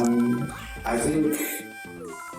I know that my father had kicked me out after, like, in, I think, May 2 years ago or so. So, May of 20? 2020? Yeah, and due to... Nah, you're coping, bro. That's like a terrible cope. You just got exposed live. And I managed to get my bio mom's number at that point and was capable of talking to her and telling her how all of this had happened. Yeah. And I also asked some of the things that... about what Dad had told me, the whole, did you really not care? Right. And from what he told, and I'm pretty sure it's scientifically impossible that she had her tubes undone for Gabriel, which, from what I'm guessing, that's an impossibility, isn't it? Oh, okay. So he's a little miracle child. You know there's gonna be a red coin here. Fair enough. He's a blessing. Oh, there's something here. Yeah. Does your mom know that? Certainly. That he's a blessing. Of course, she loves him so much. She loved every single one of us, but my dad's controllish, freaky nature was just... He didn't want her having any contact and screwing all of his control. I gotta press the X on the doubt, exit out on the dad being Her abusive. youngest son, Gabriel, was not abused. There was no sign that he had been hurt throughout his young life, and that was likely because seems like she more viewed deflection. him as a miracle child. Paul and Timothy had been abused. There were multiple reports of that abuse, but Gabriel was different. He was the child she didn't know she could have, and therefore was better than the other two, better especially than Timothy. He takes the time to state that it was his father, not CPS, who didn't want him to see his mother, that it was his controlling like nature this after I getting in drink the the way of last his Fanta? relationship with his mother, who did love him, which again is not It's me true. after I drink If the last someone loves Pepsi. you, especially a parent, they would not abuse you. Love doesn't look nor act like that. But Shanda has successfully martyred herself to her eldest son. Him being taken away from her, having to live in a noisy, chaotic environment, that was all because of his bastard father. If his father weren't around, he could have a happy childhood with a mother who loved him, away from the filth of his father's home. He doesn't even realize that that is a lie. He simply simply isn't aware that his mom has groomed him over the past couple of years to hate his father, as well as to believe she did nothing wrong and to hurt Timothy. Even after killing his brother, he still thinks the world of her. Okay. And there was a thing back in Oklahoma where I had problems with emotional release. I was so terrified of him that I didn't ever want to have released any of the negative emotions I ever had around him. There were times where I wanted to say no, but I was so terrified that I just couldn't. Here, I can release my anger, and I do it in the right ways. I never do it in any way that I'm not supposed to. Okay. And if I unintentionally cop an attitude with my mother, I realize it and I apologize. Oh my God. I did not mean to, that I just... The egg was, I thought the baby was stuck there. Do something to calm down. Would there be any sort of consequence for your mom if you slipped up with her attitude-wise, or how would that work? Really under her control. So much of this is the mom speaking through him.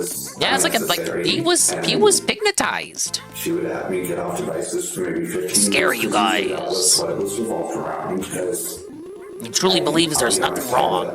I have an addiction to my devices. Okay.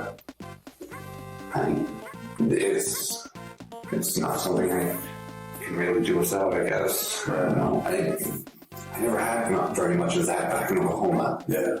My dad was strict. He didn't even give me a phone. My sister and my stepsister had phones before I did. And that was due to the fact that he could not raise a male.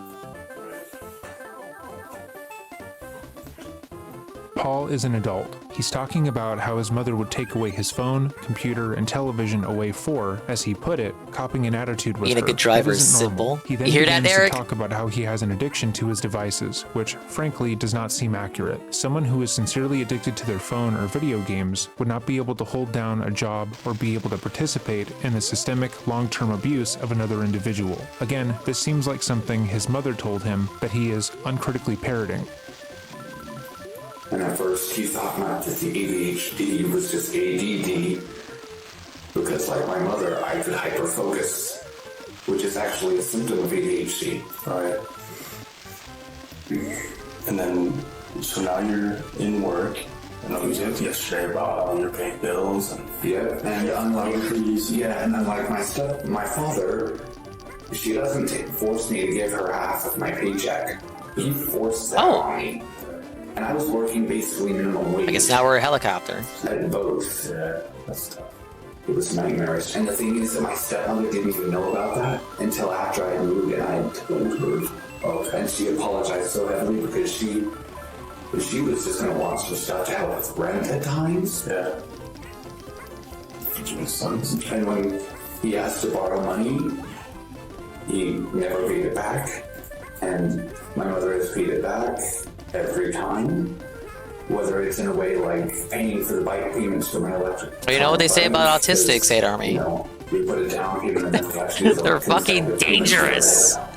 You don't know what they're capable of. Was that your first, would you consider that like your first big purchase on your own? Your electric bike, or have you purchased a more expensive thing? More expensive than that? I don't believe so, no. What about PCs? How much you spend a decent amount of money on computers, or how trying to just piece them together, or? We spent good amounts because Minecraft is something I've always loved. Yeah. And because for me, for the ADHD, being able to build and be creative is just something that I absolutely adored. Okay. And I love Minecraft, man. It also was something that I See, Phil? See?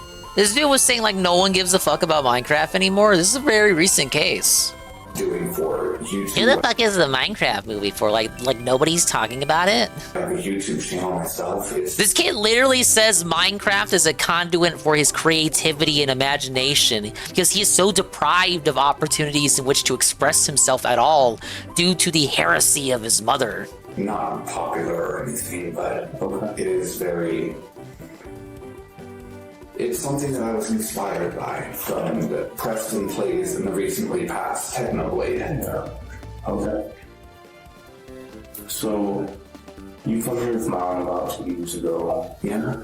And Timothy comes about a year ago. You said, I think you said yesterday, the same date even, right? Yeah, the same date that I left the house. I was. He's not going to be seeing the movie in jail. Michigan, I think. I mean, if he goes to a good prison, maybe. For the time after I moved out. It's like how you get your GED in prison, or like you can go. Some prisons have a library. My father to also believe that my mother was bad until she managed to clear the air.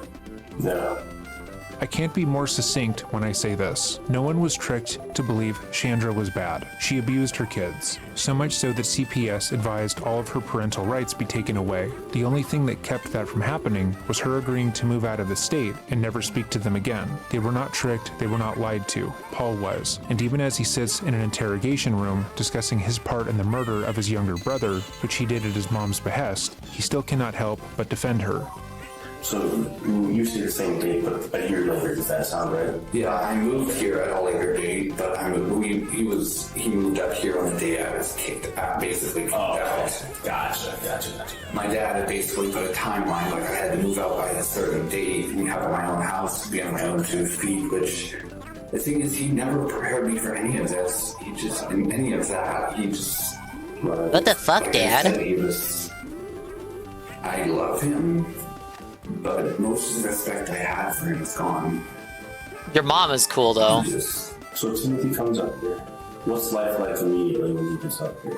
It was good at first. The thing is, this has happened before. Not like moving up from somewhere, but for the whole thing where I think he said back in Oklahoma, I think once or twice he had said something about being suicidal. Okay. And we had put him in my stepmother and father agreed on this, that he could be institutionalized. And they agreed with me. The first couple of weeks were good. He didn't misbehave, but then after that, it just reverted back to what he was doing before. The destructiveness and everything. Let's explain that. It was very dangerous. He would pull the outlet covers off. He would screw the light fixtures. He was very dangerous. He pulled the outlet covers off. It was very dangerous. He would pull the outlet covers off. Oh, anything but the outlet covers. It was our house. It was his room. He pulled the studs out of the wall, rip off the paint, and As we have covered, Timothy was autistic. If you do any research into autism spectrum disorder, you will find that most people who have it have special highly interests dangerous? and will often express these interests by taking things apart and putting them back together. You will also find that the majority of autistic people benefit from order and routine in their daily lives. Wait. Even Paul had described his Wait, brother's house as Hate being Army, we can chaotic, apply that to loud, Duty and as full of well. strange noises and Because, like, smells. okay, Timothy, what does Duty take apart? DSP Psych on a daily basis. And like order and routine, like that's like Duty's video output. There you go. The DSP was right. He viewed that home as being unsafe and unwelcoming. The fact that he thrived in a sterile, monitored environment isn't shocking. That was the kind of environment his parents should have set up for him the moment they became aware of his issues. But instead, neither home seemed equipped to take care of him. When Timothy was brought back into Shanda's care, she claimed his father stated he simply couldn't handle the young boy anymore and was going to institutionalize him. When she recounted this fact on the stand, she started sobbing and stated she would have never done that to her son, even though what she did was way worse. But I can safely say that that environment would have been much better for Timothy. We can apply that to DSP. You can as well. He's just as autistic. His brother's death. But that's what makes that's what makes him the best adversary for DSP. Every time he is asked a question, apply that to DSP. He takes apart his live streams and puts them back together. Puts them back together by splitting them into parts. I should have finished reading. Their lives. He finds a way to make it about how much he hates his dad. Yeah. Were you able to have a conversation with him like you and I are having, like a back and forth conversation, or he wasn't able to talk like that? Two lesbian chicks that adopted the 3 kids and drove the SUV off a cliff. That one I haven't heard about. But you do always hear about how, Aren't those there's statistics out there saying that lesbian relationships are like among the most violent? He could talk, but the thing is that it would mostly be hard to understand. Okay. Because of the speech impairment. Yeah, for the partners, yeah. I could have sworn I read that somewhere. Yeah, there we go. He was in therapy for that and the motor. When you up here? No, in Oklahoma. Do you know if we did any therapy or anything up here? No. Okay. Do you know if you ever went to That the applies to doctor? you as well. It applies to all of us. Really, it all does. Because you need to be a little bit autistic to even give a shit about any of this, right? Correct? Here? Don't call it a rabbit hole for nothing. No, honestly, we never, until... So your cost of admission is a fraction of your sanity. I managed to get him back to a safe weight. We were hoping and praying that he wouldn't need any sort of Yeah, GPM, because his original account... I actually don't remember what his original account got banned for. I think he was being toxic. He can clarify. I legit don't remember. I do remember that I got banned, and then he popped up out of the blue, and he was like, Dingus, I am the guy. I'm the one. And I was like, okay, well, let me give you your sword back for verification purposes. Because he's a pretty cool guy. Fine. But then this whole ordeal happened. Did it get banned? Then what happened to the account? I honestly feel like we should have taken him to Or did you doctor rename sooner. it? We could I could have sworn you said you got banned for something. With all this happened, it's just... Did I dream that? I mean, how long ago do you think you probably should have taken him to the doctor? Maybe I was mixing it up with Frank Castle's man? Honestly, if I'm going to be honest, I'd say the day after the divorce. We got the message about the divorce. And the thing is that my mother can't even face my father right now. She doesn't want to call him because the one thing that she and I both know is that he's going to hurl every Oh, I get it. Wink, wink, wink. She deserves. That's right. She Yo, killed her yeah, son. yo, She GPM, I systematically apologize. destroyed his This is not in fact. This is actually not hate_army. Why? What am I thinking? I would surely not. I'm such a fool as I doably so as an affiliate of the platform. I would never advocate for someone to break the rules by ban evading. No, never. locking him in a closet and putting him in situations similar to a prisoner of war. She deserved to be blamed, but again, Paul rushes to her defense and makes it seem like telling her she killed her son, a factual statement, is wrong. Factual observation. You don't have to watch it on stream, but this case is messed up. This is the true crime channel I watch. Let's see what it is. Oh, this is Monsters? This is like I used to watch this one a while back. I got a little bit annoyed by him because he was a kind of eccentric, and he sometimes got a bit too emotional when talking about these guys, which is understandable. But I did like Dredding's more neutral approach, though Dredding does break character too, to a lesser extent. I think I just really care that Dredding also gives a fuck about the victim, and to the extent that we learn a lot more about them than I think the other true crime channels do.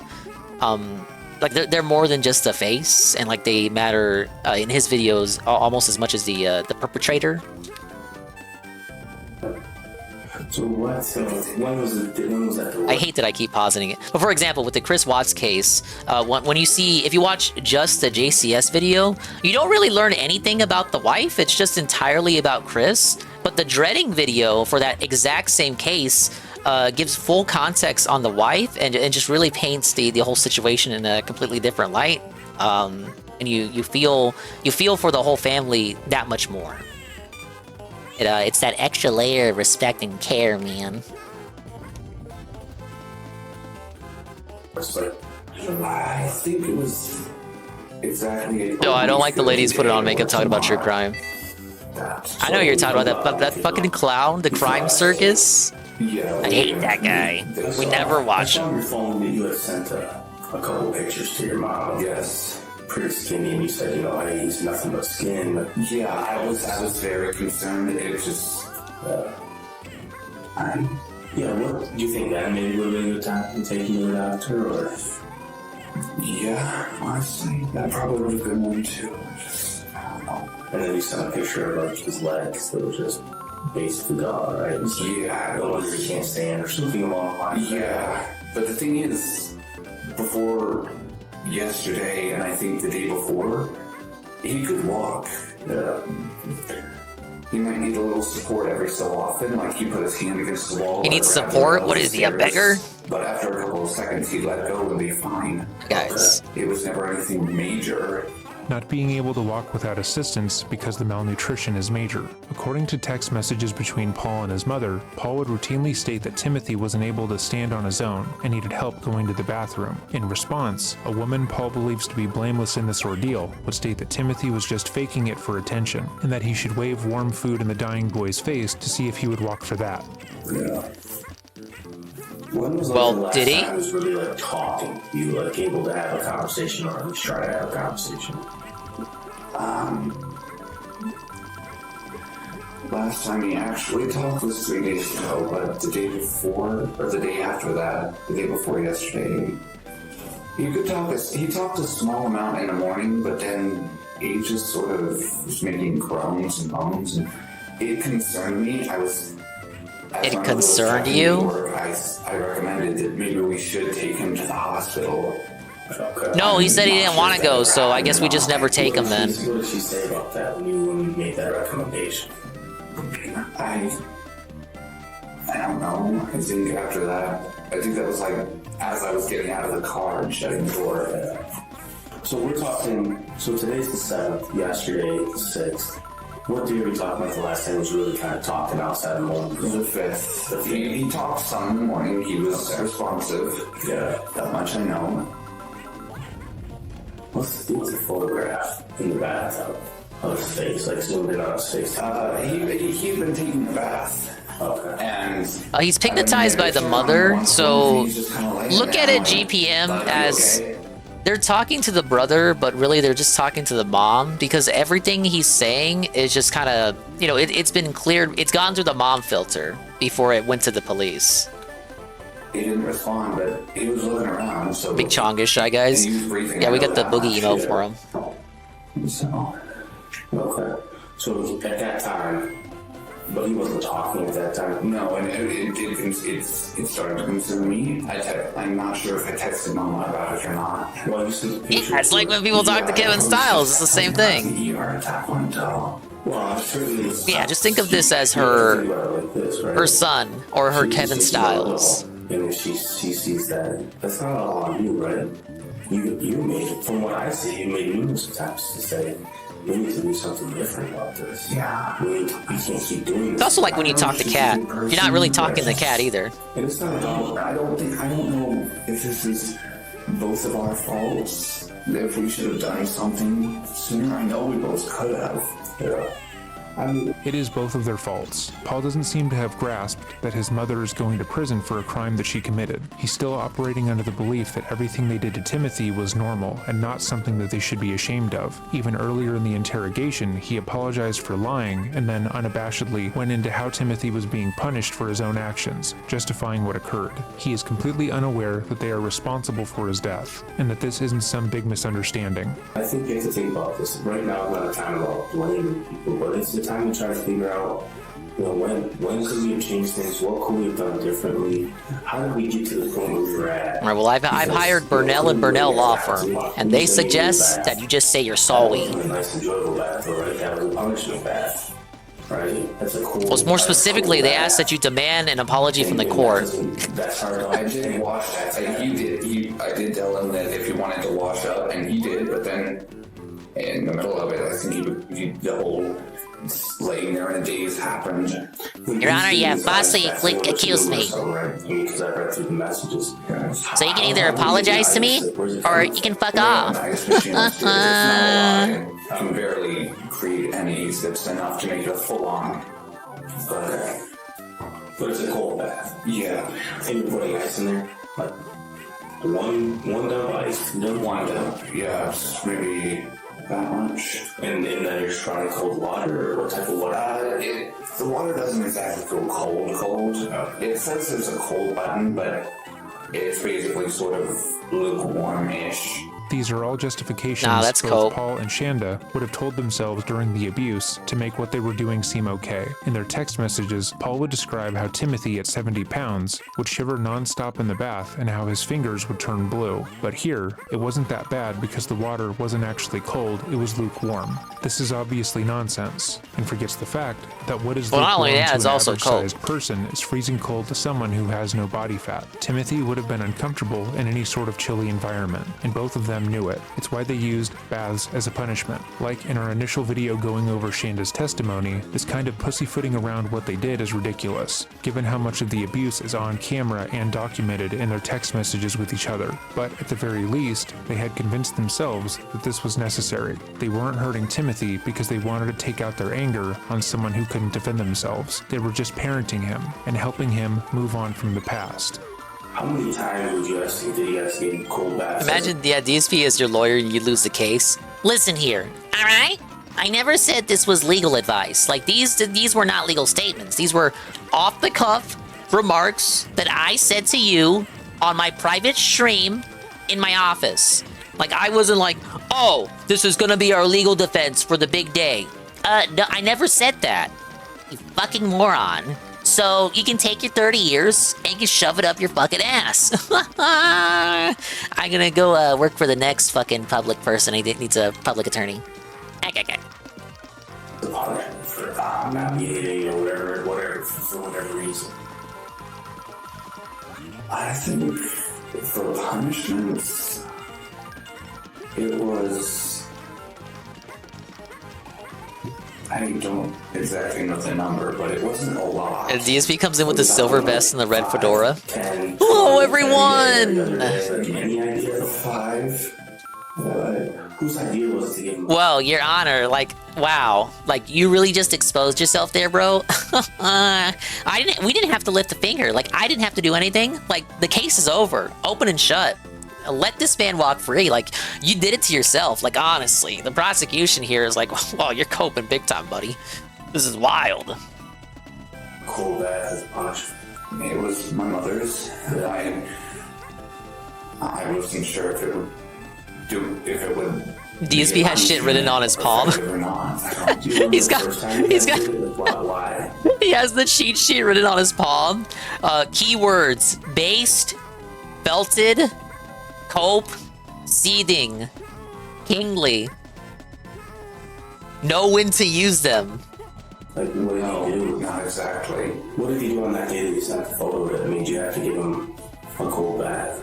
He opens his suitcase, he has the Wolverine in there, the Elgato.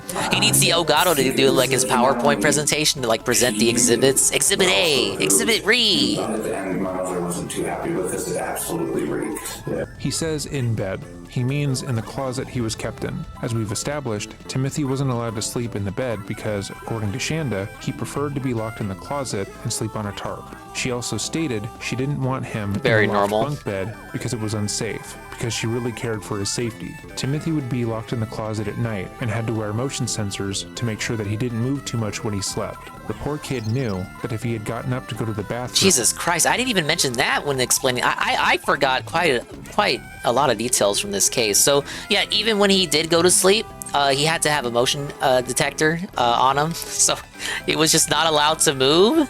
He had to stay still, or the mom was gonna hear about it. The alarms would have gone off and he would have been punished. No matter what he did, Shanda and Paul would have found a way to punish him for it. When we talk about that, I understand you go to the house and get through all the messages. Yeah. Where did you sleep most of the nights in that closet? Yes. When did that kind of start happening? Or had you always been staying there? No, you didn't always. Yeah, like it's just, why was he not allowed to move in bed? Like, what was the danger? Yeah, just screws and stuff. That was his doing. Okay. What if he tossed and turned in his sleep? He gets a bow regardless? He sleep in the closet. Yes, we made sure that it was cleaned. He had a mattress in there, but then he decided to rip off the cover, like a sort of plastic cover we put on there to keep it from getting smelly and disgusting. We always wanted what's best for him. That's why we never fed him. I don't know. So you guys. That's why we gave him ice baths. That's why we put motion sensors on him. What's that for? That's why we put hot sauce on his private parts. That's why we fed him hot sauce on stale bread. Yeah, there's some food in there that he would try and sneak. And it wasn't just that he was hungry at some point for those. It was that.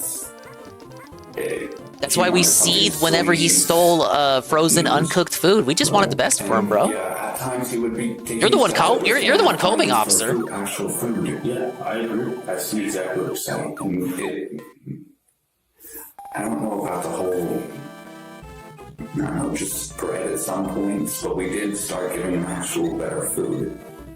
When you talk about the bedroom being... Yeah, the older brother is like... I know I said, like, he is hypnotized by the mom, but he's not doing the mom any favors right now. Yeah, eventually we started to give him better food, you know. Into that closet. Oh, bonus 2 has been opened. That was my mother's. Yes. And so how long do you think he was staying in that closet for? Couple of weeks, maybe. I think we truly had started activating the alarm on the door every night after we had found that he would sneak out and get back up on. Yeah. Which was wash bed. Where, like I said, that thing was dangerous at that point because he had been screwing around with the bolts and screws, and at any point it could have given way and he could have gotten seriously injured. Right, yeah.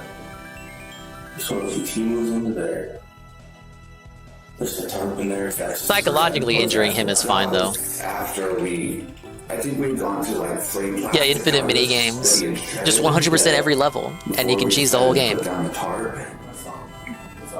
And honestly, I had expected him to complain, but he didn't, and I don't know. So there's restriction on food. We talked about bread. For how long was he eating just bread?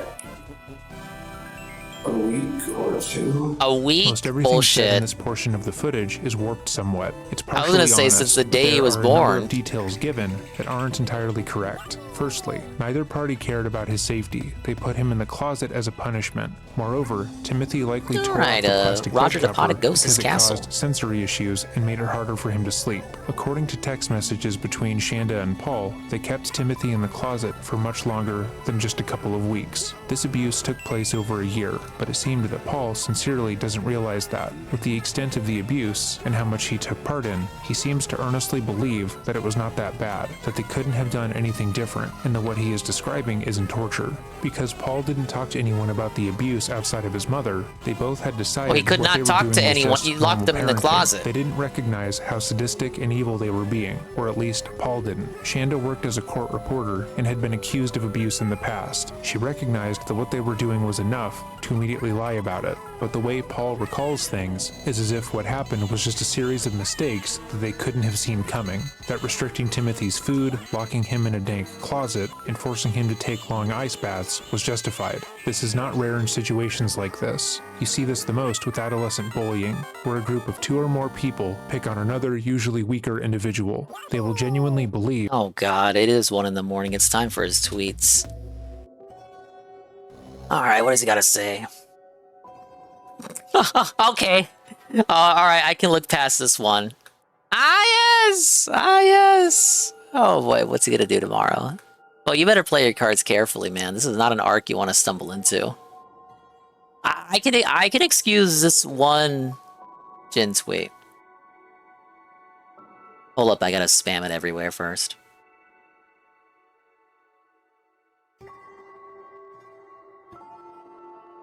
Pull it up on the Brave browser.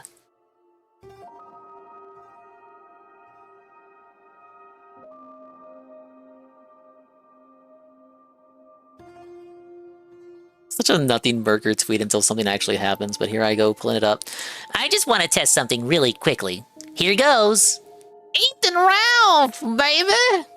I mean, he already, like, demanded he go on the kill stream, which is not, just not gonna happen. Is absolutely not gonna happen. I will eat so many crows. Caw! if Dave actually goes on the kill stream. The king gives 0 fucks. Ralph will have to go on the pre-stream podcast. Oh, not even like 8 minutes ago. We'll see what comes of it. Well, I don't know what. Is he gonna cut a promo on Ralph tomorrow? I'd actually fucking watch the pre-stream now. Spoken the waspness. I know. You better be careful. This is smoke. Ralph. This smoke Phil does not want. You know as well as I. This Ralph will not relent. He will not let this go. Which is again funny because Ralph was the first person to call Phil a king and suck his balls and glaze him because he was going after Review Tech the same exact time this year. He was glazing him long before Worski and PvP ever did. But now we've got to like rewrite that and pretend that never happened. Because Bill lightly chuckled at a few videos of him. Ralph is unhinged. Verily so. You do not want to get into the path of destruction that Ralph is creating.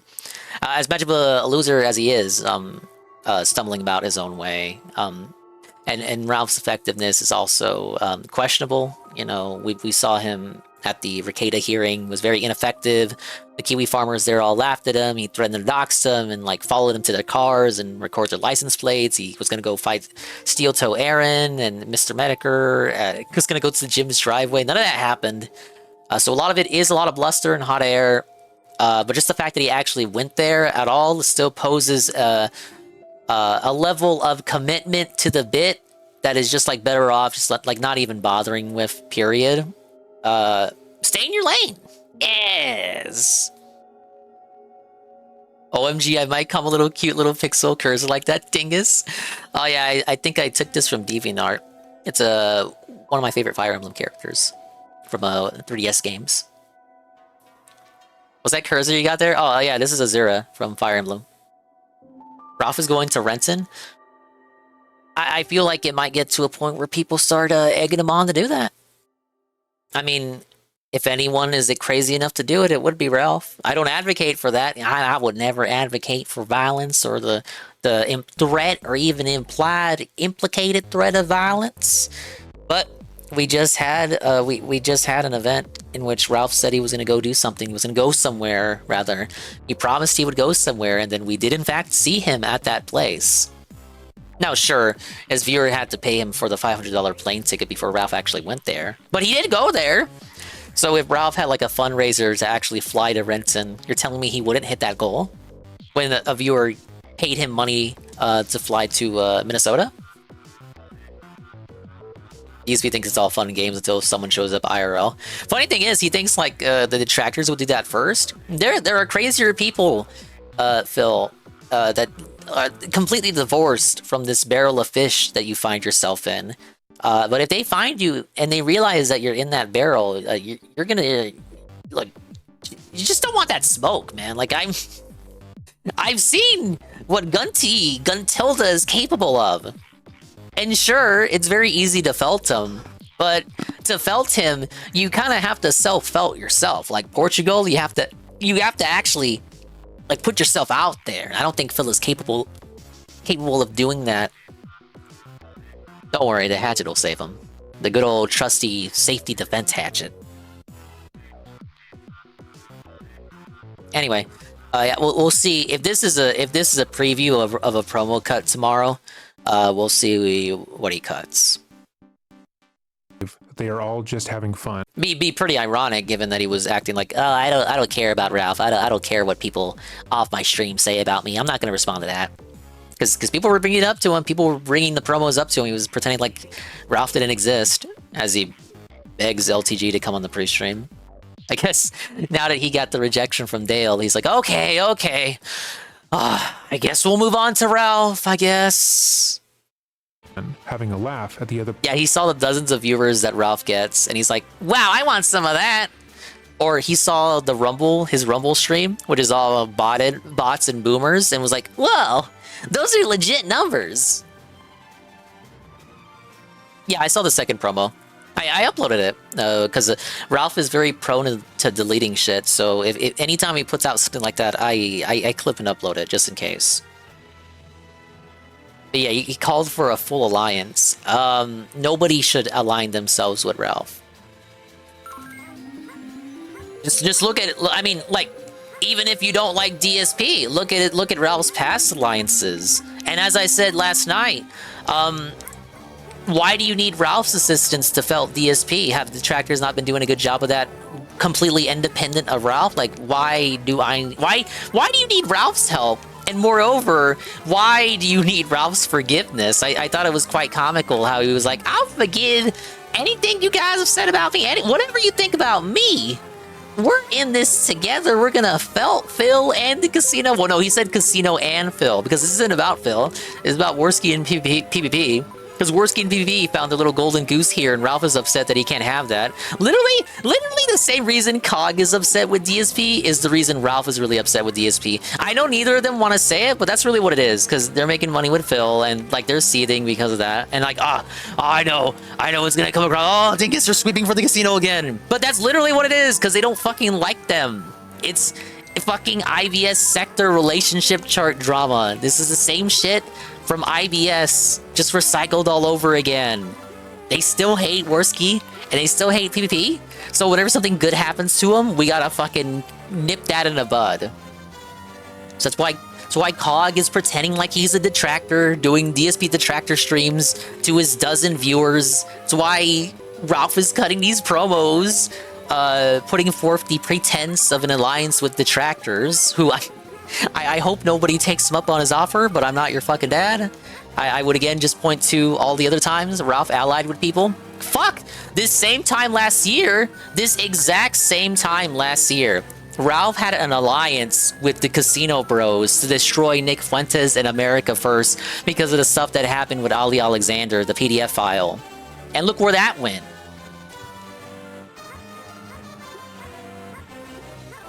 Is an easy way to get all your DMs exposed and become a target of Ethan Ralph? Yeah, just don't even answer it, man. I don't care how much, okay, well, again, I'm not gonna hypnotize you and tell you who to interact and not interact with. But Ralph's stuff is out in the open, right? And it's basically what you said. Hate Army, you give him anything, that shit is coming back. That dude held on the Worski's passport for 5 years, and you could keep your distance, arm's length, and just give him, I don't know, a few DMs to coordinate shit with. He'll still save that. Even if you think there's nothing in whatever communications you have with them, he'll still save it.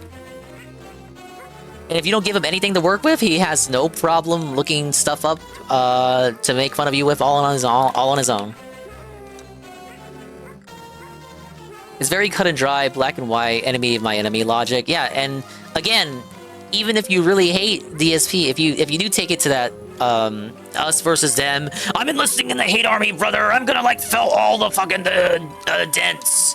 I'm gonna destroy DSP. It's to the level of gang wars, internet tough guy chicanery. Like, again, you don't need DSP's assistance to destroy. Did I say DSP? You don't need Ralph's assistance to destroy DSP. The detractors do a good job of that on their own. And it's not even the first time Ralph has done this, where he steps into a sector and tries to make allies and shit. It's as you said, hate army. It's very transparent, and I know what this is, which is why I'm just calling it what it is. So hashtag be careful. Anyway, that's great. Back to child abuse, true crime. Person's expense, and even if things were to get physical, they would feel justified. It's only when an outsider observes their behavior and calls out how horrific it is, or an authority figure repeats back to them what they have done, that they realize that what they were doing was wrong. What was he having before that? We do ramen, sandwiches, and I think at some points we actually give him like a meal. When you go to Cartel Instagram and Reddit, see people talk shit about them. I'm like, you know, all it takes for the wrong guy to read your shit and pay someone to find you. Don't play with that shit. It's very dangerous. I mean, the whole squeaking. I don't. Does he have squeaking food? A lot, yeah. We over and over and over. There'd literally be times where I would be sitting on the couch playing, and then I'd look up and he's there grabbing something. And so, whose idea was it for him to just eat bread? Is that your idea? No. Whose idea was that? My mother's. Tell me about the hot sauce. I know that was used as both the punishment and it was put on bread. Was it always on the bread? Not always, no. But the thing is, it still hardly did anything for him. There would be times where it would do something for me because I'd accidentally rub my eye after I put it on there. It was ow. Yeah. So you're putting. What dictates whether or not there's hot sauce that he's eating? What decides that? I don't know. I just, whenever my mother told me to put a hot sauce on it, I did. It was normally a thin light. Saw the same shit in comments of drill rap videos, people calling rappers goofy and lame, etc. But these are people who literally go on Instagram live showing off guns, laughing at their ops. Check out how the paramedics were trying to revive them, some wild shit. I've seen like Instagrams of people showing off guns and then accidentally shooting themselves and like there's blood just gushing out of their heads. I think Jersh has shown those on Man at the Internet. One in particular where there have been cases where it happens on accident. I remember one guy was doing like the Russian roulette thing. I guess he thought it wasn't loaded. It was in fact loaded. Just goofy, like, why can't people just have fun, man? I guess they were having fun in their own way. To make sure that it wouldn't be too much, because from what I know, the Ghost, or the California Reaper is, what, 2,000 Scoville, or 2 million Scoville? Now we're trying to justify how the California Reaper isn't that hot. Heat index, basically. That's pretty high. Very. It's only a game. Like, why you have to be dead? Hot sauce for?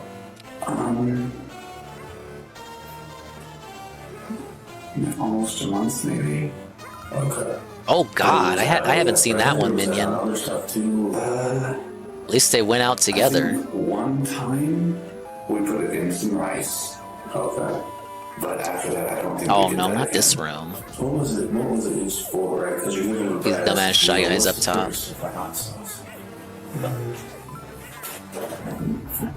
I know it was punishment, but honestly, I don't think it was that useful because, like I said, he had no feeling in his tongue.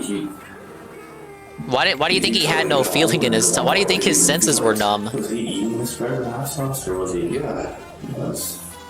Is that really the only things he had to eat those days, or would he get other things to eat? From the bread and rice, not that I know of. Okay. So for how long do you think he just ate rice and bread and hot sauce? Maybe 4 months, or 1 month, sorry. I was thinking 4 weeks, and I couldn't understand that. We totally understand. I understand what you're saying. So maybe about 4 weeks. Yeah. Did you see a decline in him during that 4 weeks? If losing even more weight or being even less responsive, or what changed when you moved into doing that?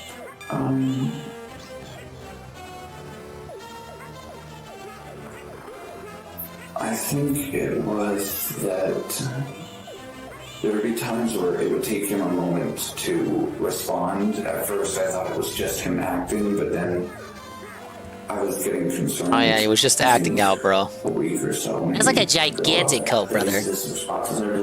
Yeah, and Like 5 minutes after it happens where the family are trying to break the door down, you just hear them sobbing. Oh. That he doesn't seem. Yeah, it's seeing like death like that is one thing, you know, especially if it's a younger person, because it's like they have their whole lives ahead of them and shit. But like the aftermath is just as gut wrenching for the videos that include that part, where it's like the people, like, they couldn't have been like seconds away, like seconds after it happens, you have like a family member stepping in. Oh my god, oh my god, oh my god. You get the visceral panic in their voice.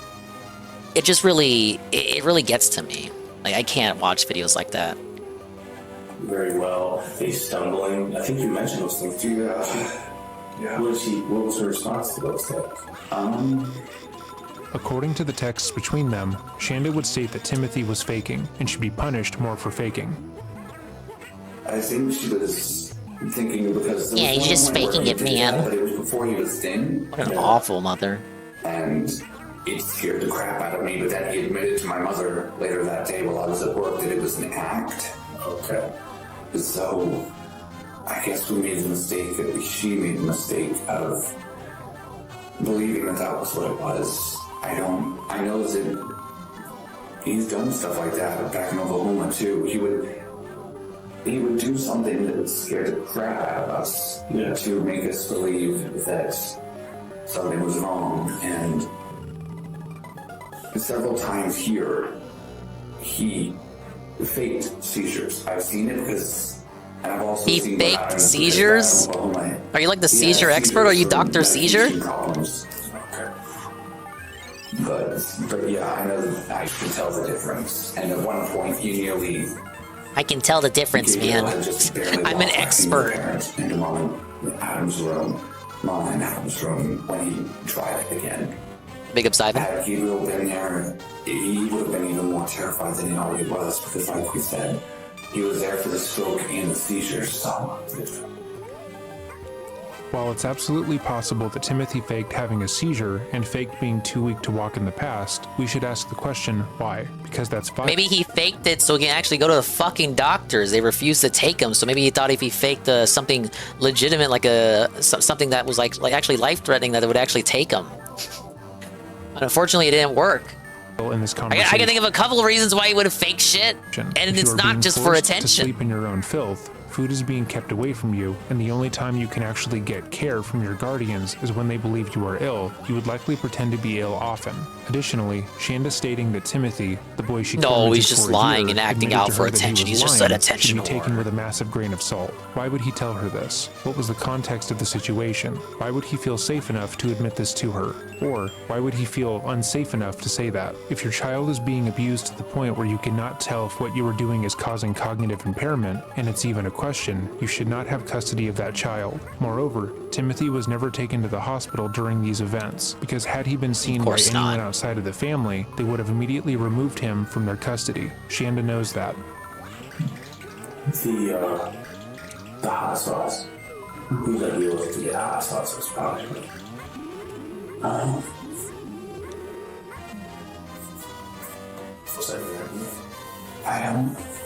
I honestly don't remember that part. I don't remember whose it was. I know that before we were using the California, we were using ghost pepper sauce. Oh my... Ghost pepper? Where did the sauces come from? I think it was either Amazon or Walmart apps. Okay. Did you ever go to the store to buy anything? No, we didn't ever. Did you ever order any of those yourself, or who's ordering the hot stuff? My mother is, but she would ask if I could help her pay for it, which, like I said, she's been amazing. She's never demanded money. Yeah. So I saw a message that where she asked you. So I knew that she wasn't just going, if I said it not that moment, she would have understood, unlike my father. Yeah. So the hot sauce on bread, if you ever put hot sauce on those, is it your own decision to put hot sauce on bread? No, sometimes you were left in charge. It's obviously the mom's idea. Yes. How often was that you were sometimes it was during the mornings where she would go to work, but around 3-ish, I would have to go to work myself. She would be home after around 6 o'clock from work, and at that point, she would ask me to have them both go to Gabriel and Timothy to go to their rooms, which, for him at that point was the closet, and Gabriel's was downstairs as well. Gabriel would take his tablet, because if there's one thing we both know, it's that he's also very dependent on that. It's something that keeps him calm and collected. So when mom's not there, is she monitoring with the cameras? Is that what the cameras in the home for? Yes. And how does she communicate with you? Text. Text. From her phone to your phone? Or? Yes. Okay. And how does she communicate with the other kids? Through the alarms, because they do have that dual-way talking, but so she can talk to the alarms. Yeah, it's cameras, not alarms. Jesus, the alarms don't have. Sorry, you don't have to be sorry. Big ups Minion on the video redeem. Very short redeem to lighten the mood a bit. The comments are the best part though. Let's see where we're at. like an hour 23 in.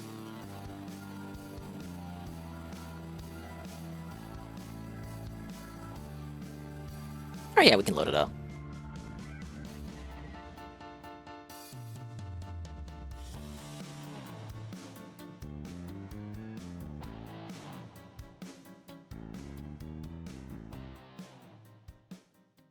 We have helicopter rescue of injured hiker in Arizona spins out of control. Ack.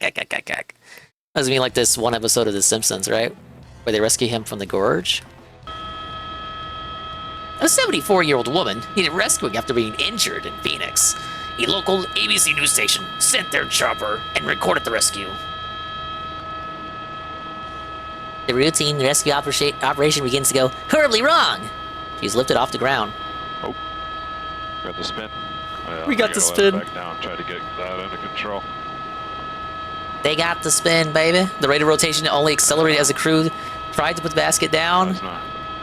This is not a good. Definitely passed out by now.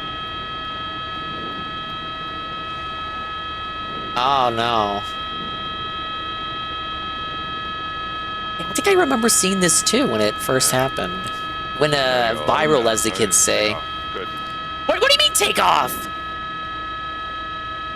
The rescue chief pilot said it's very rare for a hoist helicopter rescue to spin like this. There you go. Slow that down. I mean, like, okay, like, what do you do here in the moment? I guess you just take the L. I hate to see that. Oh my gosh. That is not good.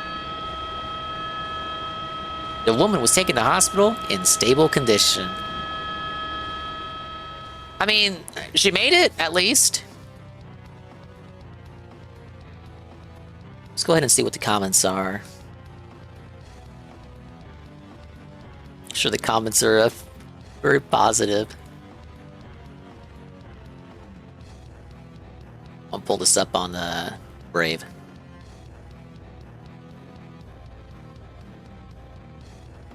Yeah, she's just spinning. Oh, dang it.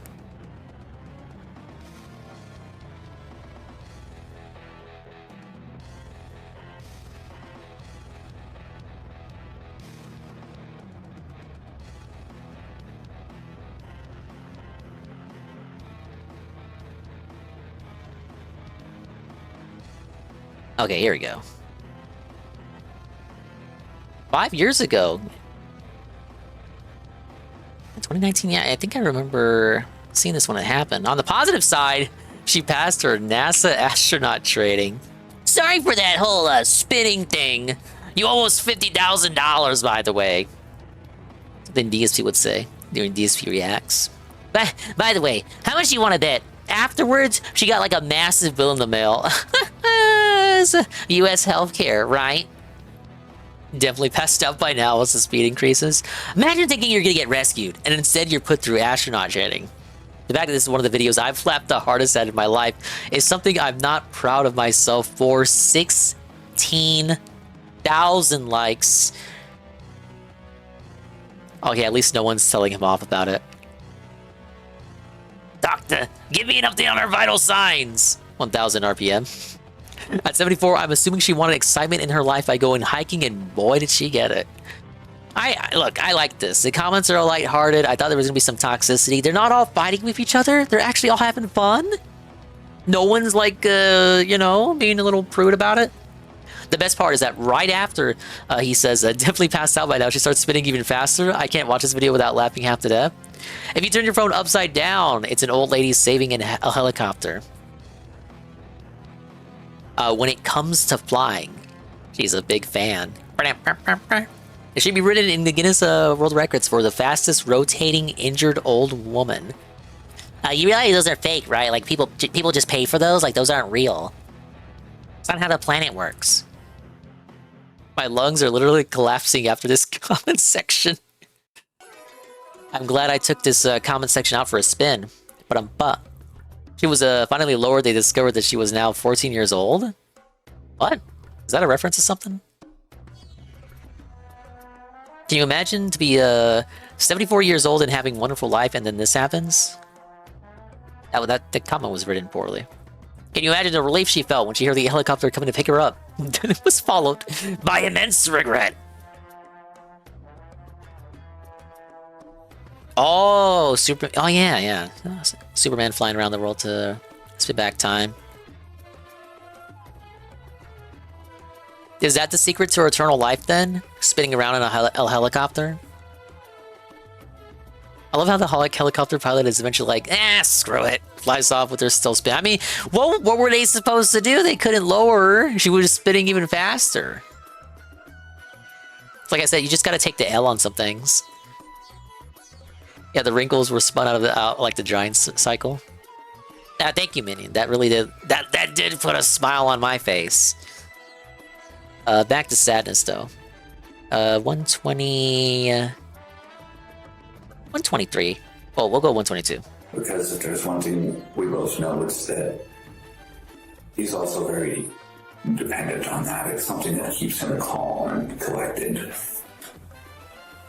So when mom's not there, is she monitoring with the cameras? Is that what the cameras in the home are for? Yes. And how does she communicate with you? Text. Via text. From her phone to your phone? Or? Yes. Okay. And how does she communicate with the other kids? Through the alarms, because they do have that too.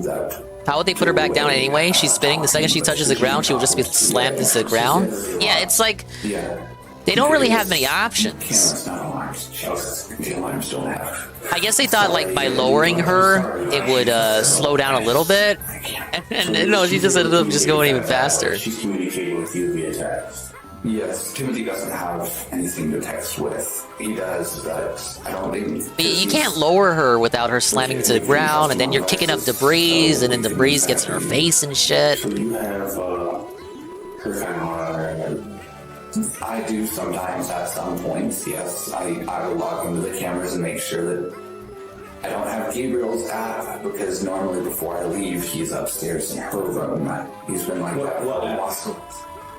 Timothy's or Gabriel's? I don't know about that one, honestly. You know what app was Timothy's? The one for his room, I think Mama had that one. I know the one in the bathroom was... Oh, my lord. Something, BLU. Bandit moment. You know, the one in the downstairs area was Tekken. Okay. Tekken? So wait, Which Tekken? He has only two in his room? Yes, but that was before we moved him into the closet. The Tekken was for when he was there, and it was also when he would get up and have to go to the bathroom before this whole... Which ones do you know about? I don't think I remember the one for the Tekken, but I think the other one was my sister Millie's name, and then it was 2 numbers, I think. I don't... When do you think was the last time you got lost in that camera? The Tekken, it was... I can't unhear him talking about Tekken. I think it was maybe a couple of days ago. So just to be like... Normally I would, after when I would get ready to head to work, I would log out of it because I could not stand. With my Apple Watch, it was connected to my phone, so whenever that kind of notification would go, like Gabriel would go into the bathroom, my watch would vibrate during work. So they're poor, but he can afford an Apple Watch? Okay. They had like 2 flat screens, but they had money troubles? So, I know that when we talked yesterday in front of your mom, she was lying about some stuff, right? I know that she's a good person. This dude's a king, man.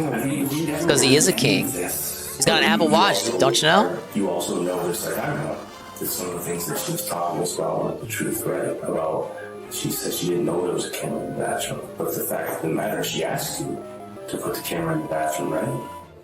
And she sent you a text message that says... Oh, true. All the money they saved by not feeding the kid? Alright, we got some dialogue. Ah, yes. Yoshi dear, that baby is going to mean disaster for the Koopas. So give him here before you get hurt by accident. You won't believe what they do with this boss. Well, real original, right, guys? Oh, watch out for the evil plant! Ah! But look at the little dingus is pushing the vase. Look, he's trying his best. He's sweating. He's giving it all she got, Captain. Why does he spit fire out and then push me out? Like, he spits out the fire and then pushes me away from the trajectory of the flames. Real smart fella. You should do that in the opposite order. Belted. Actually, do I have 30 stars? I should have paused the game first.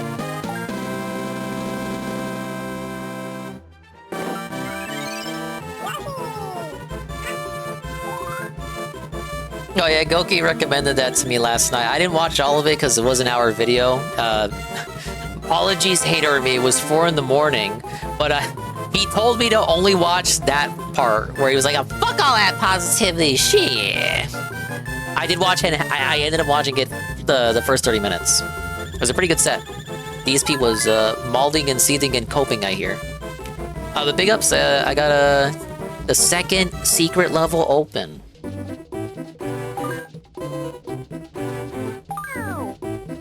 That's how you monetize the hate, Craig, by the way.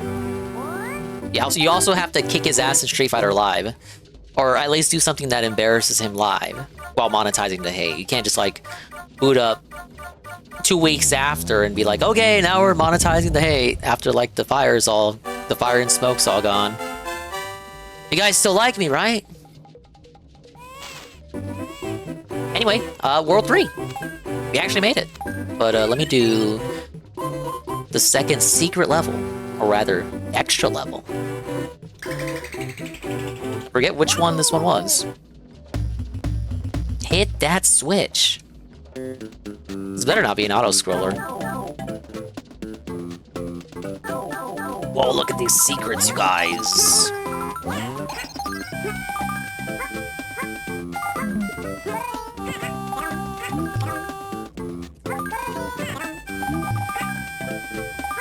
Is that it? That's all this area is for?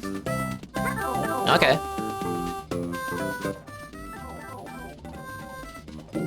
Alright, back to trauma. Oh, this is it's a race style thing. Remember how I know this Pepper's force for punishment. Already fucked it up. She said, I didn't know anything about that. Right? Why do you think she's saying those things? Why do you think she doesn't want to appear like a bad person? She doesn't want to be the bad guy in this. We never wanted any of this. Becomes Kapathic. He put out a new tweet. He's trying to anger Ralph, it seems. I highly advise against that. But Phil can do Phil. But it's not that I'm afraid of her. I can't fear her because she's not the type to instill fear. Yeah. I don't know if that's also what caused him to sometimes lie about things as well.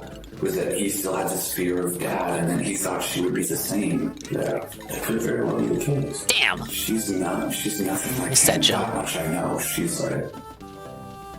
But she knows that... I think he fell asleep by that point, but I did know when you were in the chat. And you know better than that too, right? Wait a minute. We know that guy. Anybody with some common sense knows that hot sauce is not something you punish a child for eating food that they're not supposed to eat, or for disrespect, or for not following orders. We know those things aren't okay. I know that. We've tried so many different things. We're running out of options of trying to find a punishment that would actually work, and even that. How about don't punish him because he's like a fucking kid and he didn't do anything wrong? How about don't be psychotic? Keep saying that the hot sauce did nothing, but that is not necessarily true. With was ghost pepper hot sauce. We force fed him ghost pepper hot sauce, but we weren't trying to like starve him or anything. We weren't trying to like fuck with him. Like no, we're good. No, my mom. No, we were. The mom was a great mom, and I was a good older brother. No, we didn't do anything to that kid. Like, what the fuck is he saying? No, please let Phil get a taste of the sector. It is kind of what... It is kind of like the end game of, like, what's been going on, right? I kind of saw it in my darkest dreams. My darkest dreams here, I was like, you know, Ralph is gonna find a way to force himself into all of this. And it'll kind of just like all be Phil's fault. And guess what? My wildest dreams came true. Oh fuck, I'm gonna... Speaking of self-felts... Oh, never mind, I saved it. Timothy likely had a strong reaction, but he was so hungry he didn't care. Additionally, when he states that Shanda isn't the type of parent to instill fear, that is not the case. Later on in this video, we will be going over his testimony in his mother's trial. Exactly, Jay and Frost. his physical reaction to being in front of her and detailing what they did is alarming. He is clearly afraid of his mother's ire and knows not to defy her, but she has essentially groomed him into believing that she is a great mother. Like Ralph is a force that you should not trifle with, but you should not poke him in, you don't want to attract desire for any reason. Like, why? Ralph is at his best when he's kind of unchained and swinging his fists at everybody.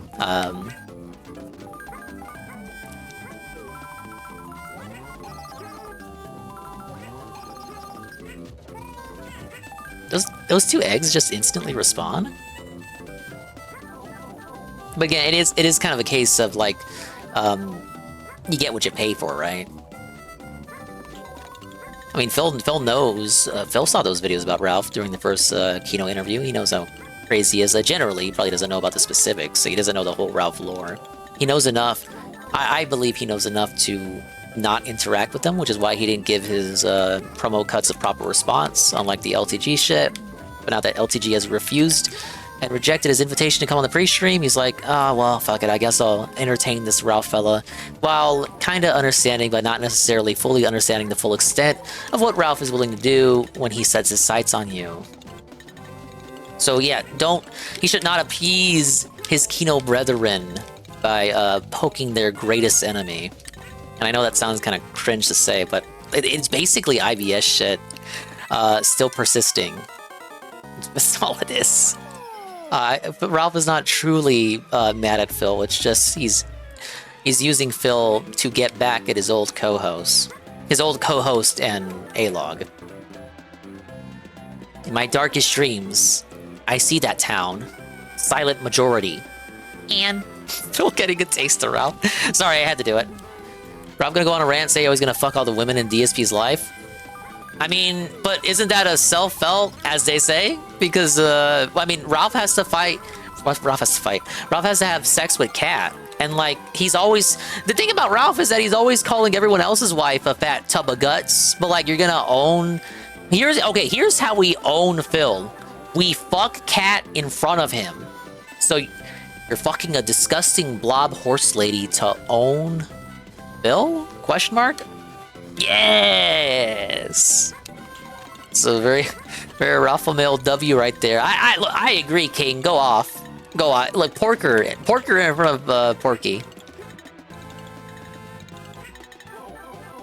Yeah, what are you talking about? Phil will enjoy that. He'd be in the closet with the Superman shirt on. With the Zelda jammies. Like Phil and Cuckery? Like that's how the whole relationship started. Subaru Man? Hello? Like we were saying it earlier, Kapathic, I think before you came in, but Ralph would actually go to Renton the way DSP says these attractors are all obsessed with him. It's like, well, none of them have gone to Renton yet. They have not actually ventured there, but I can tell you one person who, if push comes to shove, if you actually poked him enough, he would actually go there. Now, it remains to be seen if Ralph would actually do anything while over there, because we all know what happened when he went to the Ricada hearing. What? He would actually go there. Maybe he wouldn't do anything. Maybe he would film himself breaking into the Snort Fort. We would have detractors in the chat live giving DSP the leaked gate codes. It's 0712, 0712, 0712. Ralph gets in there. All right, where the fuck does this fucking greasy Italian hog-ass motherfucking live? People give the doc's address, which I disavow, but people would do it. He goes up to the front door. Phil doesn't answer. It's like in the middle of a pre-stream. Again, these are my darkest dreams. And Phil would have just been better off ignoring it. But if he wants to, I guess, entertain it, because LTG rejected him, and he feels like he still needs to keep up the drama interview shit. With Kino Casino on vacation, you know, they're not active to do that for him. So he's got to find his own ways to have his own fun. Well, if you want to do that yourself, you kind of have to take the good with the bad. There are people out there who will take you up on your invitations, as it were. So Phil would have been better off just like ignoring it, like how most people do with Ralph. They just ignore him and laugh at him from afar.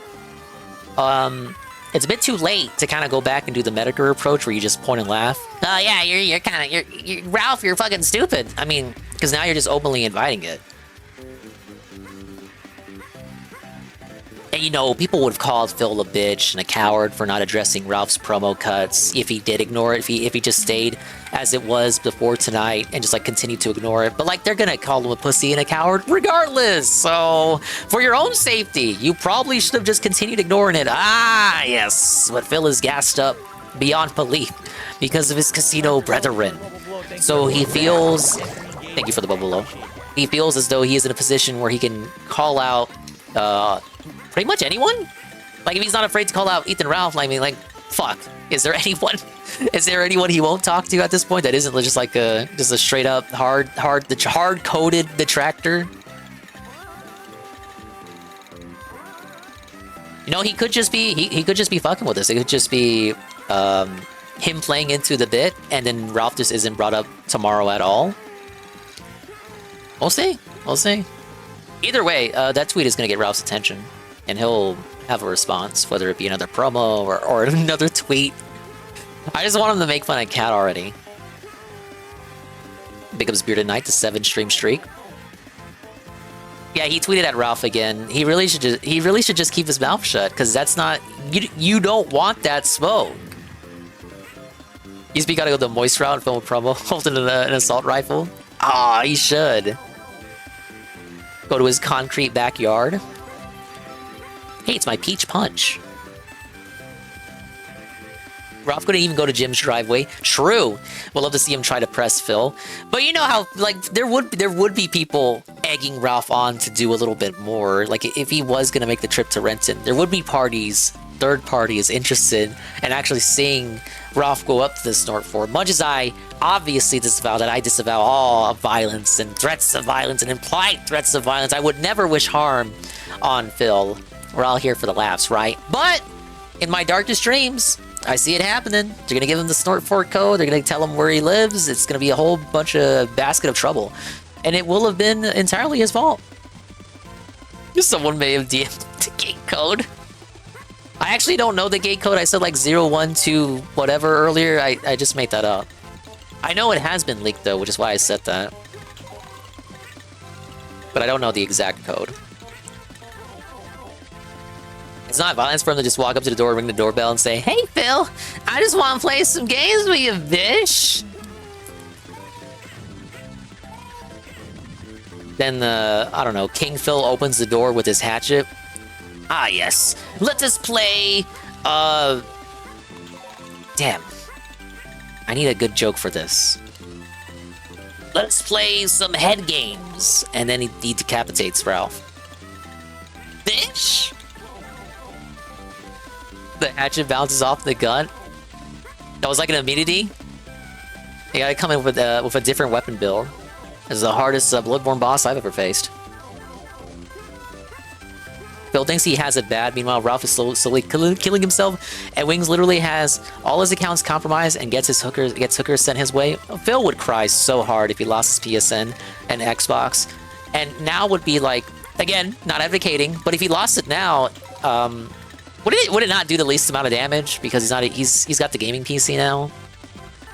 That would just fully convince him to go all in on the gaming PC. But I think he would still cry about it. DSP Dragon Lord arc soon. He's gonna get kicked out of that gated community.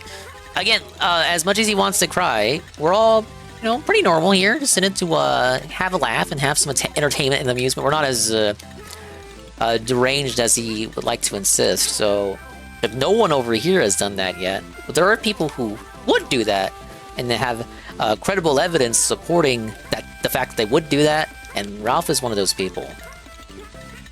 I've been I've been following him for too long. I know what he's capable of doing. Now, again, the effectiveness of the capabilities of what he's doing, that can be questioned. But at bare minimum, he would actually go to Renton.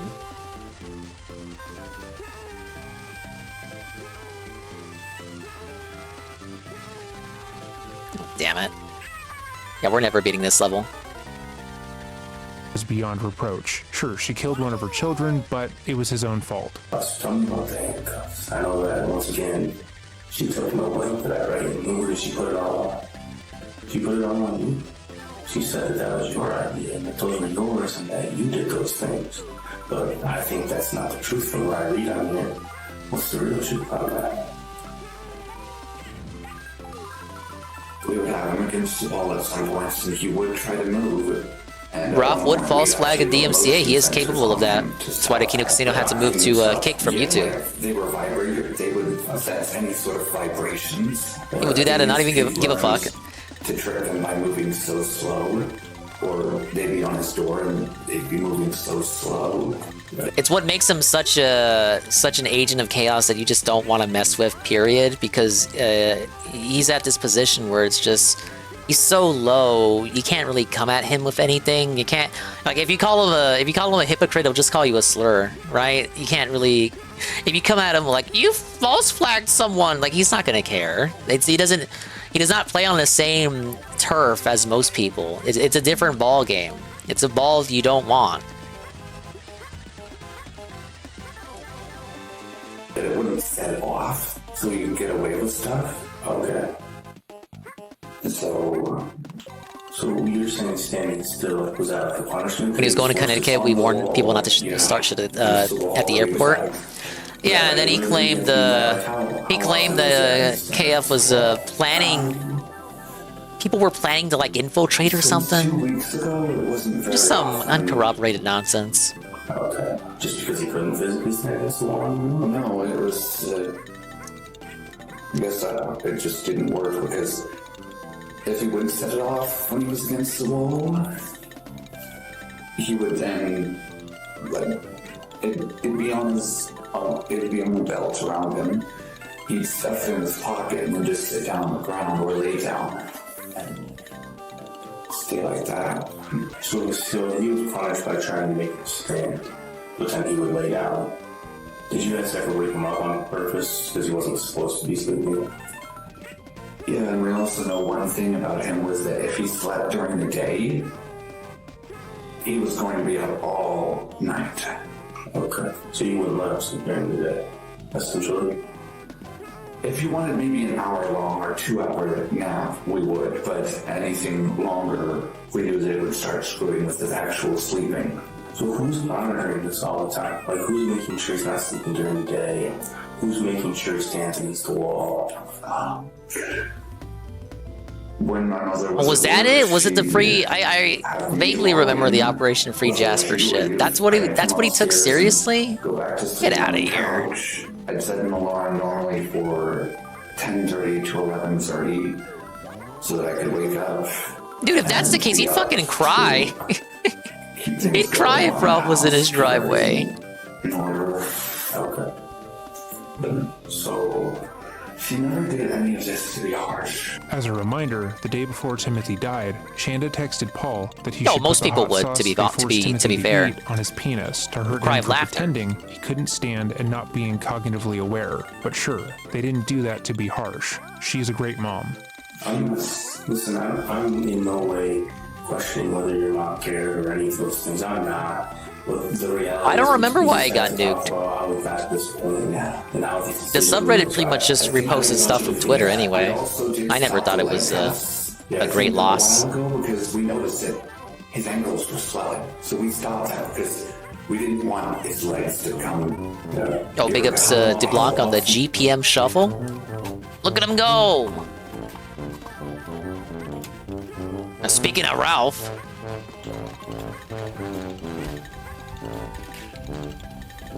Well, I guess it must be a shame when you can't go outside, baby boy. it's gonna be Ralph outside the Snort Fort. I give it a couple days. He's gonna fund the trip and everything? It'd be one of the rare occasions that Ralph actually hits the tips goal. Well, despite what he claims. I hit the tips goal every stream, bitch! He says as he enters in fake donos. We just putting leg cuffs on before that. Was that something like at night to stop them from moving around, or what was it for? I think we did it once or so. Once, maybe twice at night. Wow. Yeah, back in the day, Phil saw himself as that person that should be avoided. But now he's no longer in that position. Thank you for the LFG. How you doing, Dingus? I'm doing alright, thank you for asking. Fasten the vibrational arms to his belt during the day. See, look, this one. What the fuck? I was hearing myself and got so fucking scared. It's a classic clip here. Goalie literally just didn't care. He gave up. He said, I don't care about this anymore. Look, we had 34 passes to their 16. We had more tackles, more items used, more shots on goal. Let's get one more. I need one more blooper clip. For the blooper B-Day. Okay, they still gave us pity. Oh my god, it's the same clip. See, look. Nah, come on, give me some variety. What? Doki was not the first person here. I'll believe it. Look at that, dude! Did you see that? And you're saying that I lost that many times? No way, dude. Alright, one more. I need a longer one than that.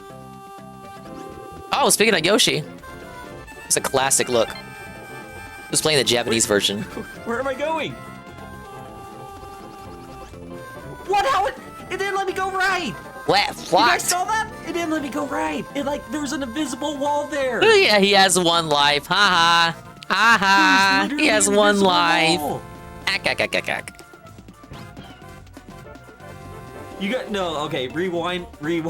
No, this isn't a DSP impression.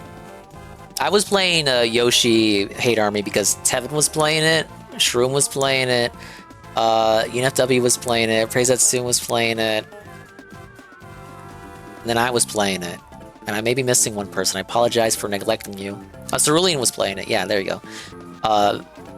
But they were all playing the SNES version. So I'm playing the Chad Game Boy Advance version. Yeah, Seru started the train. Put it on his wrist, not too tight and I would make sure, after the first time we did it, I would make sure to cut off the end of the zip ties because I had them loose.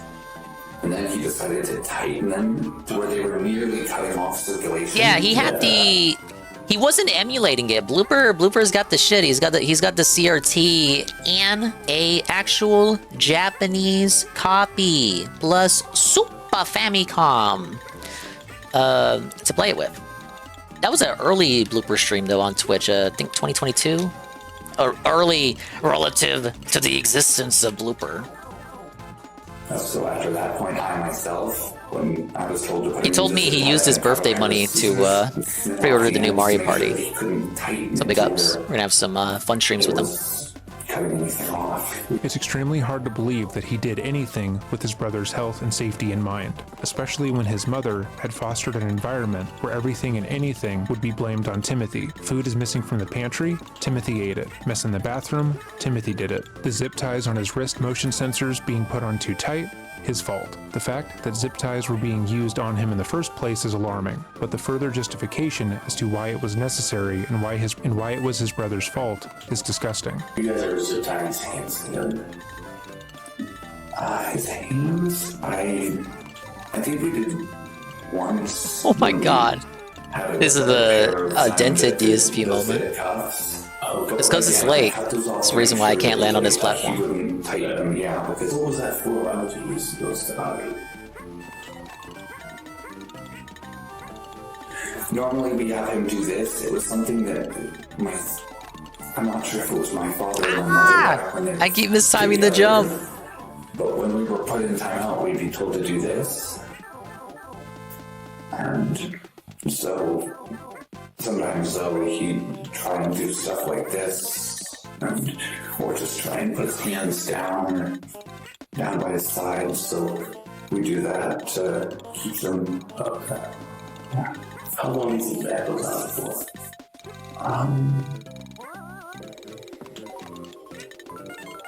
I think the zip ties, cuffs, probably when we first used them, it was when I would leave, when I would get ready to leave for work, I'd put them on, do the whole snipping, and then when Mama would get home, she'd grab Yeah, the 20 scissors players and cut them online off for the next Mario immediately. Party. Now, it is a super special mini games only, no board game part mode. I think that's a fair compromise. I don't think I want to have a 20-turn game where I gotta have 20 people each take their turn on the board. But I did take a look at the mode on the last stream, a little dingus analysis segment. I liked what I saw. It looks to be fast-paced and hectic. And there's a lot of strategy to it. It looks like. I'm curious how often you'd be playing that mode compared to just the regular board game gameplay. But it'll be nice to do big lobbies with viewers for that game. We do like big collabs with Anne, Bloopa, and everybody else interested. Cerulean. Okay, I'm gonna reset that. I wasted too much time getting that flower. Oh shit, am I able to? Okay, we're good. Couple hours, 8 hours, 10 hours? Normally the maximum was 3. Okay. Because when I worked in the... Normally at that point, I think I was only working evening and... Oh yeah, it comes with like a 3-month code too, right? It would be 4:30 or... And it costs the same as like, it's not like a $70 game, it's still $60, and you get 3 months out of it. Wow. Right.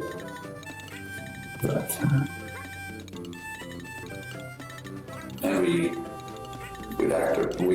put the vibration alarms on there, but that, again, we stopped that after the zip ties because with the chains, or the chain parts of the cuffs, I think they would rattle, where if you tried to move, it would still set them off, even with the whole slowness. Yeah.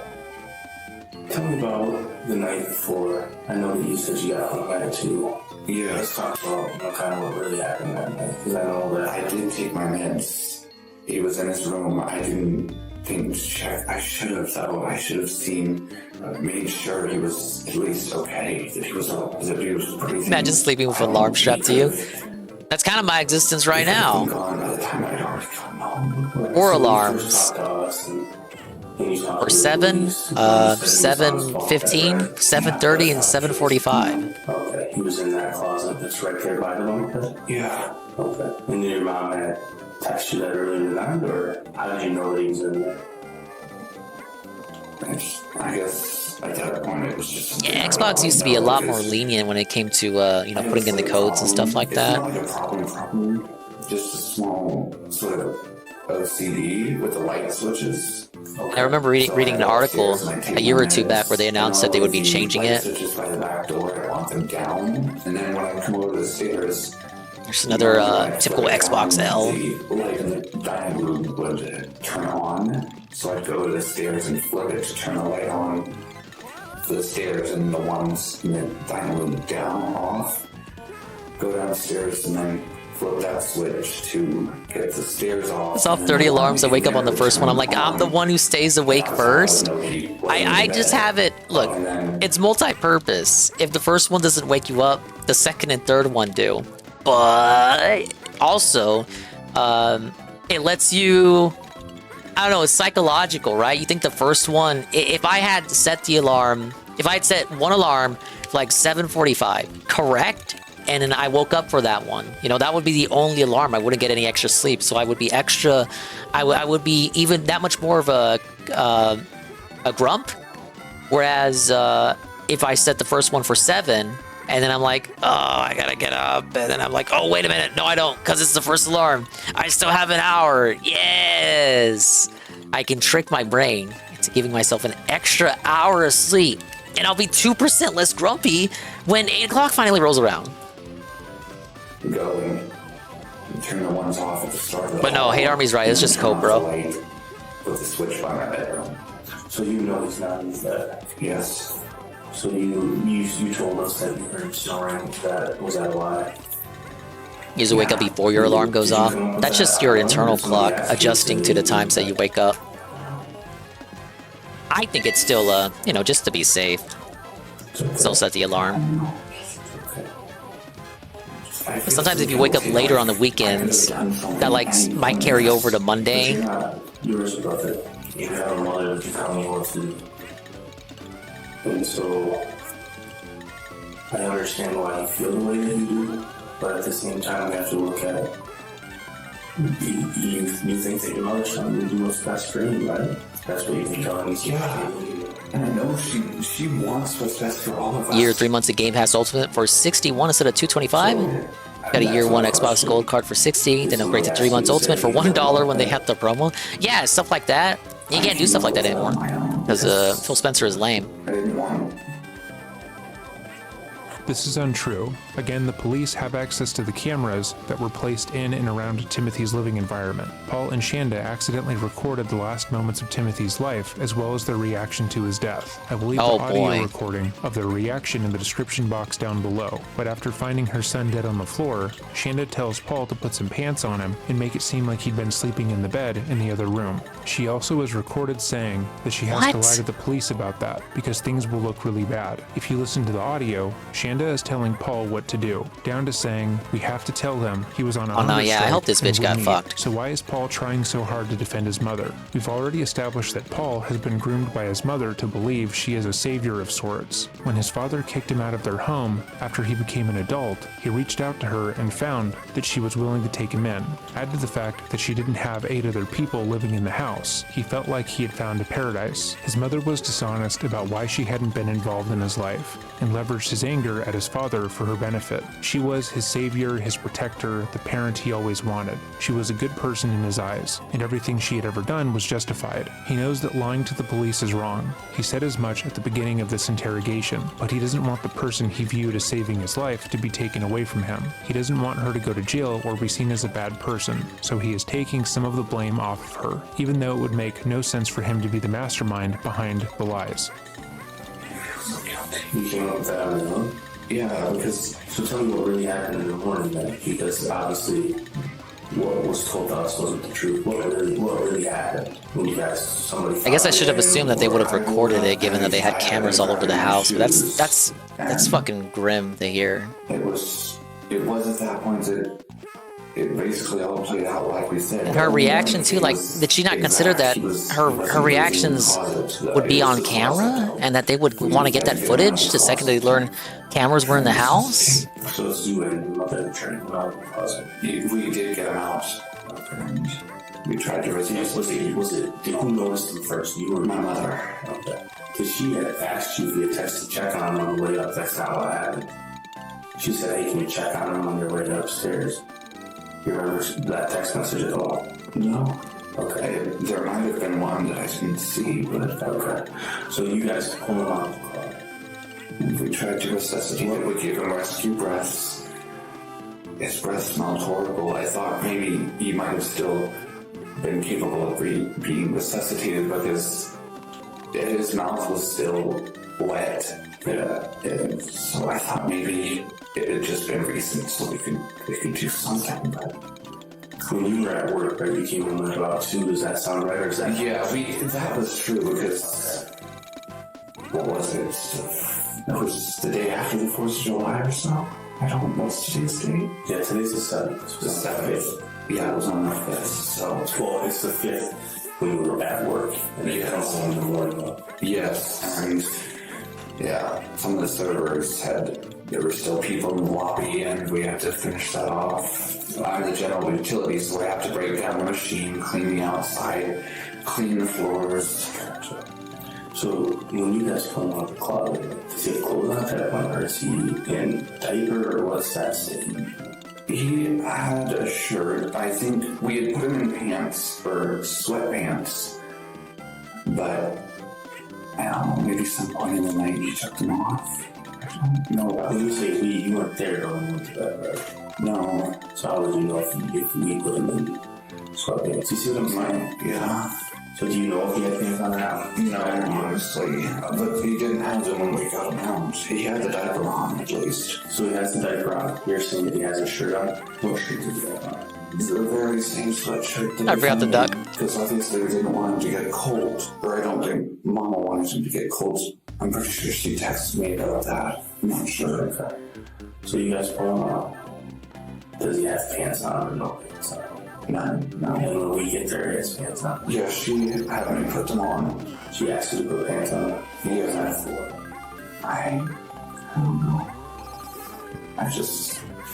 And so you guys, at that time, she decides that she's gonna lie to him and say that he didn't want that? I don't understand. I don't know. She doesn't want to seem like she's bad. That we weren't neglecting him. And even if that's what We weren't neglecting him, you guys, I swear. This is true. They were not neglecting him. Neglect tends to refer to someone's needs being ignored, and that is not the case here. Shanda and Paul were aware of Timothy's needs. They knew he needed to be in a steady, safe environment to thrive. They just enjoyed taking their frustration out on him. Also, the assertion that his murder wasn't intentional. Therefore, his mother is blameless and not a bad person is as ludicrous as when Sarah Boone said it. Anyway, I mean, if we talk, right, there's all these things where, like, she didn't want to seem like this. Sarah Boone, she's a suitcase lady, I believe. Did you know that it all seems like that, right? Yes, it does. And he clearly was neglected because he died from it, right? The reality is that he was. That's why we're here talking today. So, he was very much neglected. Paul literally begins to fold in on himself as the officers tell him that Timothy was abused and neglected, as if the truth of the matter is too much for him to handle. Up until this point, he's been able to project the version of the telling story me I his need mother to told wait him, for that the Timothy blocks was a to bad run out at child, that that he point. deserved to be punished, and that she is a good Not strict parent who would Miyamoto. never purposely harm them. Simply hearing that that isn't true causes the 20-year-old to collapse in on himself. Again, the officer isn't confronting Paul with any new information. He isn't taking him to task, and he keeps his voice incredibly calm and comforting. But even still, it seems that the statement of fact, in this case, They don't call this a secret level for nothing. And the fact that, look, she asked you to put hot sauce on his private parts. She asked, but I never did. You never did that? No. Okay. And she had asked you to put hot sauce directly into his mouth. Did you do that? Yes. Is that on the 5th? This level is in the SNES version. The exclusive levels you unlock after you beat the final boss. And then whose idea was that? And I really don't even remember most of those. Hers. And what was the purpose of that? The last one's supposed to be like a labyrinth, I believe. Unresponsive was an act. She thought it was an act. Which clearly, very clearly was. I mean, Yeah. what is the hot sauce that he used? Is that the one that was in the bathroom, or is there a different one? That was one in the bathroom, yeah. How do you feel about lying during this? How does that make you feel? I just hate it. I know she doesn't want to be the bad guy. She never wanted this. We loved him so much. And it just... It sure had a funny way of showing it. It's about love at this point. I think it's about not knowing what to do, not knowing how to... But the older brother is cooked now. Paul, so got his face in the table. He's like crossing his arms. He's going siege mode. He's done. It was my father. He's saying he was developed so hard for my father's screws. At another point, they had me do wall 6. He had me do wall 6 while holding 2 cans of chicken noodle soup out like this. And that was when I was in high school. I could hardly get to school the next couple of days because I had to walk. And my limbs were so stiff and filled with lactic acid that it was just painful to try and even get across the street. And again, bruises on my backside too, where it was really hard to sit at school. Okay, but that is not even remotely as bad as what they did to Timothy. The way he brought this experience up made it seem like he was about to recount a harrowing tale of extended abuse like Timothy went through. But instead, while being questioned about his brother's murder, which he took part in, he says the worst punishment his father ever gave him was spanking him with a belt and making him do wall sits. I'm sure that was painful, but now let's use our empathy for a moment. You forced your brother to sit in freezing cold baths for upwards of 9 hours. You poured hot He sauce said it directly was into his lukewarm mouth, though. refused to let him eat anything, made him do wall sits for 3 hours, forced him to stand with his hands over his head in a stress position used in war, forced him to run up and down the stairs of the home for hours, and once left him overnight in the garage while it was freezing. I don't feel sorry that your dad spanked you one time, and to sit there, unable to understand that your dad is not the evil parent in this situation is alarming. To be so enamored with the lies you've been told by your mother about the situation you found yourself in, to take the moment to try and somehow get some consolation from the detective is disturbing. Paul actively took part in the murder of his brother, but cannot find it within himself to face that fact, or to believe that his mother could possibly be wrong. What other kinds of things did you guys ever put hot sauce in your mouth? Did you ever put hot sauce He's delusional. or anything like that? Disillusioned from it all. He can't understand. I think at one point he The situations just aren't comparable. forgotten to wash his hands. Oh no, I had to walk to school. And at one point, did you ever directly put hot sauce into his eye? No, I remember when that happened, I helped him wash out his eyes to make sure that it wouldn't sting so much. Or it wouldn't sting at all. I'm not sure if it helped or not. But he said it was good after. I think that was a couple of weeks back. Good. Stars respawn in the crates. If you're full, they don't respawn. I think they do if you still need them.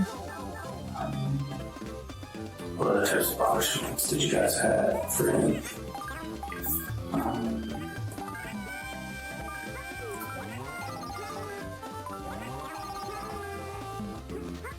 Alright, this is the run. This is the run right here. At one point that he was actually refusing to eat. We would give him his food and he would just be stubborn and sit there and just slowly, it was regular bread, nothing else on it. That doesn't make you look any better. At least British people put beans on their bread. Well, they toast it too. Where did he spend most of his time? In his room. We wouldn't make him stand. Sometimes we would. We just gave him bread. Nothing but bread. It was just bread, okay? One of the corners, but what was that for? Notice how this completely innocuous action is being framed by Paul. At a certain point, when Timothy was given food to eat, he ate it slowly in order to spend more time upstairs. This teenager, who would be locked in a dark closet for hours, forced to wear motion sensors and lay in his own excrement, would purposely take his time eating the sparse food they would give him because he didn't want them to continue to torture him. But even that is recontextualized as duplicitous on Timothy's part. There was nothing this kid could do right in the eyes of his abusers. If he ate, it was either too much or too slow. If he needed to go to the bathroom at night, he either had to soil himself or be forced to set off an alarm that would wake up the entire house, which meant him getting punished either way. If he tried to obey their rules or do what they said and find any sort of respite for himself, that was still viewed as evil. Paul believing somehow that making Timothy sit on his knees for hours with his hands over his head is somehow a notch down from them making him do wall sits is almost unbelievable. And again, I should point out that he just described his father spanking him the one time as being the worst experience of his life. The lack of empathy for his own brother is astounding. Okay, this isn't the run. Yeah, I don't even know that it was for at this point. I'm not sure. But where did he spend most of his time? It was in that room. I think the closet there? Yeah, I think less than 3 or so weeks ago we've been having him try and do schoolwork. But the thing is, it's just at this point I'm slightly curious on how he was even in sophomore year. Don't worry, I'll get it. I always do. It's just a matter of how long it'll be before I finally do. Look, hey, you guys thought the Poochie level was bad. The Poochie lava level? That ain't nothing compared to this. She used the actual answers that were shit, I did that on like the third try. Textbook or some sort of He was failing because he was being tortured and abused to the point where at the end of his life, he had little cognitive function. Imagine being asked to focus on schoolwork when you haven't eaten anything in days, or being forced to sit in ice baths and can barely hold your own weight.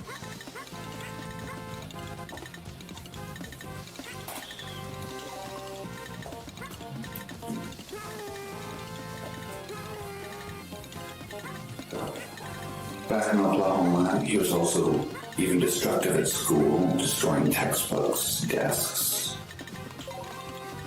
really anything. I don't.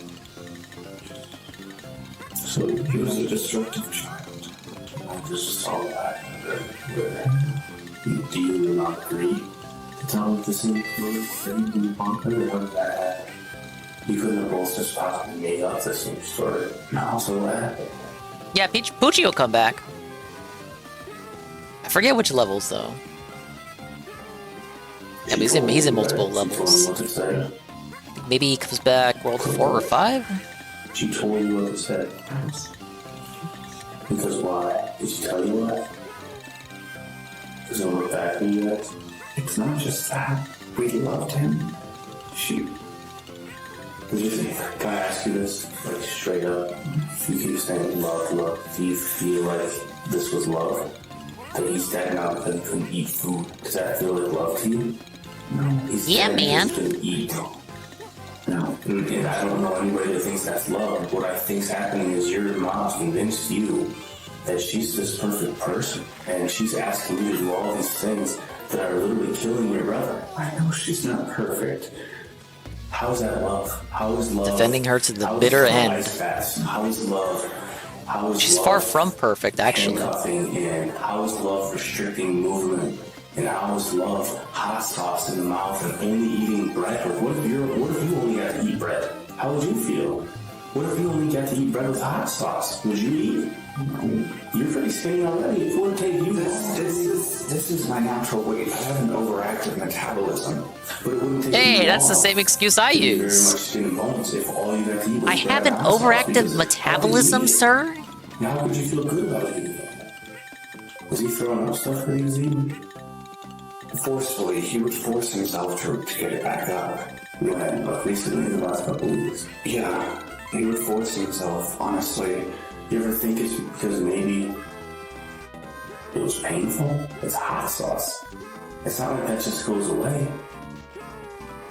Did you ever complain about pain, stomach pain, pain from using the bathroom? Not that I know of, no. I do know that my mother, she's not perfect, but she's not a bad person. When the officer talks to Shanda negatively, she killed her son. Paul gets visibly uncomfortable, even whispering for him to stop at one point. It's imperative to Paul's worldview that his mother is a good and just person, even when the truth doesn't reflect that. Comparing his body language here to when he was trying to take the blame for his brother's abuse and the lies they told the cops is informative, as he was more relaxed when throwing himself under the bus. Do you know, can I ask you this? Do you know any good people who starve a child to death? Tell me of one that you know. Tell me of one that you know. That's a child who has a lot of problems, right? That's not a child that's taking care of themselves. They can't take care of themselves because you guys are restricting where he can go and what he can do. And if he does something wrong, you're punishing it by giving him ice baths and hot sauce and only feeding him bread. How is that? How is that a loving person? How is that a loving mother? You know what that sounds like to me? And honestly, it sounds like a gigantic cult, brother. That's what it sounds like to me. I know.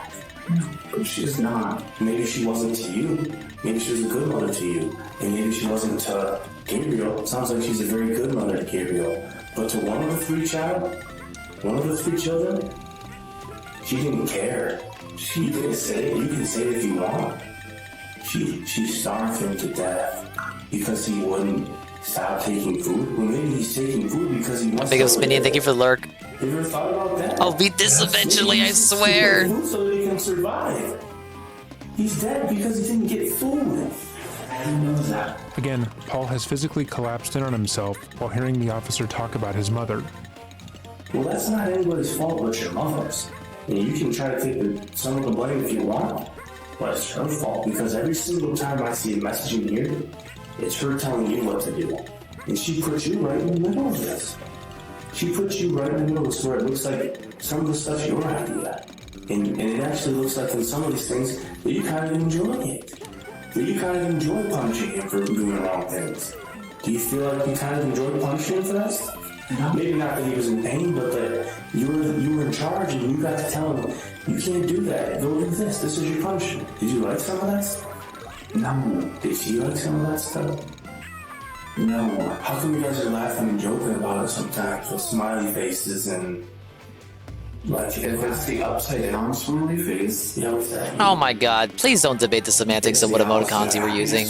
It means that I'm really angry and she's got me calm, like I said. Because he made you mad a lot, right? It seems he made you mad a lot. But when you look back on it, do you think he really could control it?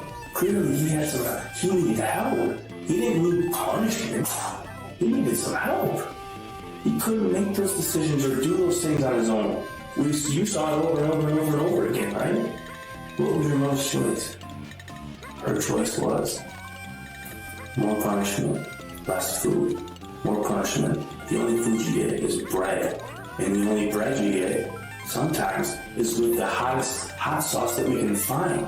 That's all you get to eat. There's no way that you can look at yourself and think, that's okay. And that your mom's good for that. She was doing what's best for him. How could that be best for him? Why couldn't it be a piece of chicken that's cooked? Why couldn't he eat that? Why does it have to be bread with hot sauce? It's not about punishment. You need food to survive. You need food to live. He didn't get to live because of that. Because of what you guys did. And I'm sitting here talking to you because I think that way more of it has to do with your mom than you. I don't think that you're this bad person who's out here doing these things. But you're also still not Well, it's definitely an accessory to it. About the night that he ended up dead. That there's more to that story. The officer has already seen the text messages between Paul and his mother, but likely saw some of the footage taken from the security cameras. He knows that Shanda was the one in control, and that Paul is trying to take some of the blame off of her. He's trying to get Paul to realize what is actually going on, because that doesn't seem to have sunk in for him. He doesn't seem to realize that his mother is definitely going to jail for murder, and that it doesn't matter how often he says she is a good person. I've told you everything that I have. I don't want to live a life. You ain't bad, you just misunderstood, man. The fact that I hid somehow, something. Hey, they always go for that shit when it's not the main person. How do you feel about living a life where you hid that your brother wasn't eating? You ain't bad, you just fell in with the wrong crowd, brother. I mean, look at him. He is choked up though. I hate myself, okay? He does have shit wrong with him, but he still did what he did. He knows right from wrong. Give him back his life. Attack on heartbeat. No, he wouldn't. Paul is not a bright individual, but even idiots can be manipulative. This is the sort of manipulation you see in children and unintelligent adults, where when faced with the consequences of their actions, they try and make themselves the victim. For example, if you were to confront someone who hurt your feelings about something and instead of apologizing, they say something along the lines of, "I know I'm the worst person ever. You'd be better off being friends with someone else because I am just so horrible." They attempt to make it seem like you were attacking them by explaining how they made you feel, so you have to comfort them.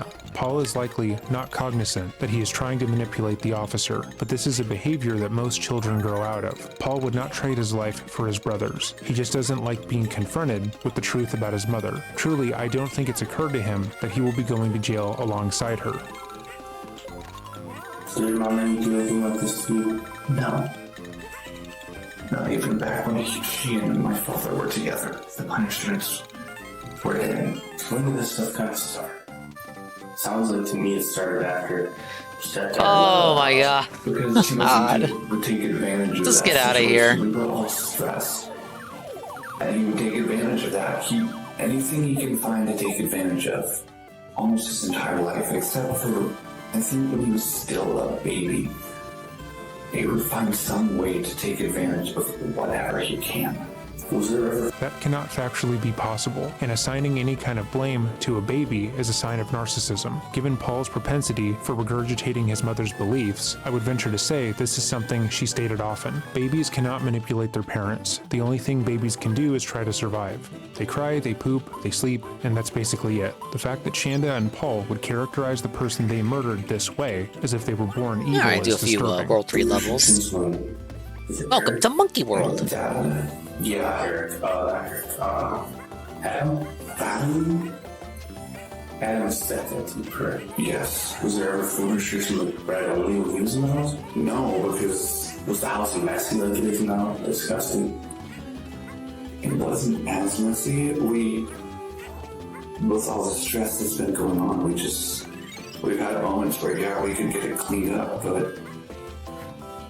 Does your mom feel bad at all about giving him just bread? Yes. I saw some hidden in the closet. And yes, she hates it. And she hates it. She never... Why did she do it then? Why did she...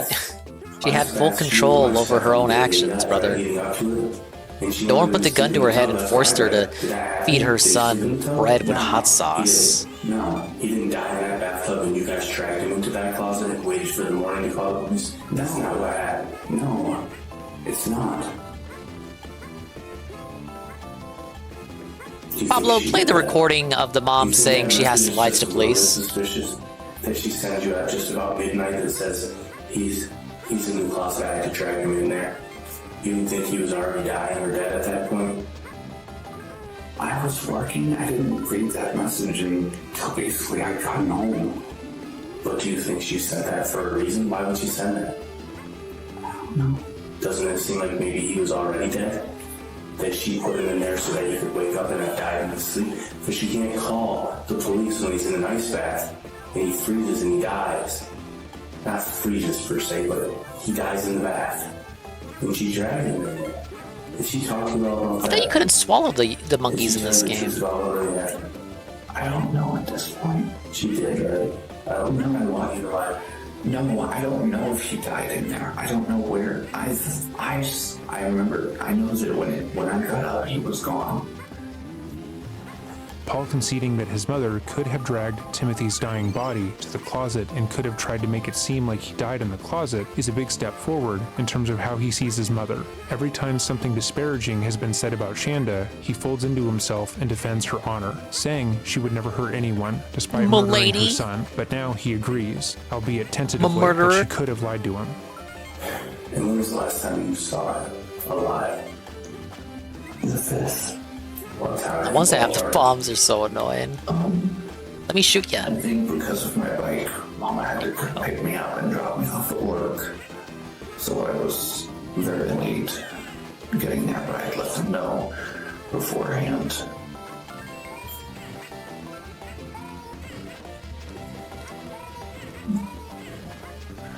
I know he was alive before I left. You know he was alive when you left for work? Yeah. But you don't really know exactly what it was.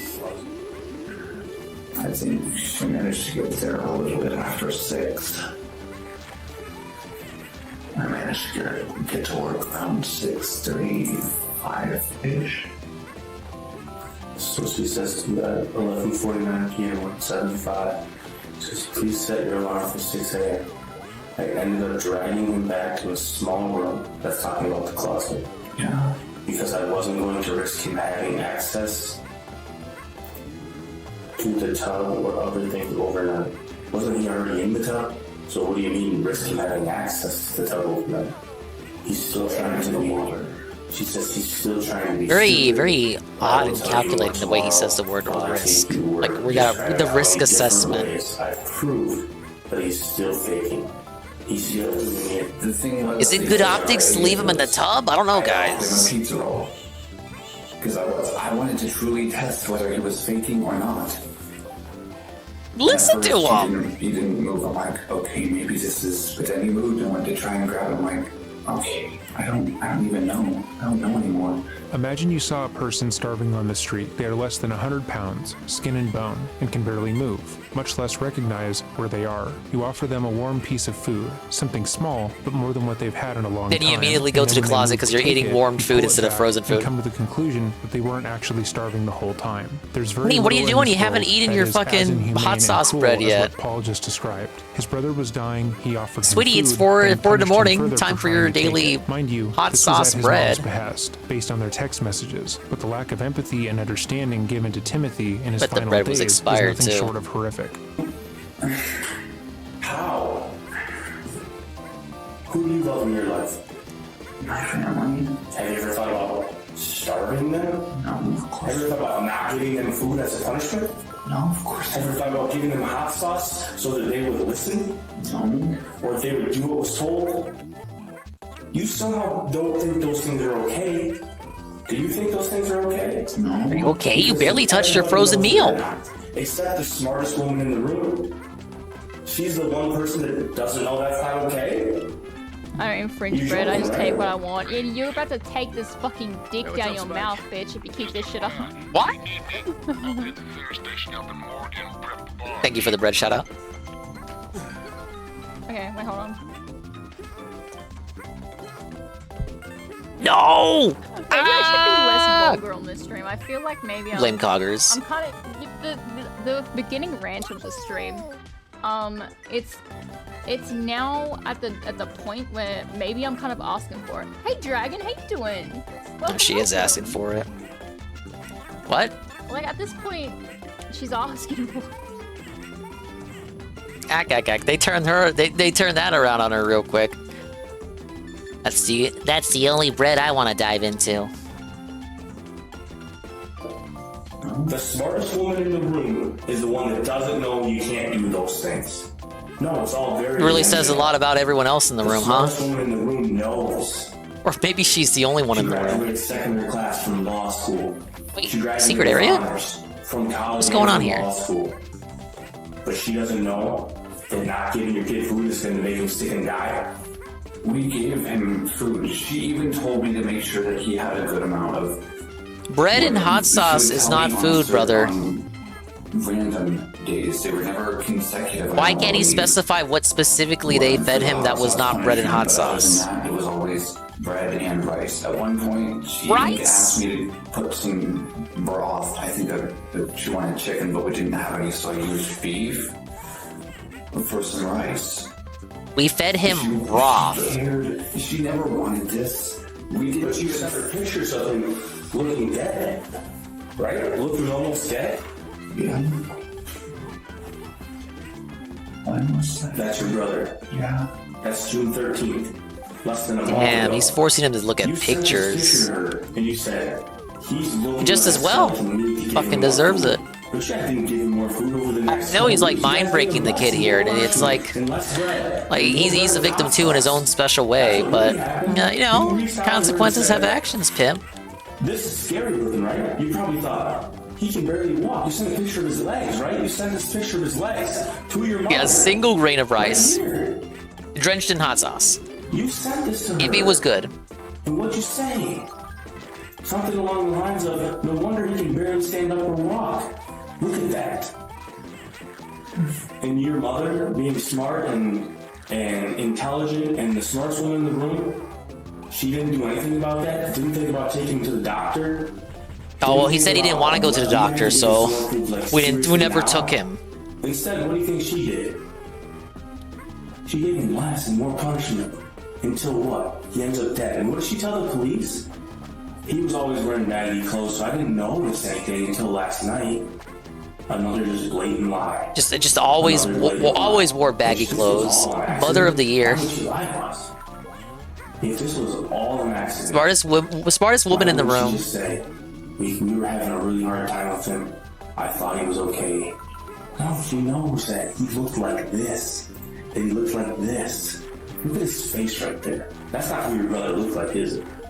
He didn't look like that. He's going all in. That looks like somebody in a casket that you see at a funeral. It's like that's what that looks like. it's so disheartening. Like the officer is the person who gives the most of a fuck.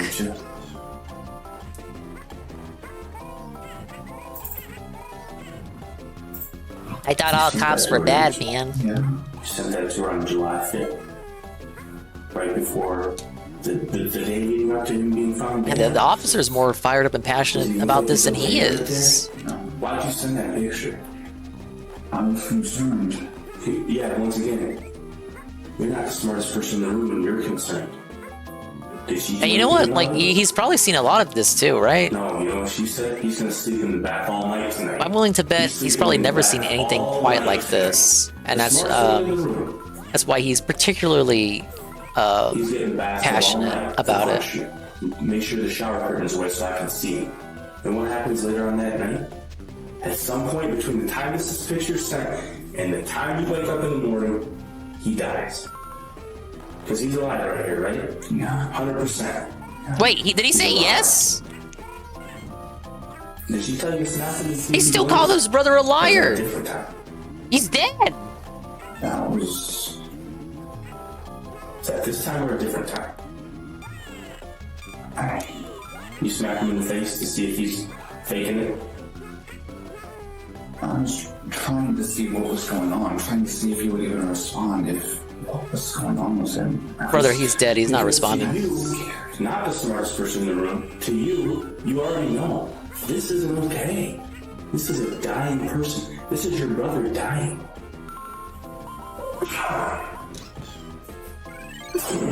Ooh, sorry about that. This is your brother. He's almost dead. Hey, Block, I don't know how long you've been here, but they did so much shit to this kid. They starved him, locked him in the pantry. They had a motion sensor on him to detect his movement. They put that on him whenever he slept, and he didn't have his own bed. He slept in the closet. Fed him bread with hot sauce. The bread was probably expired, let's be honest. Fucking hot sauce was probably expired. Ghost pepper hot sauce. And they specifically sourced the hot sauce to be the hottest hot sauce they could possibly acquire. Gave him ice cold ice baths. Denied him positivity. They fed him rice and broth if he was a good boy. And their standards were high and nigh ridiculous. So I'm willing to bet in their eyes, he was never a good boy. This is, of all the cases I've listened to, on stream and off, this is one of the worst. Yeah. And I would come back a little later and I would notice that he actually had moved himself back down. I wasn't sure if it was intentional or if he was trying to clear out his airway, maybe. What are we doing? I think I want to do top right. Well, he must be okay. Oh, top block. That's where we're at. He's so far gone that you're like questioning if he moves a little bit, he must be okay. Come on. I wasn't sure. Where did that stuff come from? Where did that come from? Didn't your mother send you messages that said, I saw him move? I saw him. Did she send that to you? Yes. Then what does that mean to her? That it's fake? Is this fake to you? No. It's a deep fake. It's AI. Is that fake to you? No. You know who it didn't matter to at all? He was faking it, bro. He was doing it for attention. Single tear the whole day I was there. Your mom. Did you see her cry a real tear? Yes. I saw a whole bunch of fake. You know what my job is to see? Fake. You know what I saw a whole bunch of? Fake. No! He's saying the mom was the real faker the whole time. Ah! She never was trying to solve this problem. She was never trying to make him into this perfect person because she's smart enough to know that isn't going to happen. He's never going to be you. He's never going to be Gabriel because he has too many problems. Little girl tortured by the babysitter while her parents were away. Last name was Silver, I think. That's how we ended up. I don't know if he's done a video on that case. I feel like I've heard of She that. asks you to do these things over and over and over again. And this is the woman you're sitting here saying she cares so much. Does she really though? She asked you to handcuff your brother, pour hot sauce in his mouth. She asked you to pour hot sauce on his penis. Oh, how could I forget that one? Those things. While I was listing off to you all the stuff they did to him. And now you're right in the middle of an investigation in which your brother died. And this is criminal. This is a crime. Did your brother deserve to die? No. Should he be dead right now? Hey, it's Poochie. Is he dead by the choices of others? Wait, we have a letter from Mr. Miyamoto. I'm gonna assume it's from Mr. Miyamoto. How do you like this game? Goodies are hidden in every level, you know. You should look all over if you want to get 100 points. Ah, yes. Investigate anything that looks suspicious. Probably applies to this area right here. Thank you, Miyamoto, for your tip. Yeah, just a tip, but I'm gonna need 49 more tips if you want to get the gunners on. Come on, stupid dog. Look at him swim. He's not very good at it, is he? Yeah. Who made those choices? Who made the choices for him to be dead right now? Did you make some of those choices? Is this one? Who made those choices? Yeah. Oh, yeah. Yeah, we did watch this one. Yeah, this one is top 5. Now, did you do some of the things she asked you to do? Yes. Absolutely you did. Because I does that put you knew what was best? Does that put you in the wrong? Doing those things? Yeah, we saw this one during a Xenoblade stream. This takes me back. It does, because...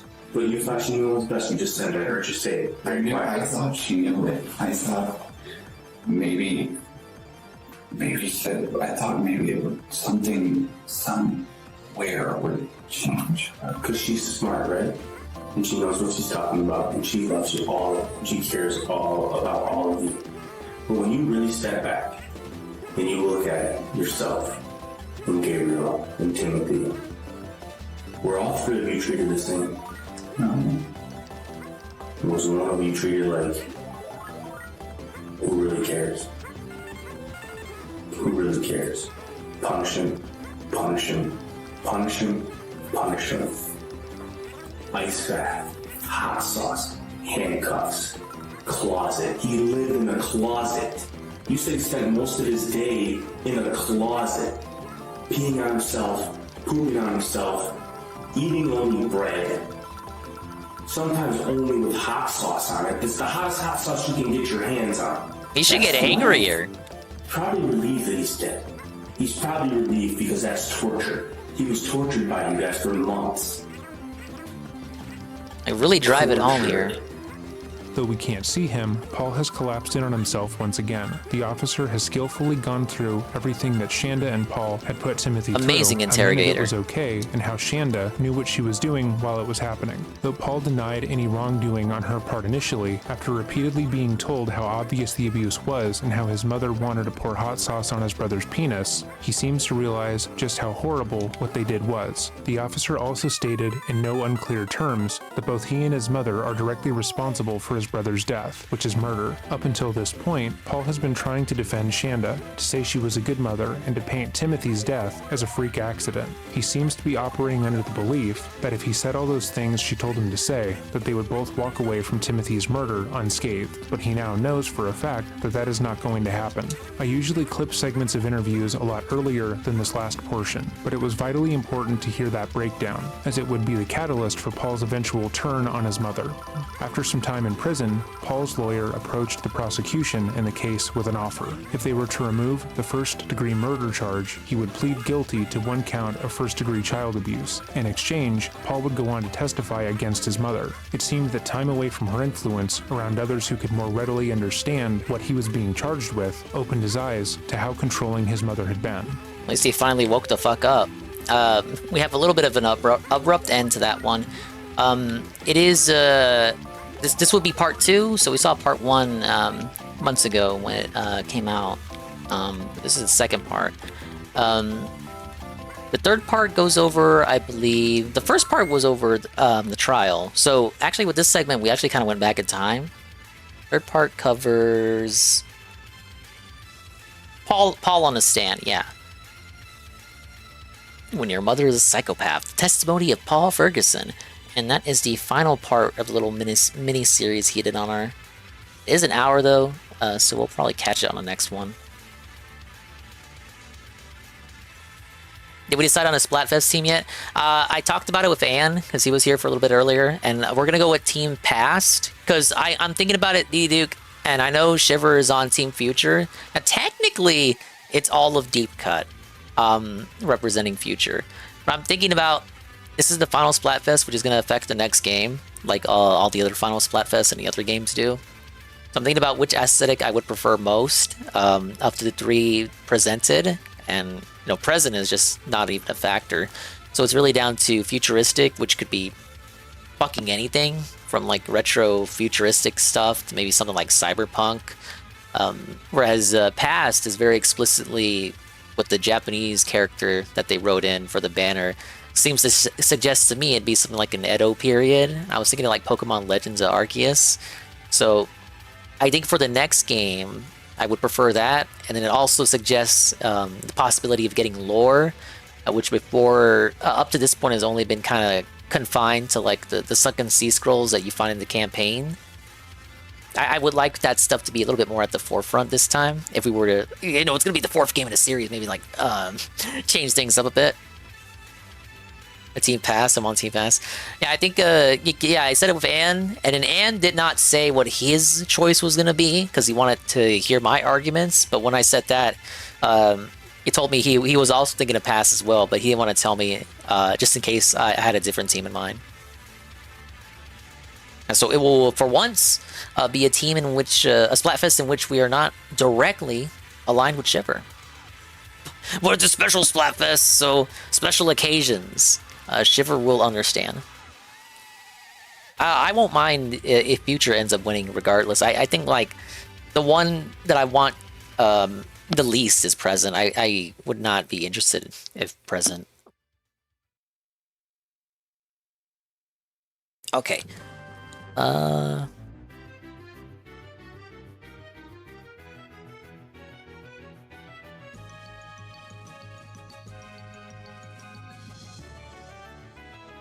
Just put some bullshit on.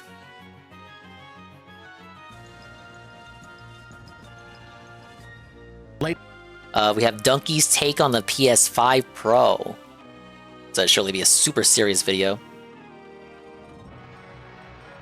Ladies and gentlemen, introducing the PlayStation 5 Pro, the first professionally made console for gamers that know the difference between right and wrong. The graphics on this beast are beast-like. Look at how incredible that looks. Now let's get some footage beast-like graphics from the base PS5. Oh god, oh god, it looks terrible. Oh god, get it off the screen. Get it off this. Put it on the PS5 Pro. Now this is what I'm talking about. Look at that. Look at how crisp. Look at how incredible that looks. Oh, I can never go back. I can never ever go back to the base PS5. I still haven't finished Ratchet and Clank Rift Apart. I didn't dislike it, but it was so devoid of the soul that the PS2 games had. I remember back in like the PS3 days of the franchise, people were like, wow, Ratchet used to be such a fucking jerk ass. He's like so mean. So to offset that, they turned him into a goody two-shoes Boy Scout, but that like totally neutered his raunchy personality that he had before. He's like, him and Clank are basically the same character now. I hate it. It's what you get from these fucking game journalists saying, oh, it's like a Pixar movie. Yeah, now it's too much like a Pixar movie now. Where the fuck is the edge at? Like, the series used to have, like, critiques. It used to be a scathing critique on, I'm not gonna say unhinged capitalism, but you know how it is. Like, it used to, like, shit talk big companies and talk about, like, marketing and how, like, the extremes of that. And now it just doesn't have any kind of, like, all that commentary is gone. Again, neutered. So we can't have anything like that. All the characters are all nice to each other now.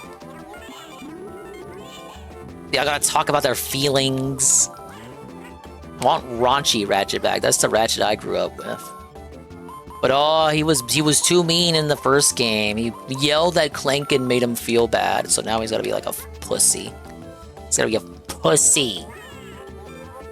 I'm not for it. Don't even get me, like, if they brought Jack and Daxter back, dude, Jack wouldn't be edgy at all. And Daxter would be, like, flanderized. What is that PS5 Pro stand? Ratchet Deadlock is a go. Ratchet Deadlock fucking kicks. It is in fact the GOAT. It's a misunderstood black sheep, man. People didn't know what they were getting. They were like, what the fuck? This isn't like the old games. It's just combat? What? But in reality, you play it in the now and you're like, what the fuck? It's actually Edge Kino. Want to play the first Ratchet Future game on PS3? They're all on PSN right now, but it's streaming only. It's fucking garbage. I want them to natively port it, which they eventually did end up doing for the Sly games and the Jak and Daxter games. The whole Jak and Daxter series is on PSN. Native download. You don't have to stream it. And I'm like, what? Can we fucking do this for Ratchet? Like, what the fuck? I do a retro replay of those fucking tomorrow, man. Size matters on PSP. It's an alright game for like a handheld Ratchet adventure, but it's not developed by Insomniac. It was developed by one of their partner studios. Again, it's not bad. It's just okay. It's like Ratchet at home, except it's actually Ratchet on the go. Jak 2, Jak would punch Ratchet right in his face.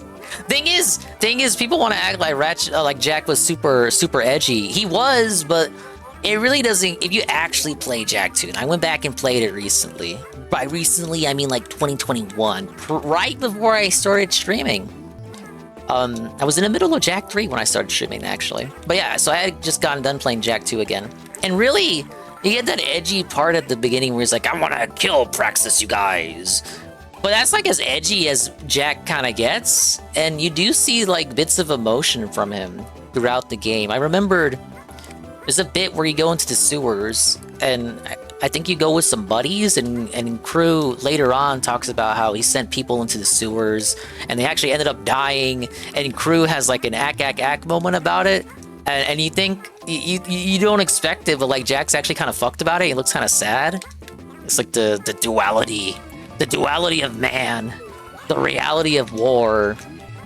And then by Jak 3, he mellows out, and he's like bros with Daxter, and they're so much of that game is just them throwing it up and just shit talking. I remember getting to Haven City in Jak 3. You go over there with the hyper tunnel minigame, and then the fucking monkey parrot is also with you, and you climb out of the sewer. And the city's in it's in a devastated state, total destruction, chaos everywhere, dogs and cats living together, mass hysteria. And Jak's like, let's fucking go to the city, see what kind of fucking trouble we can get up to, man. And he's got like the snarkiest grin on his face. Jak mellowed out. Jak mellowed out. He wasn't always an asshole. Jak XOST lives in my head rent free. Great racer. Shoot, I got that on PSN too. I never finished it, but I did like what I was playing. I like how Naughty Dog would do like 3 platformers and then a racer for both PS1 and PS2 generations. So I thought when they were doing Uncharted, we'd get like Uncharted 1, 2, and 3, and then they would give us an Uncharted racing game. I was like, I can't wait for Uncharted.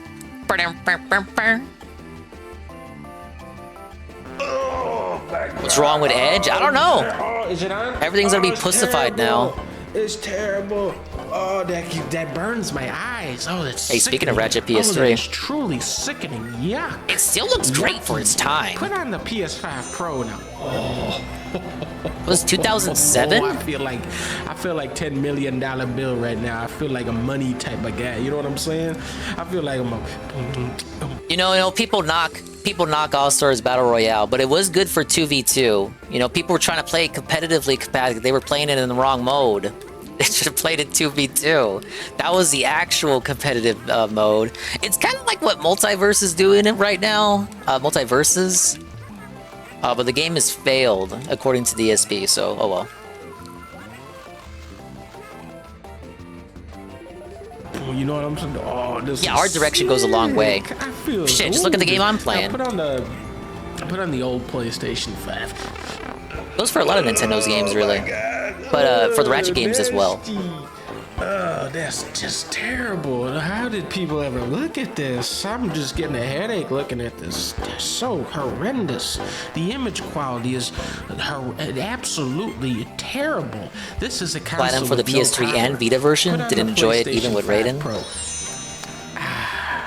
a lot of it did feel like compromise. Like, you couldn't get Snake, I guess, presumably because Snake was in Smash Brothers Brawl, so we had to have Raiden. Even though I hear he is a good character as well. But, and you know, you couldn't have Cloud. Cloud wasn't even in Smash Brothers yet, but you still couldn't have Cloud. They had cut DLC, I believe. They were gonna have Dart from Legend of Dragoon in there, Abe from... God, what was it? Abe's Odyssey? Yeah. And they were working on it, but then they gutted it, and then the game just kind of died. I feel like if you gave that idea, that concept, another chance in the now, but how fighting games have kind of come back, it might turn out better, maybe? Question mark?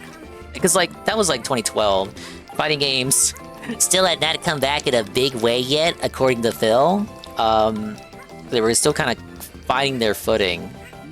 But now would kind of be the time to try again. Problem is, all the characters that you could have added, like Cloud, who weren't in Smash at the time and wasn't in All-Stars Battle Royale, all the characters you presumably could have added are now in Smash Ultimate. The characters that people, you know, would want to see, like Crash or Spyro, are now owned by Microsoft, who isn't doing anything with those IPs because fuck you, I guess. And then, of course, you can say, like, okay, well, what about the IPs we still own? Okay, we're gonna have a roster, and it's like Kratos, and Alloy, and Atreus, and fuck it, like two more new God of War characters, and nothing from classic God of War. It's gotta be new God of War only. So God of War gets like 4. God of War is the Fire Emblem. No, God of War gets 8 reps. We'll give Horizon like 2 reps. And then we can't have Spider-Man because Marvel can only let us have Spider-Man games. He can't actually appear in anything else for Sony because he's not an actual official Sony character. So we can't have Spider-Man, but we can have Ape Escape Monkey, which would be cool, but he would also be the only PS1 era character. We would have... Oh no, we can have Parappa. We would have 2 PS1 characters. And then we would... Fuck, I'm thinking, like, what else do we have? Pablo, give me all the Sony characters. See, we can't, like, have Killzone guy again. We can't have Killzone guy again, because they're not making Killzone anymore. We can't have Nathan Drake again, because they're not doing Uncharted anymore. We can't have Sly again, because they're not doing Sly anymore. They fucking ended that series on a cliffhanger. I guess we can have Ratchet, but it'll be goody two-shoes Ratchet, though I guess by All-Stars Battle Royale's time, by the time of its release, Ratchet was already kind of neutered in character anyway. Oh yeah, how could I forget? You're right, they had the wrong Dante. Street Fighter 4 and the ability of consoles being the platform, that brought fighting games back. And he wants to, he would have you think like fighting games were just all dead throughout the 2000s. In a manner of speaking, he's correct, but, you know, you still had Tekken, you still had Soul Calibur. Now, I'm not Mr. Fighting Games, but I know a little bit. You had Smash, Melee, and Brawl, but oh wait, those aren't real fighting games. And you had all the Guilty Gears and BlazBlues and whatnot to kind of supplement it. He's just seething because Street Fighter 4 took like a decade to come out. Oh yeah, you can have Astrobot in there. Yeah, don't confuse Ape Escape Monkey with Monkey Ball Monkey. And don't confuse either of those monkeys with Diddy Kong Monkey. That's the monkey right there.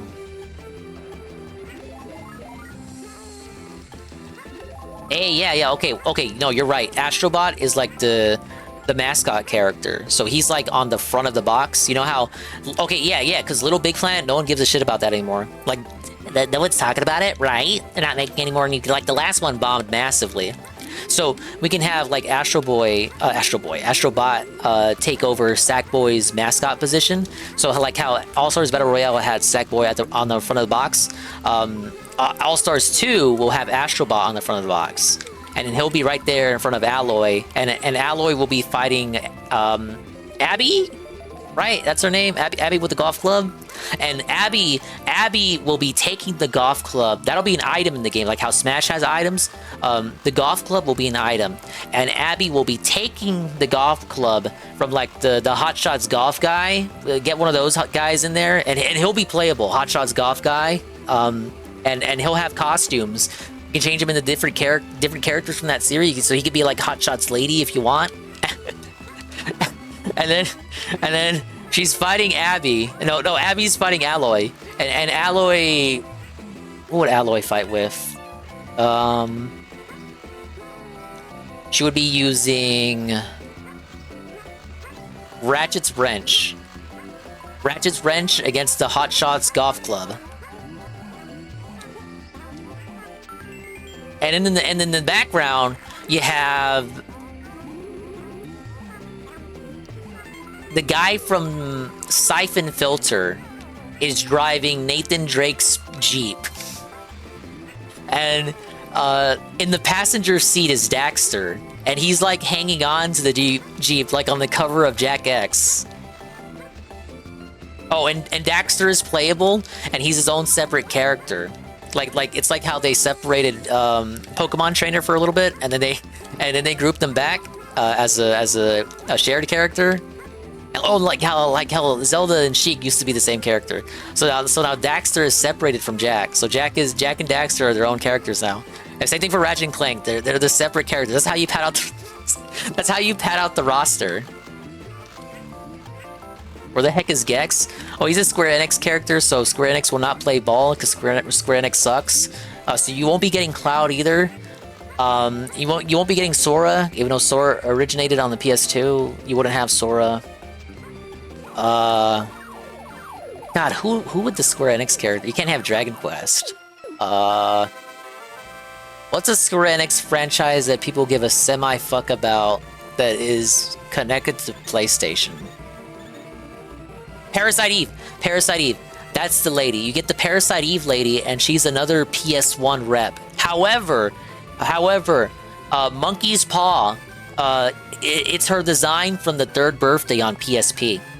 Yeah, there you go. No, they sold Tomb Raider. Tomb Raider is owned by Embracer Group now. And then the amount that they sold Tomb Raider for to Embracer Group then sold the movie rights to Tomb Raider to Paramount for the exact same amount. So they got their monies back, and they still get to keep Tomb Raider. All they lose is the film rights.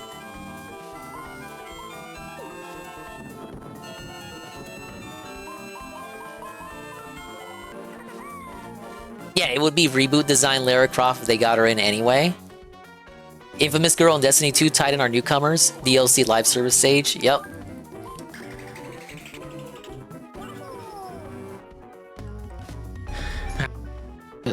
The image quality is that Gran Turismo on PS2? Terrible.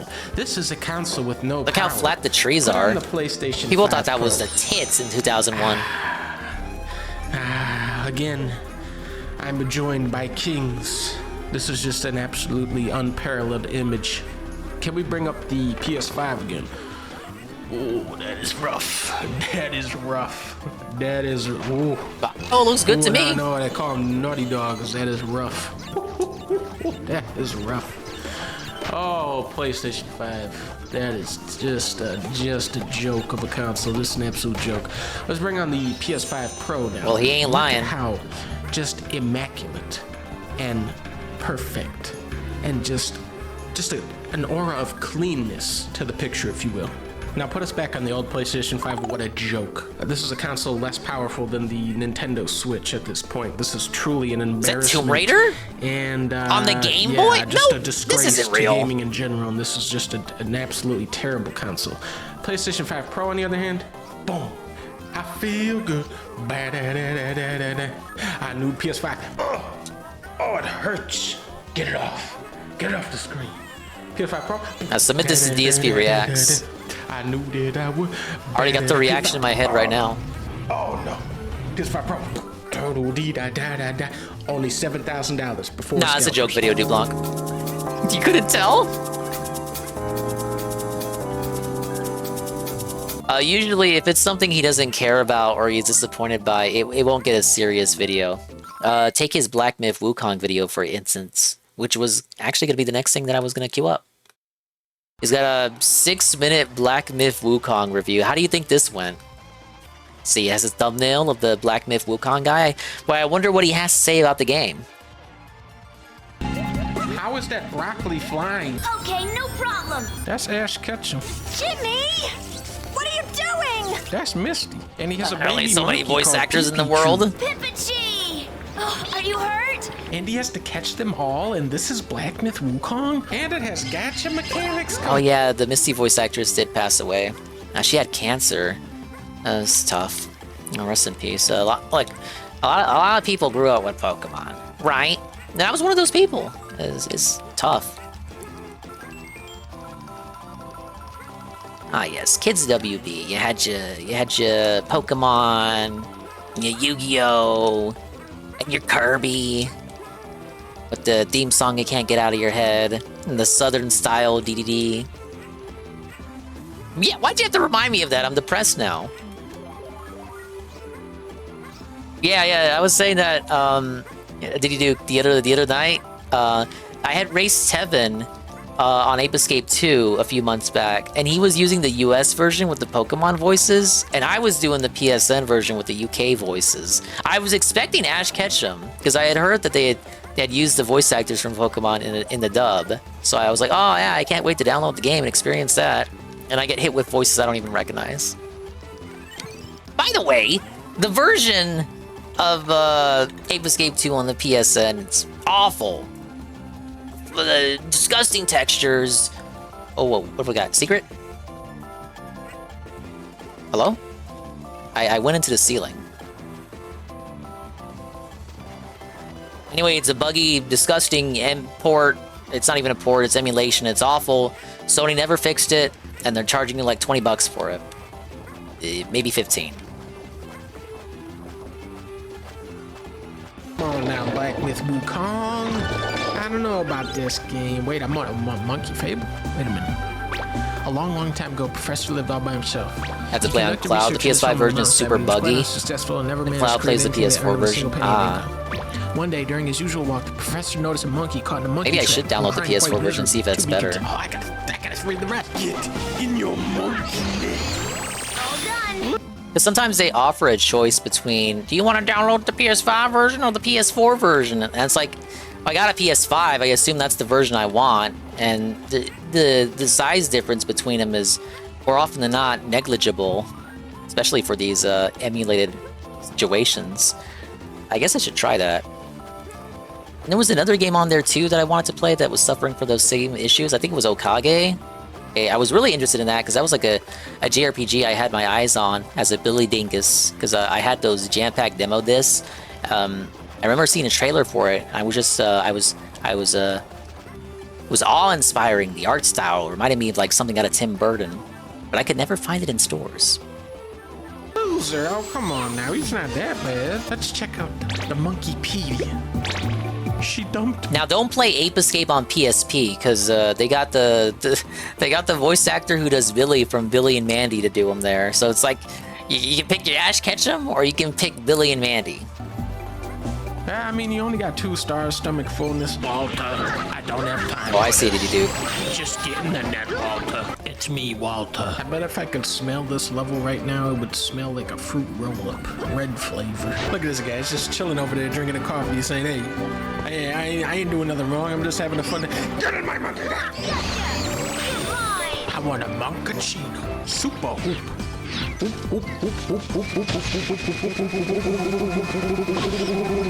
Blaster Master PS1. I'm only familiar with the NES version. Oh wait, and the ones they did on 3DS. I think they ported those to Switch. Professor felt sorry for the poor monkey, so he freed him from the trap. The monkey was overjoyed and bowed to him countless times before returning home. Thank you, Pim Pam. For the lurk.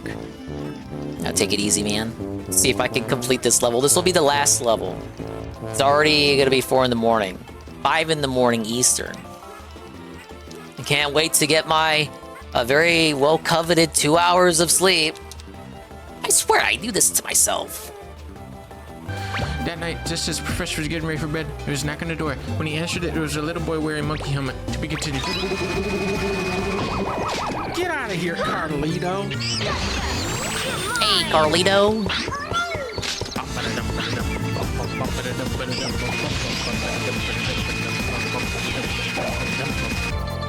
Ole! Ole! Ole! Yes, I'll get him. Ole! Ole! Ole! Ole! Ole! The final level made me... The final level made me feel like Jade. But how constantly the textures were blinking. Little boy was wearing a monkey helmet and lost his way when he was looking for a house, and then the professor said you could go in his house. The next day, bear boy said you could stay a chance if you could go in to be continued. Ever hear of the Freaky Monkey 5? I played Earth Defense Force 6. Don't take it personal, kid. I'm doing this for all the little monkeys out there. Like a baboon Dean. I still can't tell where he is. Upton Prime? Never played that one. That's like the party game one? I have Ape Escape Academy on PSN. I think the sequel too? I guarantee there's gonna be a monkey in one He of added these. those as part of one of their updates. Count Monkula. I'm getting smarter about the important stuff in life. In almost no time at all, large sums of money began pouring into the professor's account. Before he knew it, his life had changed mysteriously from rags to riches. However, the professor could not help but wonder about the boy. Both day and night, a strange glow radiated from under the room of his door, and eventually the professor could not stop himself. To be continued. Babundini built this. Santa Monkey. He's called Monkey Claws. It really is a charming game. Not that long. I'm the smartest monkey of all. And debatably not as good as the first Ape Escape, but I did enjoy it. The monkey was engaged in day trading, which was all the rage at the time. The professor quietly closed the door. The next morning, the boy didn't come out of this room, but the professor went into the room. All he found was a one-page Dude, I'm missing like a monkeys door. have guns now, and they do not value life. If you shoot me in a dream. Oh shit! Should have listened to Miyamoto when he told me to look for secrets. Wait just to watch my show?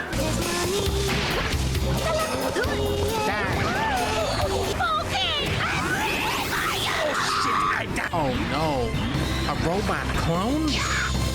But how will I be able to tell which one is me and which one is the robot? Even as a super...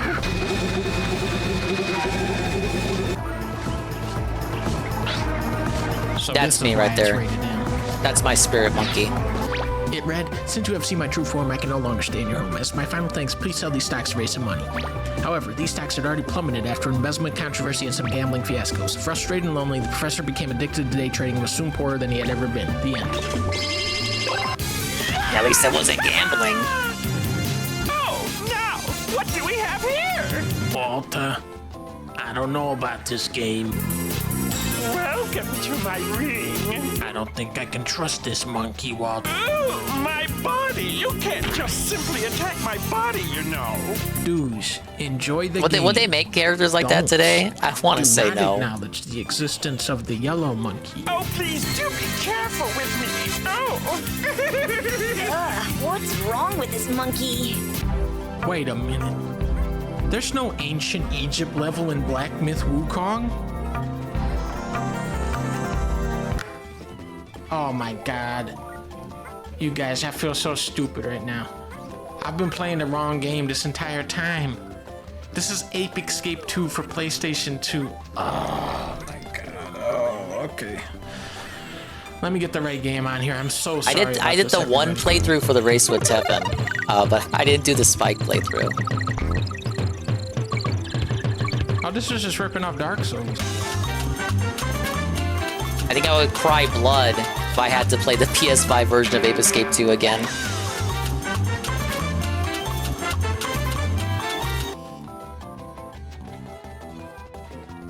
Kind of funny, but trying to take the gay out of the games became even gayer. Thank you, Sony. Thank you. Thanks to you, tangentially, we have games like Concord. Or, well, we had games like Concord. Concord and Dustborn. That's the future of gaming right there. Very, very spicy hot take. Exclusively from me. No one's ever said anything like that before. Alright, I'm fucked. Miyamoto told me to look for secrets, and I have a key for something, but I haven't found any door to open it with.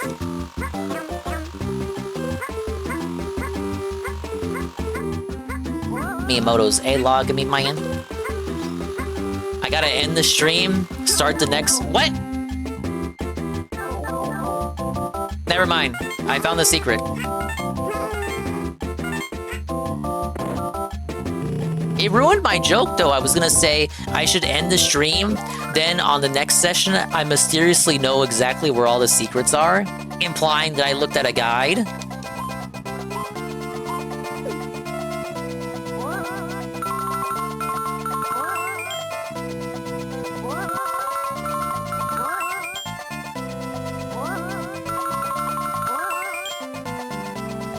Dude, I love rhythm games. Is this what they meant when they called the level Jungle Rhythm?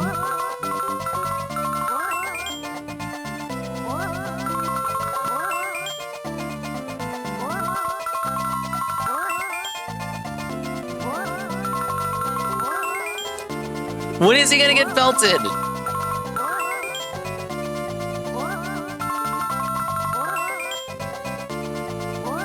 Give me my fucking item. Where's my reward? What? I pressed B. Oh well. Can I try again? Nope.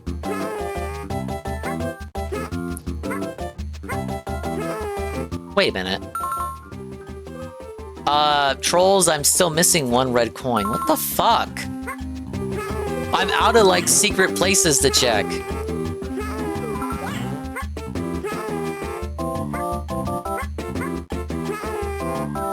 Are you for real? Like, it's really not in this area. All red coins, but the one red coin I needed are here. That's so cool, man. Dude, I love Yoshi. You're not getting one red cent, says Christian. I'm not getting one red coin. Alright, desperate times call for desperate measures. We need... So allegedly is supposed to tell me where every item is.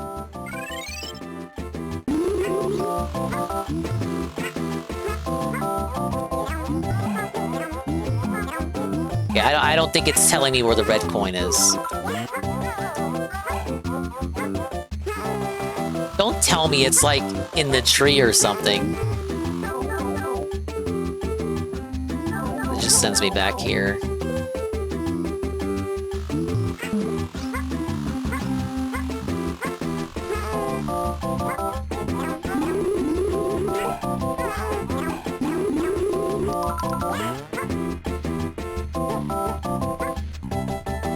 Maybe it's in the Poochie area? Dude, I'm like so close. All I need is this one red coin. Ah! What did this power-up even do, really? Hey, guys. What is that? Oh, it's gonna be the steps. That Smirk Shy guy in a 3D Mario, or is he only in this? The Bandit? He's in... They got him in Mario Party. He's in Paper Mario. And a couple of the Mario and Luigi games. For like a 3D mainline Mario, I don't believe he's been used yet.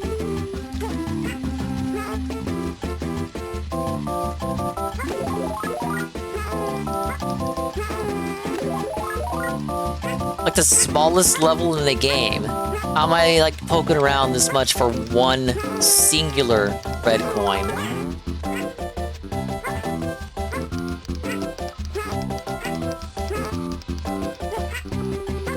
Come on, Miyamoto, throw me a bone.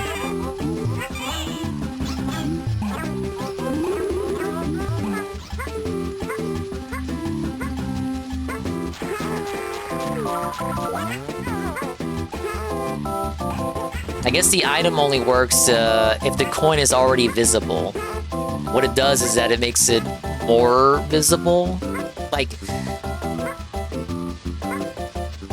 if you use it before you start the level, it will highlight all the red coins and make them more obvious to see. You'll be able to tell them apart from the regular coins. But if you don't know where it is, it's pretty useless. One may wonder, why did I use it? Well, I thought it would help me out. Reminds me of the treasure room in one of the levels in Wario Land. It's behind a waterfall, hidden, and the one reference is a lone brick you break up to line up the door. Man, I've only played Wario Land 4, but I've seen gameplay of the first 3. Wait, no, I'm lying. I had Wario Land 2 on 3DS Virtual Console. I only got as far as the second area. Like, I got past the castle. I enjoyed the non-linear kind of nature of it, where you had like secret optional objectives and bonus levels you could get to. It's like alternate routes and shit, but I never ended up beating it.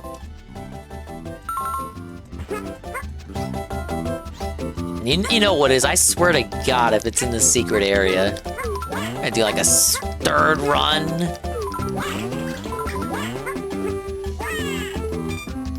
No! The game glitched.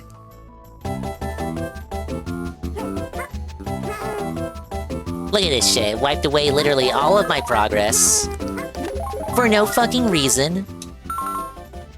It took away all my items. I have to do the whole fucking level again.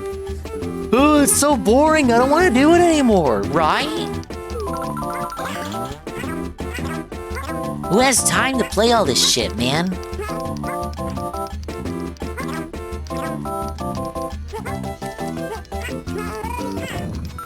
Can I force this to reappear with the dot bubble?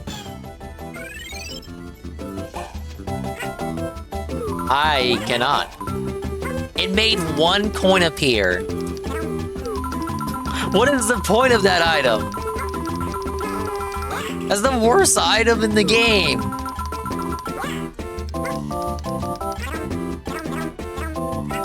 Oh, brother, I am sneezing right now.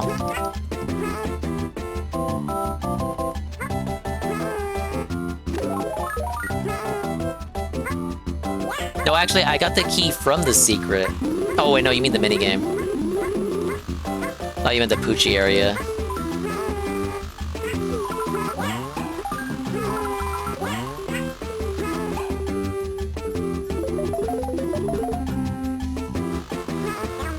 I'm thinking, this is like, there's 2 places it can be. The Poochie area, which I can't go back to, I'd have to restart the level.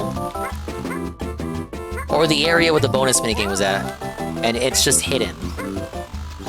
Or maybe like somewhere here covered by the trees.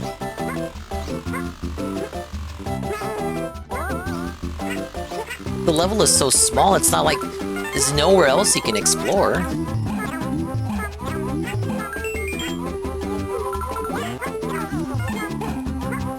Maybe it was this one I forgot to get, carried by the fly guy? That's peak coke, brother. But what if it was? Are you... Dude, he just... Thank you, Miyamoto. I walked off screen for like 2 seconds.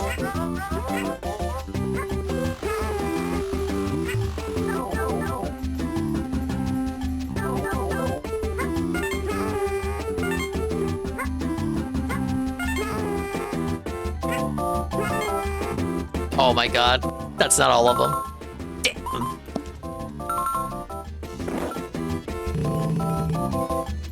Oh, yeah, you're right. I can try this again.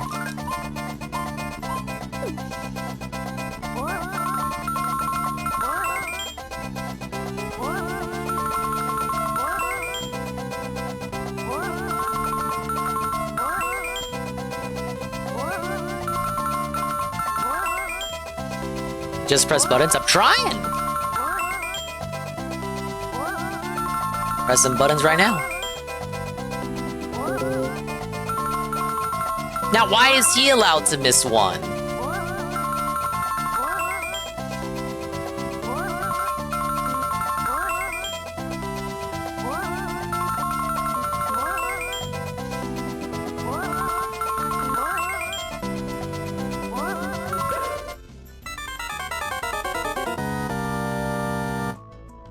guys know I have that bandit face as an emote?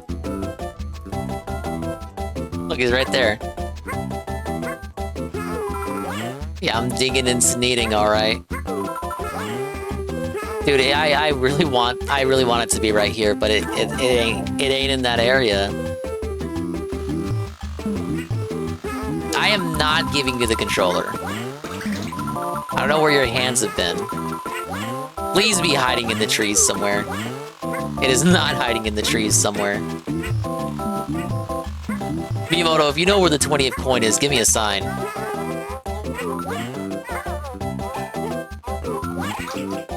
No! I got too cocky. Alright, well... I already have a stage 3 unlocked anyway. But actually, that was actually already my second run of the level. Gotta do a third one. But general status report, World 2 is complete. It was like the bare minimum goal. Alright, the slowest playthrough in history will continue on the next stream. Because we're 7 hours to beat the second world. And a couple of World 3 levels. Now guys, my Captain Cope is that I am 100%ing them all. Like if you're the master speedrunner, Tevin, you can speedrun World 2 in like 10 minutes. But going through all those levels while making sure you got full health, that's the thing. Like the red coins are hard to find. Sometimes. The flowers are easy peasy. But it's making sure you have 30 stars at the end of the level. That's the real kicker. It's why you stock yourself full of those star items. I hate how the Xander command just does not want to work. I'll look into it. I'm gonna delete and remake it, because maybe it's tied to what the old command was, because I renamed it from something else. And I think someone else did it earlier too. I didn't do it. Well guys, that's it. I'm rage quitting, yes! Let's put on some cozy music. We'll be doing Splatfest tomorrow with the one and only and 1337, that guy, and whoever else wants to squad up so we can lose even more. The Splatoon event of the century. Sure, it'll be a fun time. And maybe we'll do more of that Friday? I don't know. If we don't do it Friday, I'll play something else. Maybe more Monkey Ball. We gotta conveyor belt this shit. You know what it is. I don't have anything else. That's it. Thank you guys for playing my game. You want a good rage quit? Phil's Parasite Eve. Classic! You don't even have to tell me. I watched that shit when I was first watching the earliest Sidon plays. Circa 2012, 2013, 2014-ish. Makes it to the final stretch of the game and just quits, not even lose to the boss and quits, just stops. And it was kind of a meme for a minute to request that he return back to that game, and then he never did. Because he's just a swell fella. But I'm pretty sure he did that with other games like Persona 3, back after a couple years and continued off the same save slot, didn't he? But he can't do that with Parasite Eve. Now he can't do it at all because he claims the PS3 is bunked. Yeah, it's the final Splatfest, the Grand Fest. We're gonna squad up with Ann Lee and anyone else in the friends list that would like to join. So you two, Rue, can splat with Ree, me, Ree. We're gonna be part of Team Past, it looks like. So if you want to squad up, potentially, squad up with Team Past. Can't believe Splatoon 3 has been out for 2 years. Feels like yesterday when Dave was playing it. Oh man, the Splatoon 3 streams were awful. Truly, truly soulless. He didn't even get to play Rainmaker.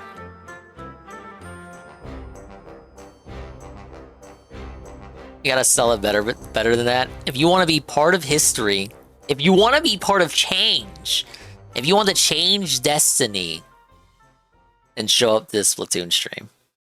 I would be more bombastic and energetic if it wasn't 4:20 a.m.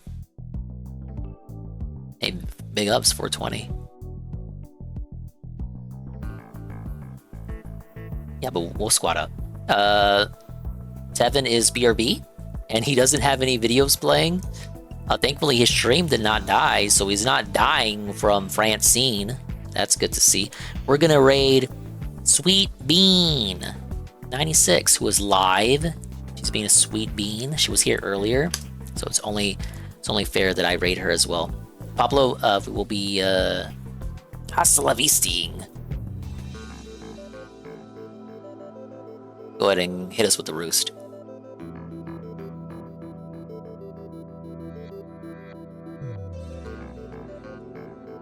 Oh, she's watching chill interactive videos too. It's perfect time for us to swoos on in. All right, Pablo, the song. It's nice. Yes. Thanks for showing up to the stream. It's already 4 a.m. Like the streams this week have been going by particularly swiftly. Feels like 10 minutes ago I was in the second hour of the stream. And we're talking amongst ourselves, and I blink and it's like hour 7, and I gotta go to bed. Thank you guys for showing up. Big ups to the dingas, dongas, and swollen _ ones who made it to the end of the stream. Big ups to all those involved. We'll read off the stuff too, and then we'll send you sweet beans way. Big ups to, in particular, King Duke, JC 200X, Aqua Saber, Golem, Wild Tiger, Capathic, Mr. _ Pun, The Vlog. Yeah, grab your dingus and squeeze. I don't grab the dingus, I tug it. Idiot. Scroll up. Almighty _ Goki. Pim Pam. Love Cow Media. Brent Check. Lane 1. Sir Toastman. Bean Grinch's raids? Not on my watch.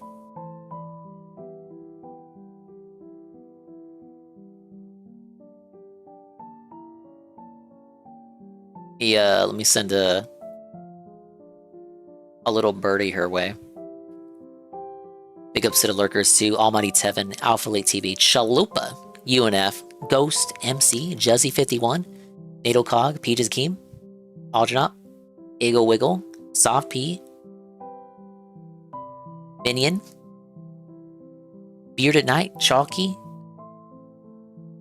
DJ Filthy Rich, Nurgle, Channy Noza, Ivan Cypher, Kian Goon. Hate Army, it's like 4 for me, so, wrong, you fucking idiot. Right? And now you're gone.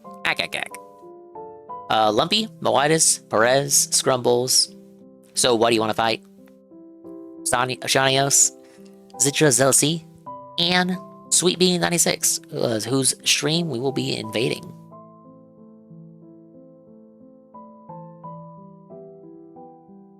As for the stuff, thank you very much, guys, to Luck with the follow, Guitar Punk Master GPM, the Ray with the party of 10, Barry Linden 200 bits, Gondola Gaming, Ray with a party of 10, Barry Linden the 400 bits, Eddie B 43, 5 gifted tier 1s to Samurai Sansa, B Rock, William the Alchemist, Yandere Maiden, Miso Corny, Barry Linden 300 bits, Peaches Game, tier 1 for 31 months in a row. And he says 31 months of coping and seething. Not just coping. You can't have a Copacabana without seething. They're like they're a package deal. Barry Linden, the re-up, tier 1 for 11 months. Brian MK, the re-up, tier 1 for 8 months in a row. 14 months total. Mina, well, my voice cracked there. That's how embarrassing. Mina, the Prime.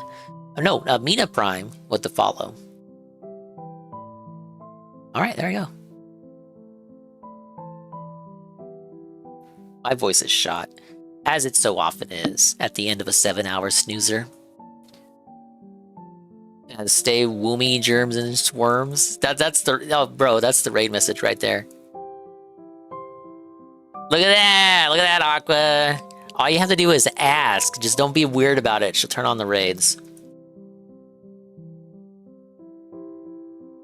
But Bean is a lovely lady. If you've never been to her streams, give her a follow. She knows about Phil, obviously. But her stream is a chill style zone. She's reacting to videos right now. And she made emotes for me. Or at least commissioned someone to make emotes for me. And I didn't ask, she gifted it. I didn't like hold a gun to her head. Yeah, the booba emote.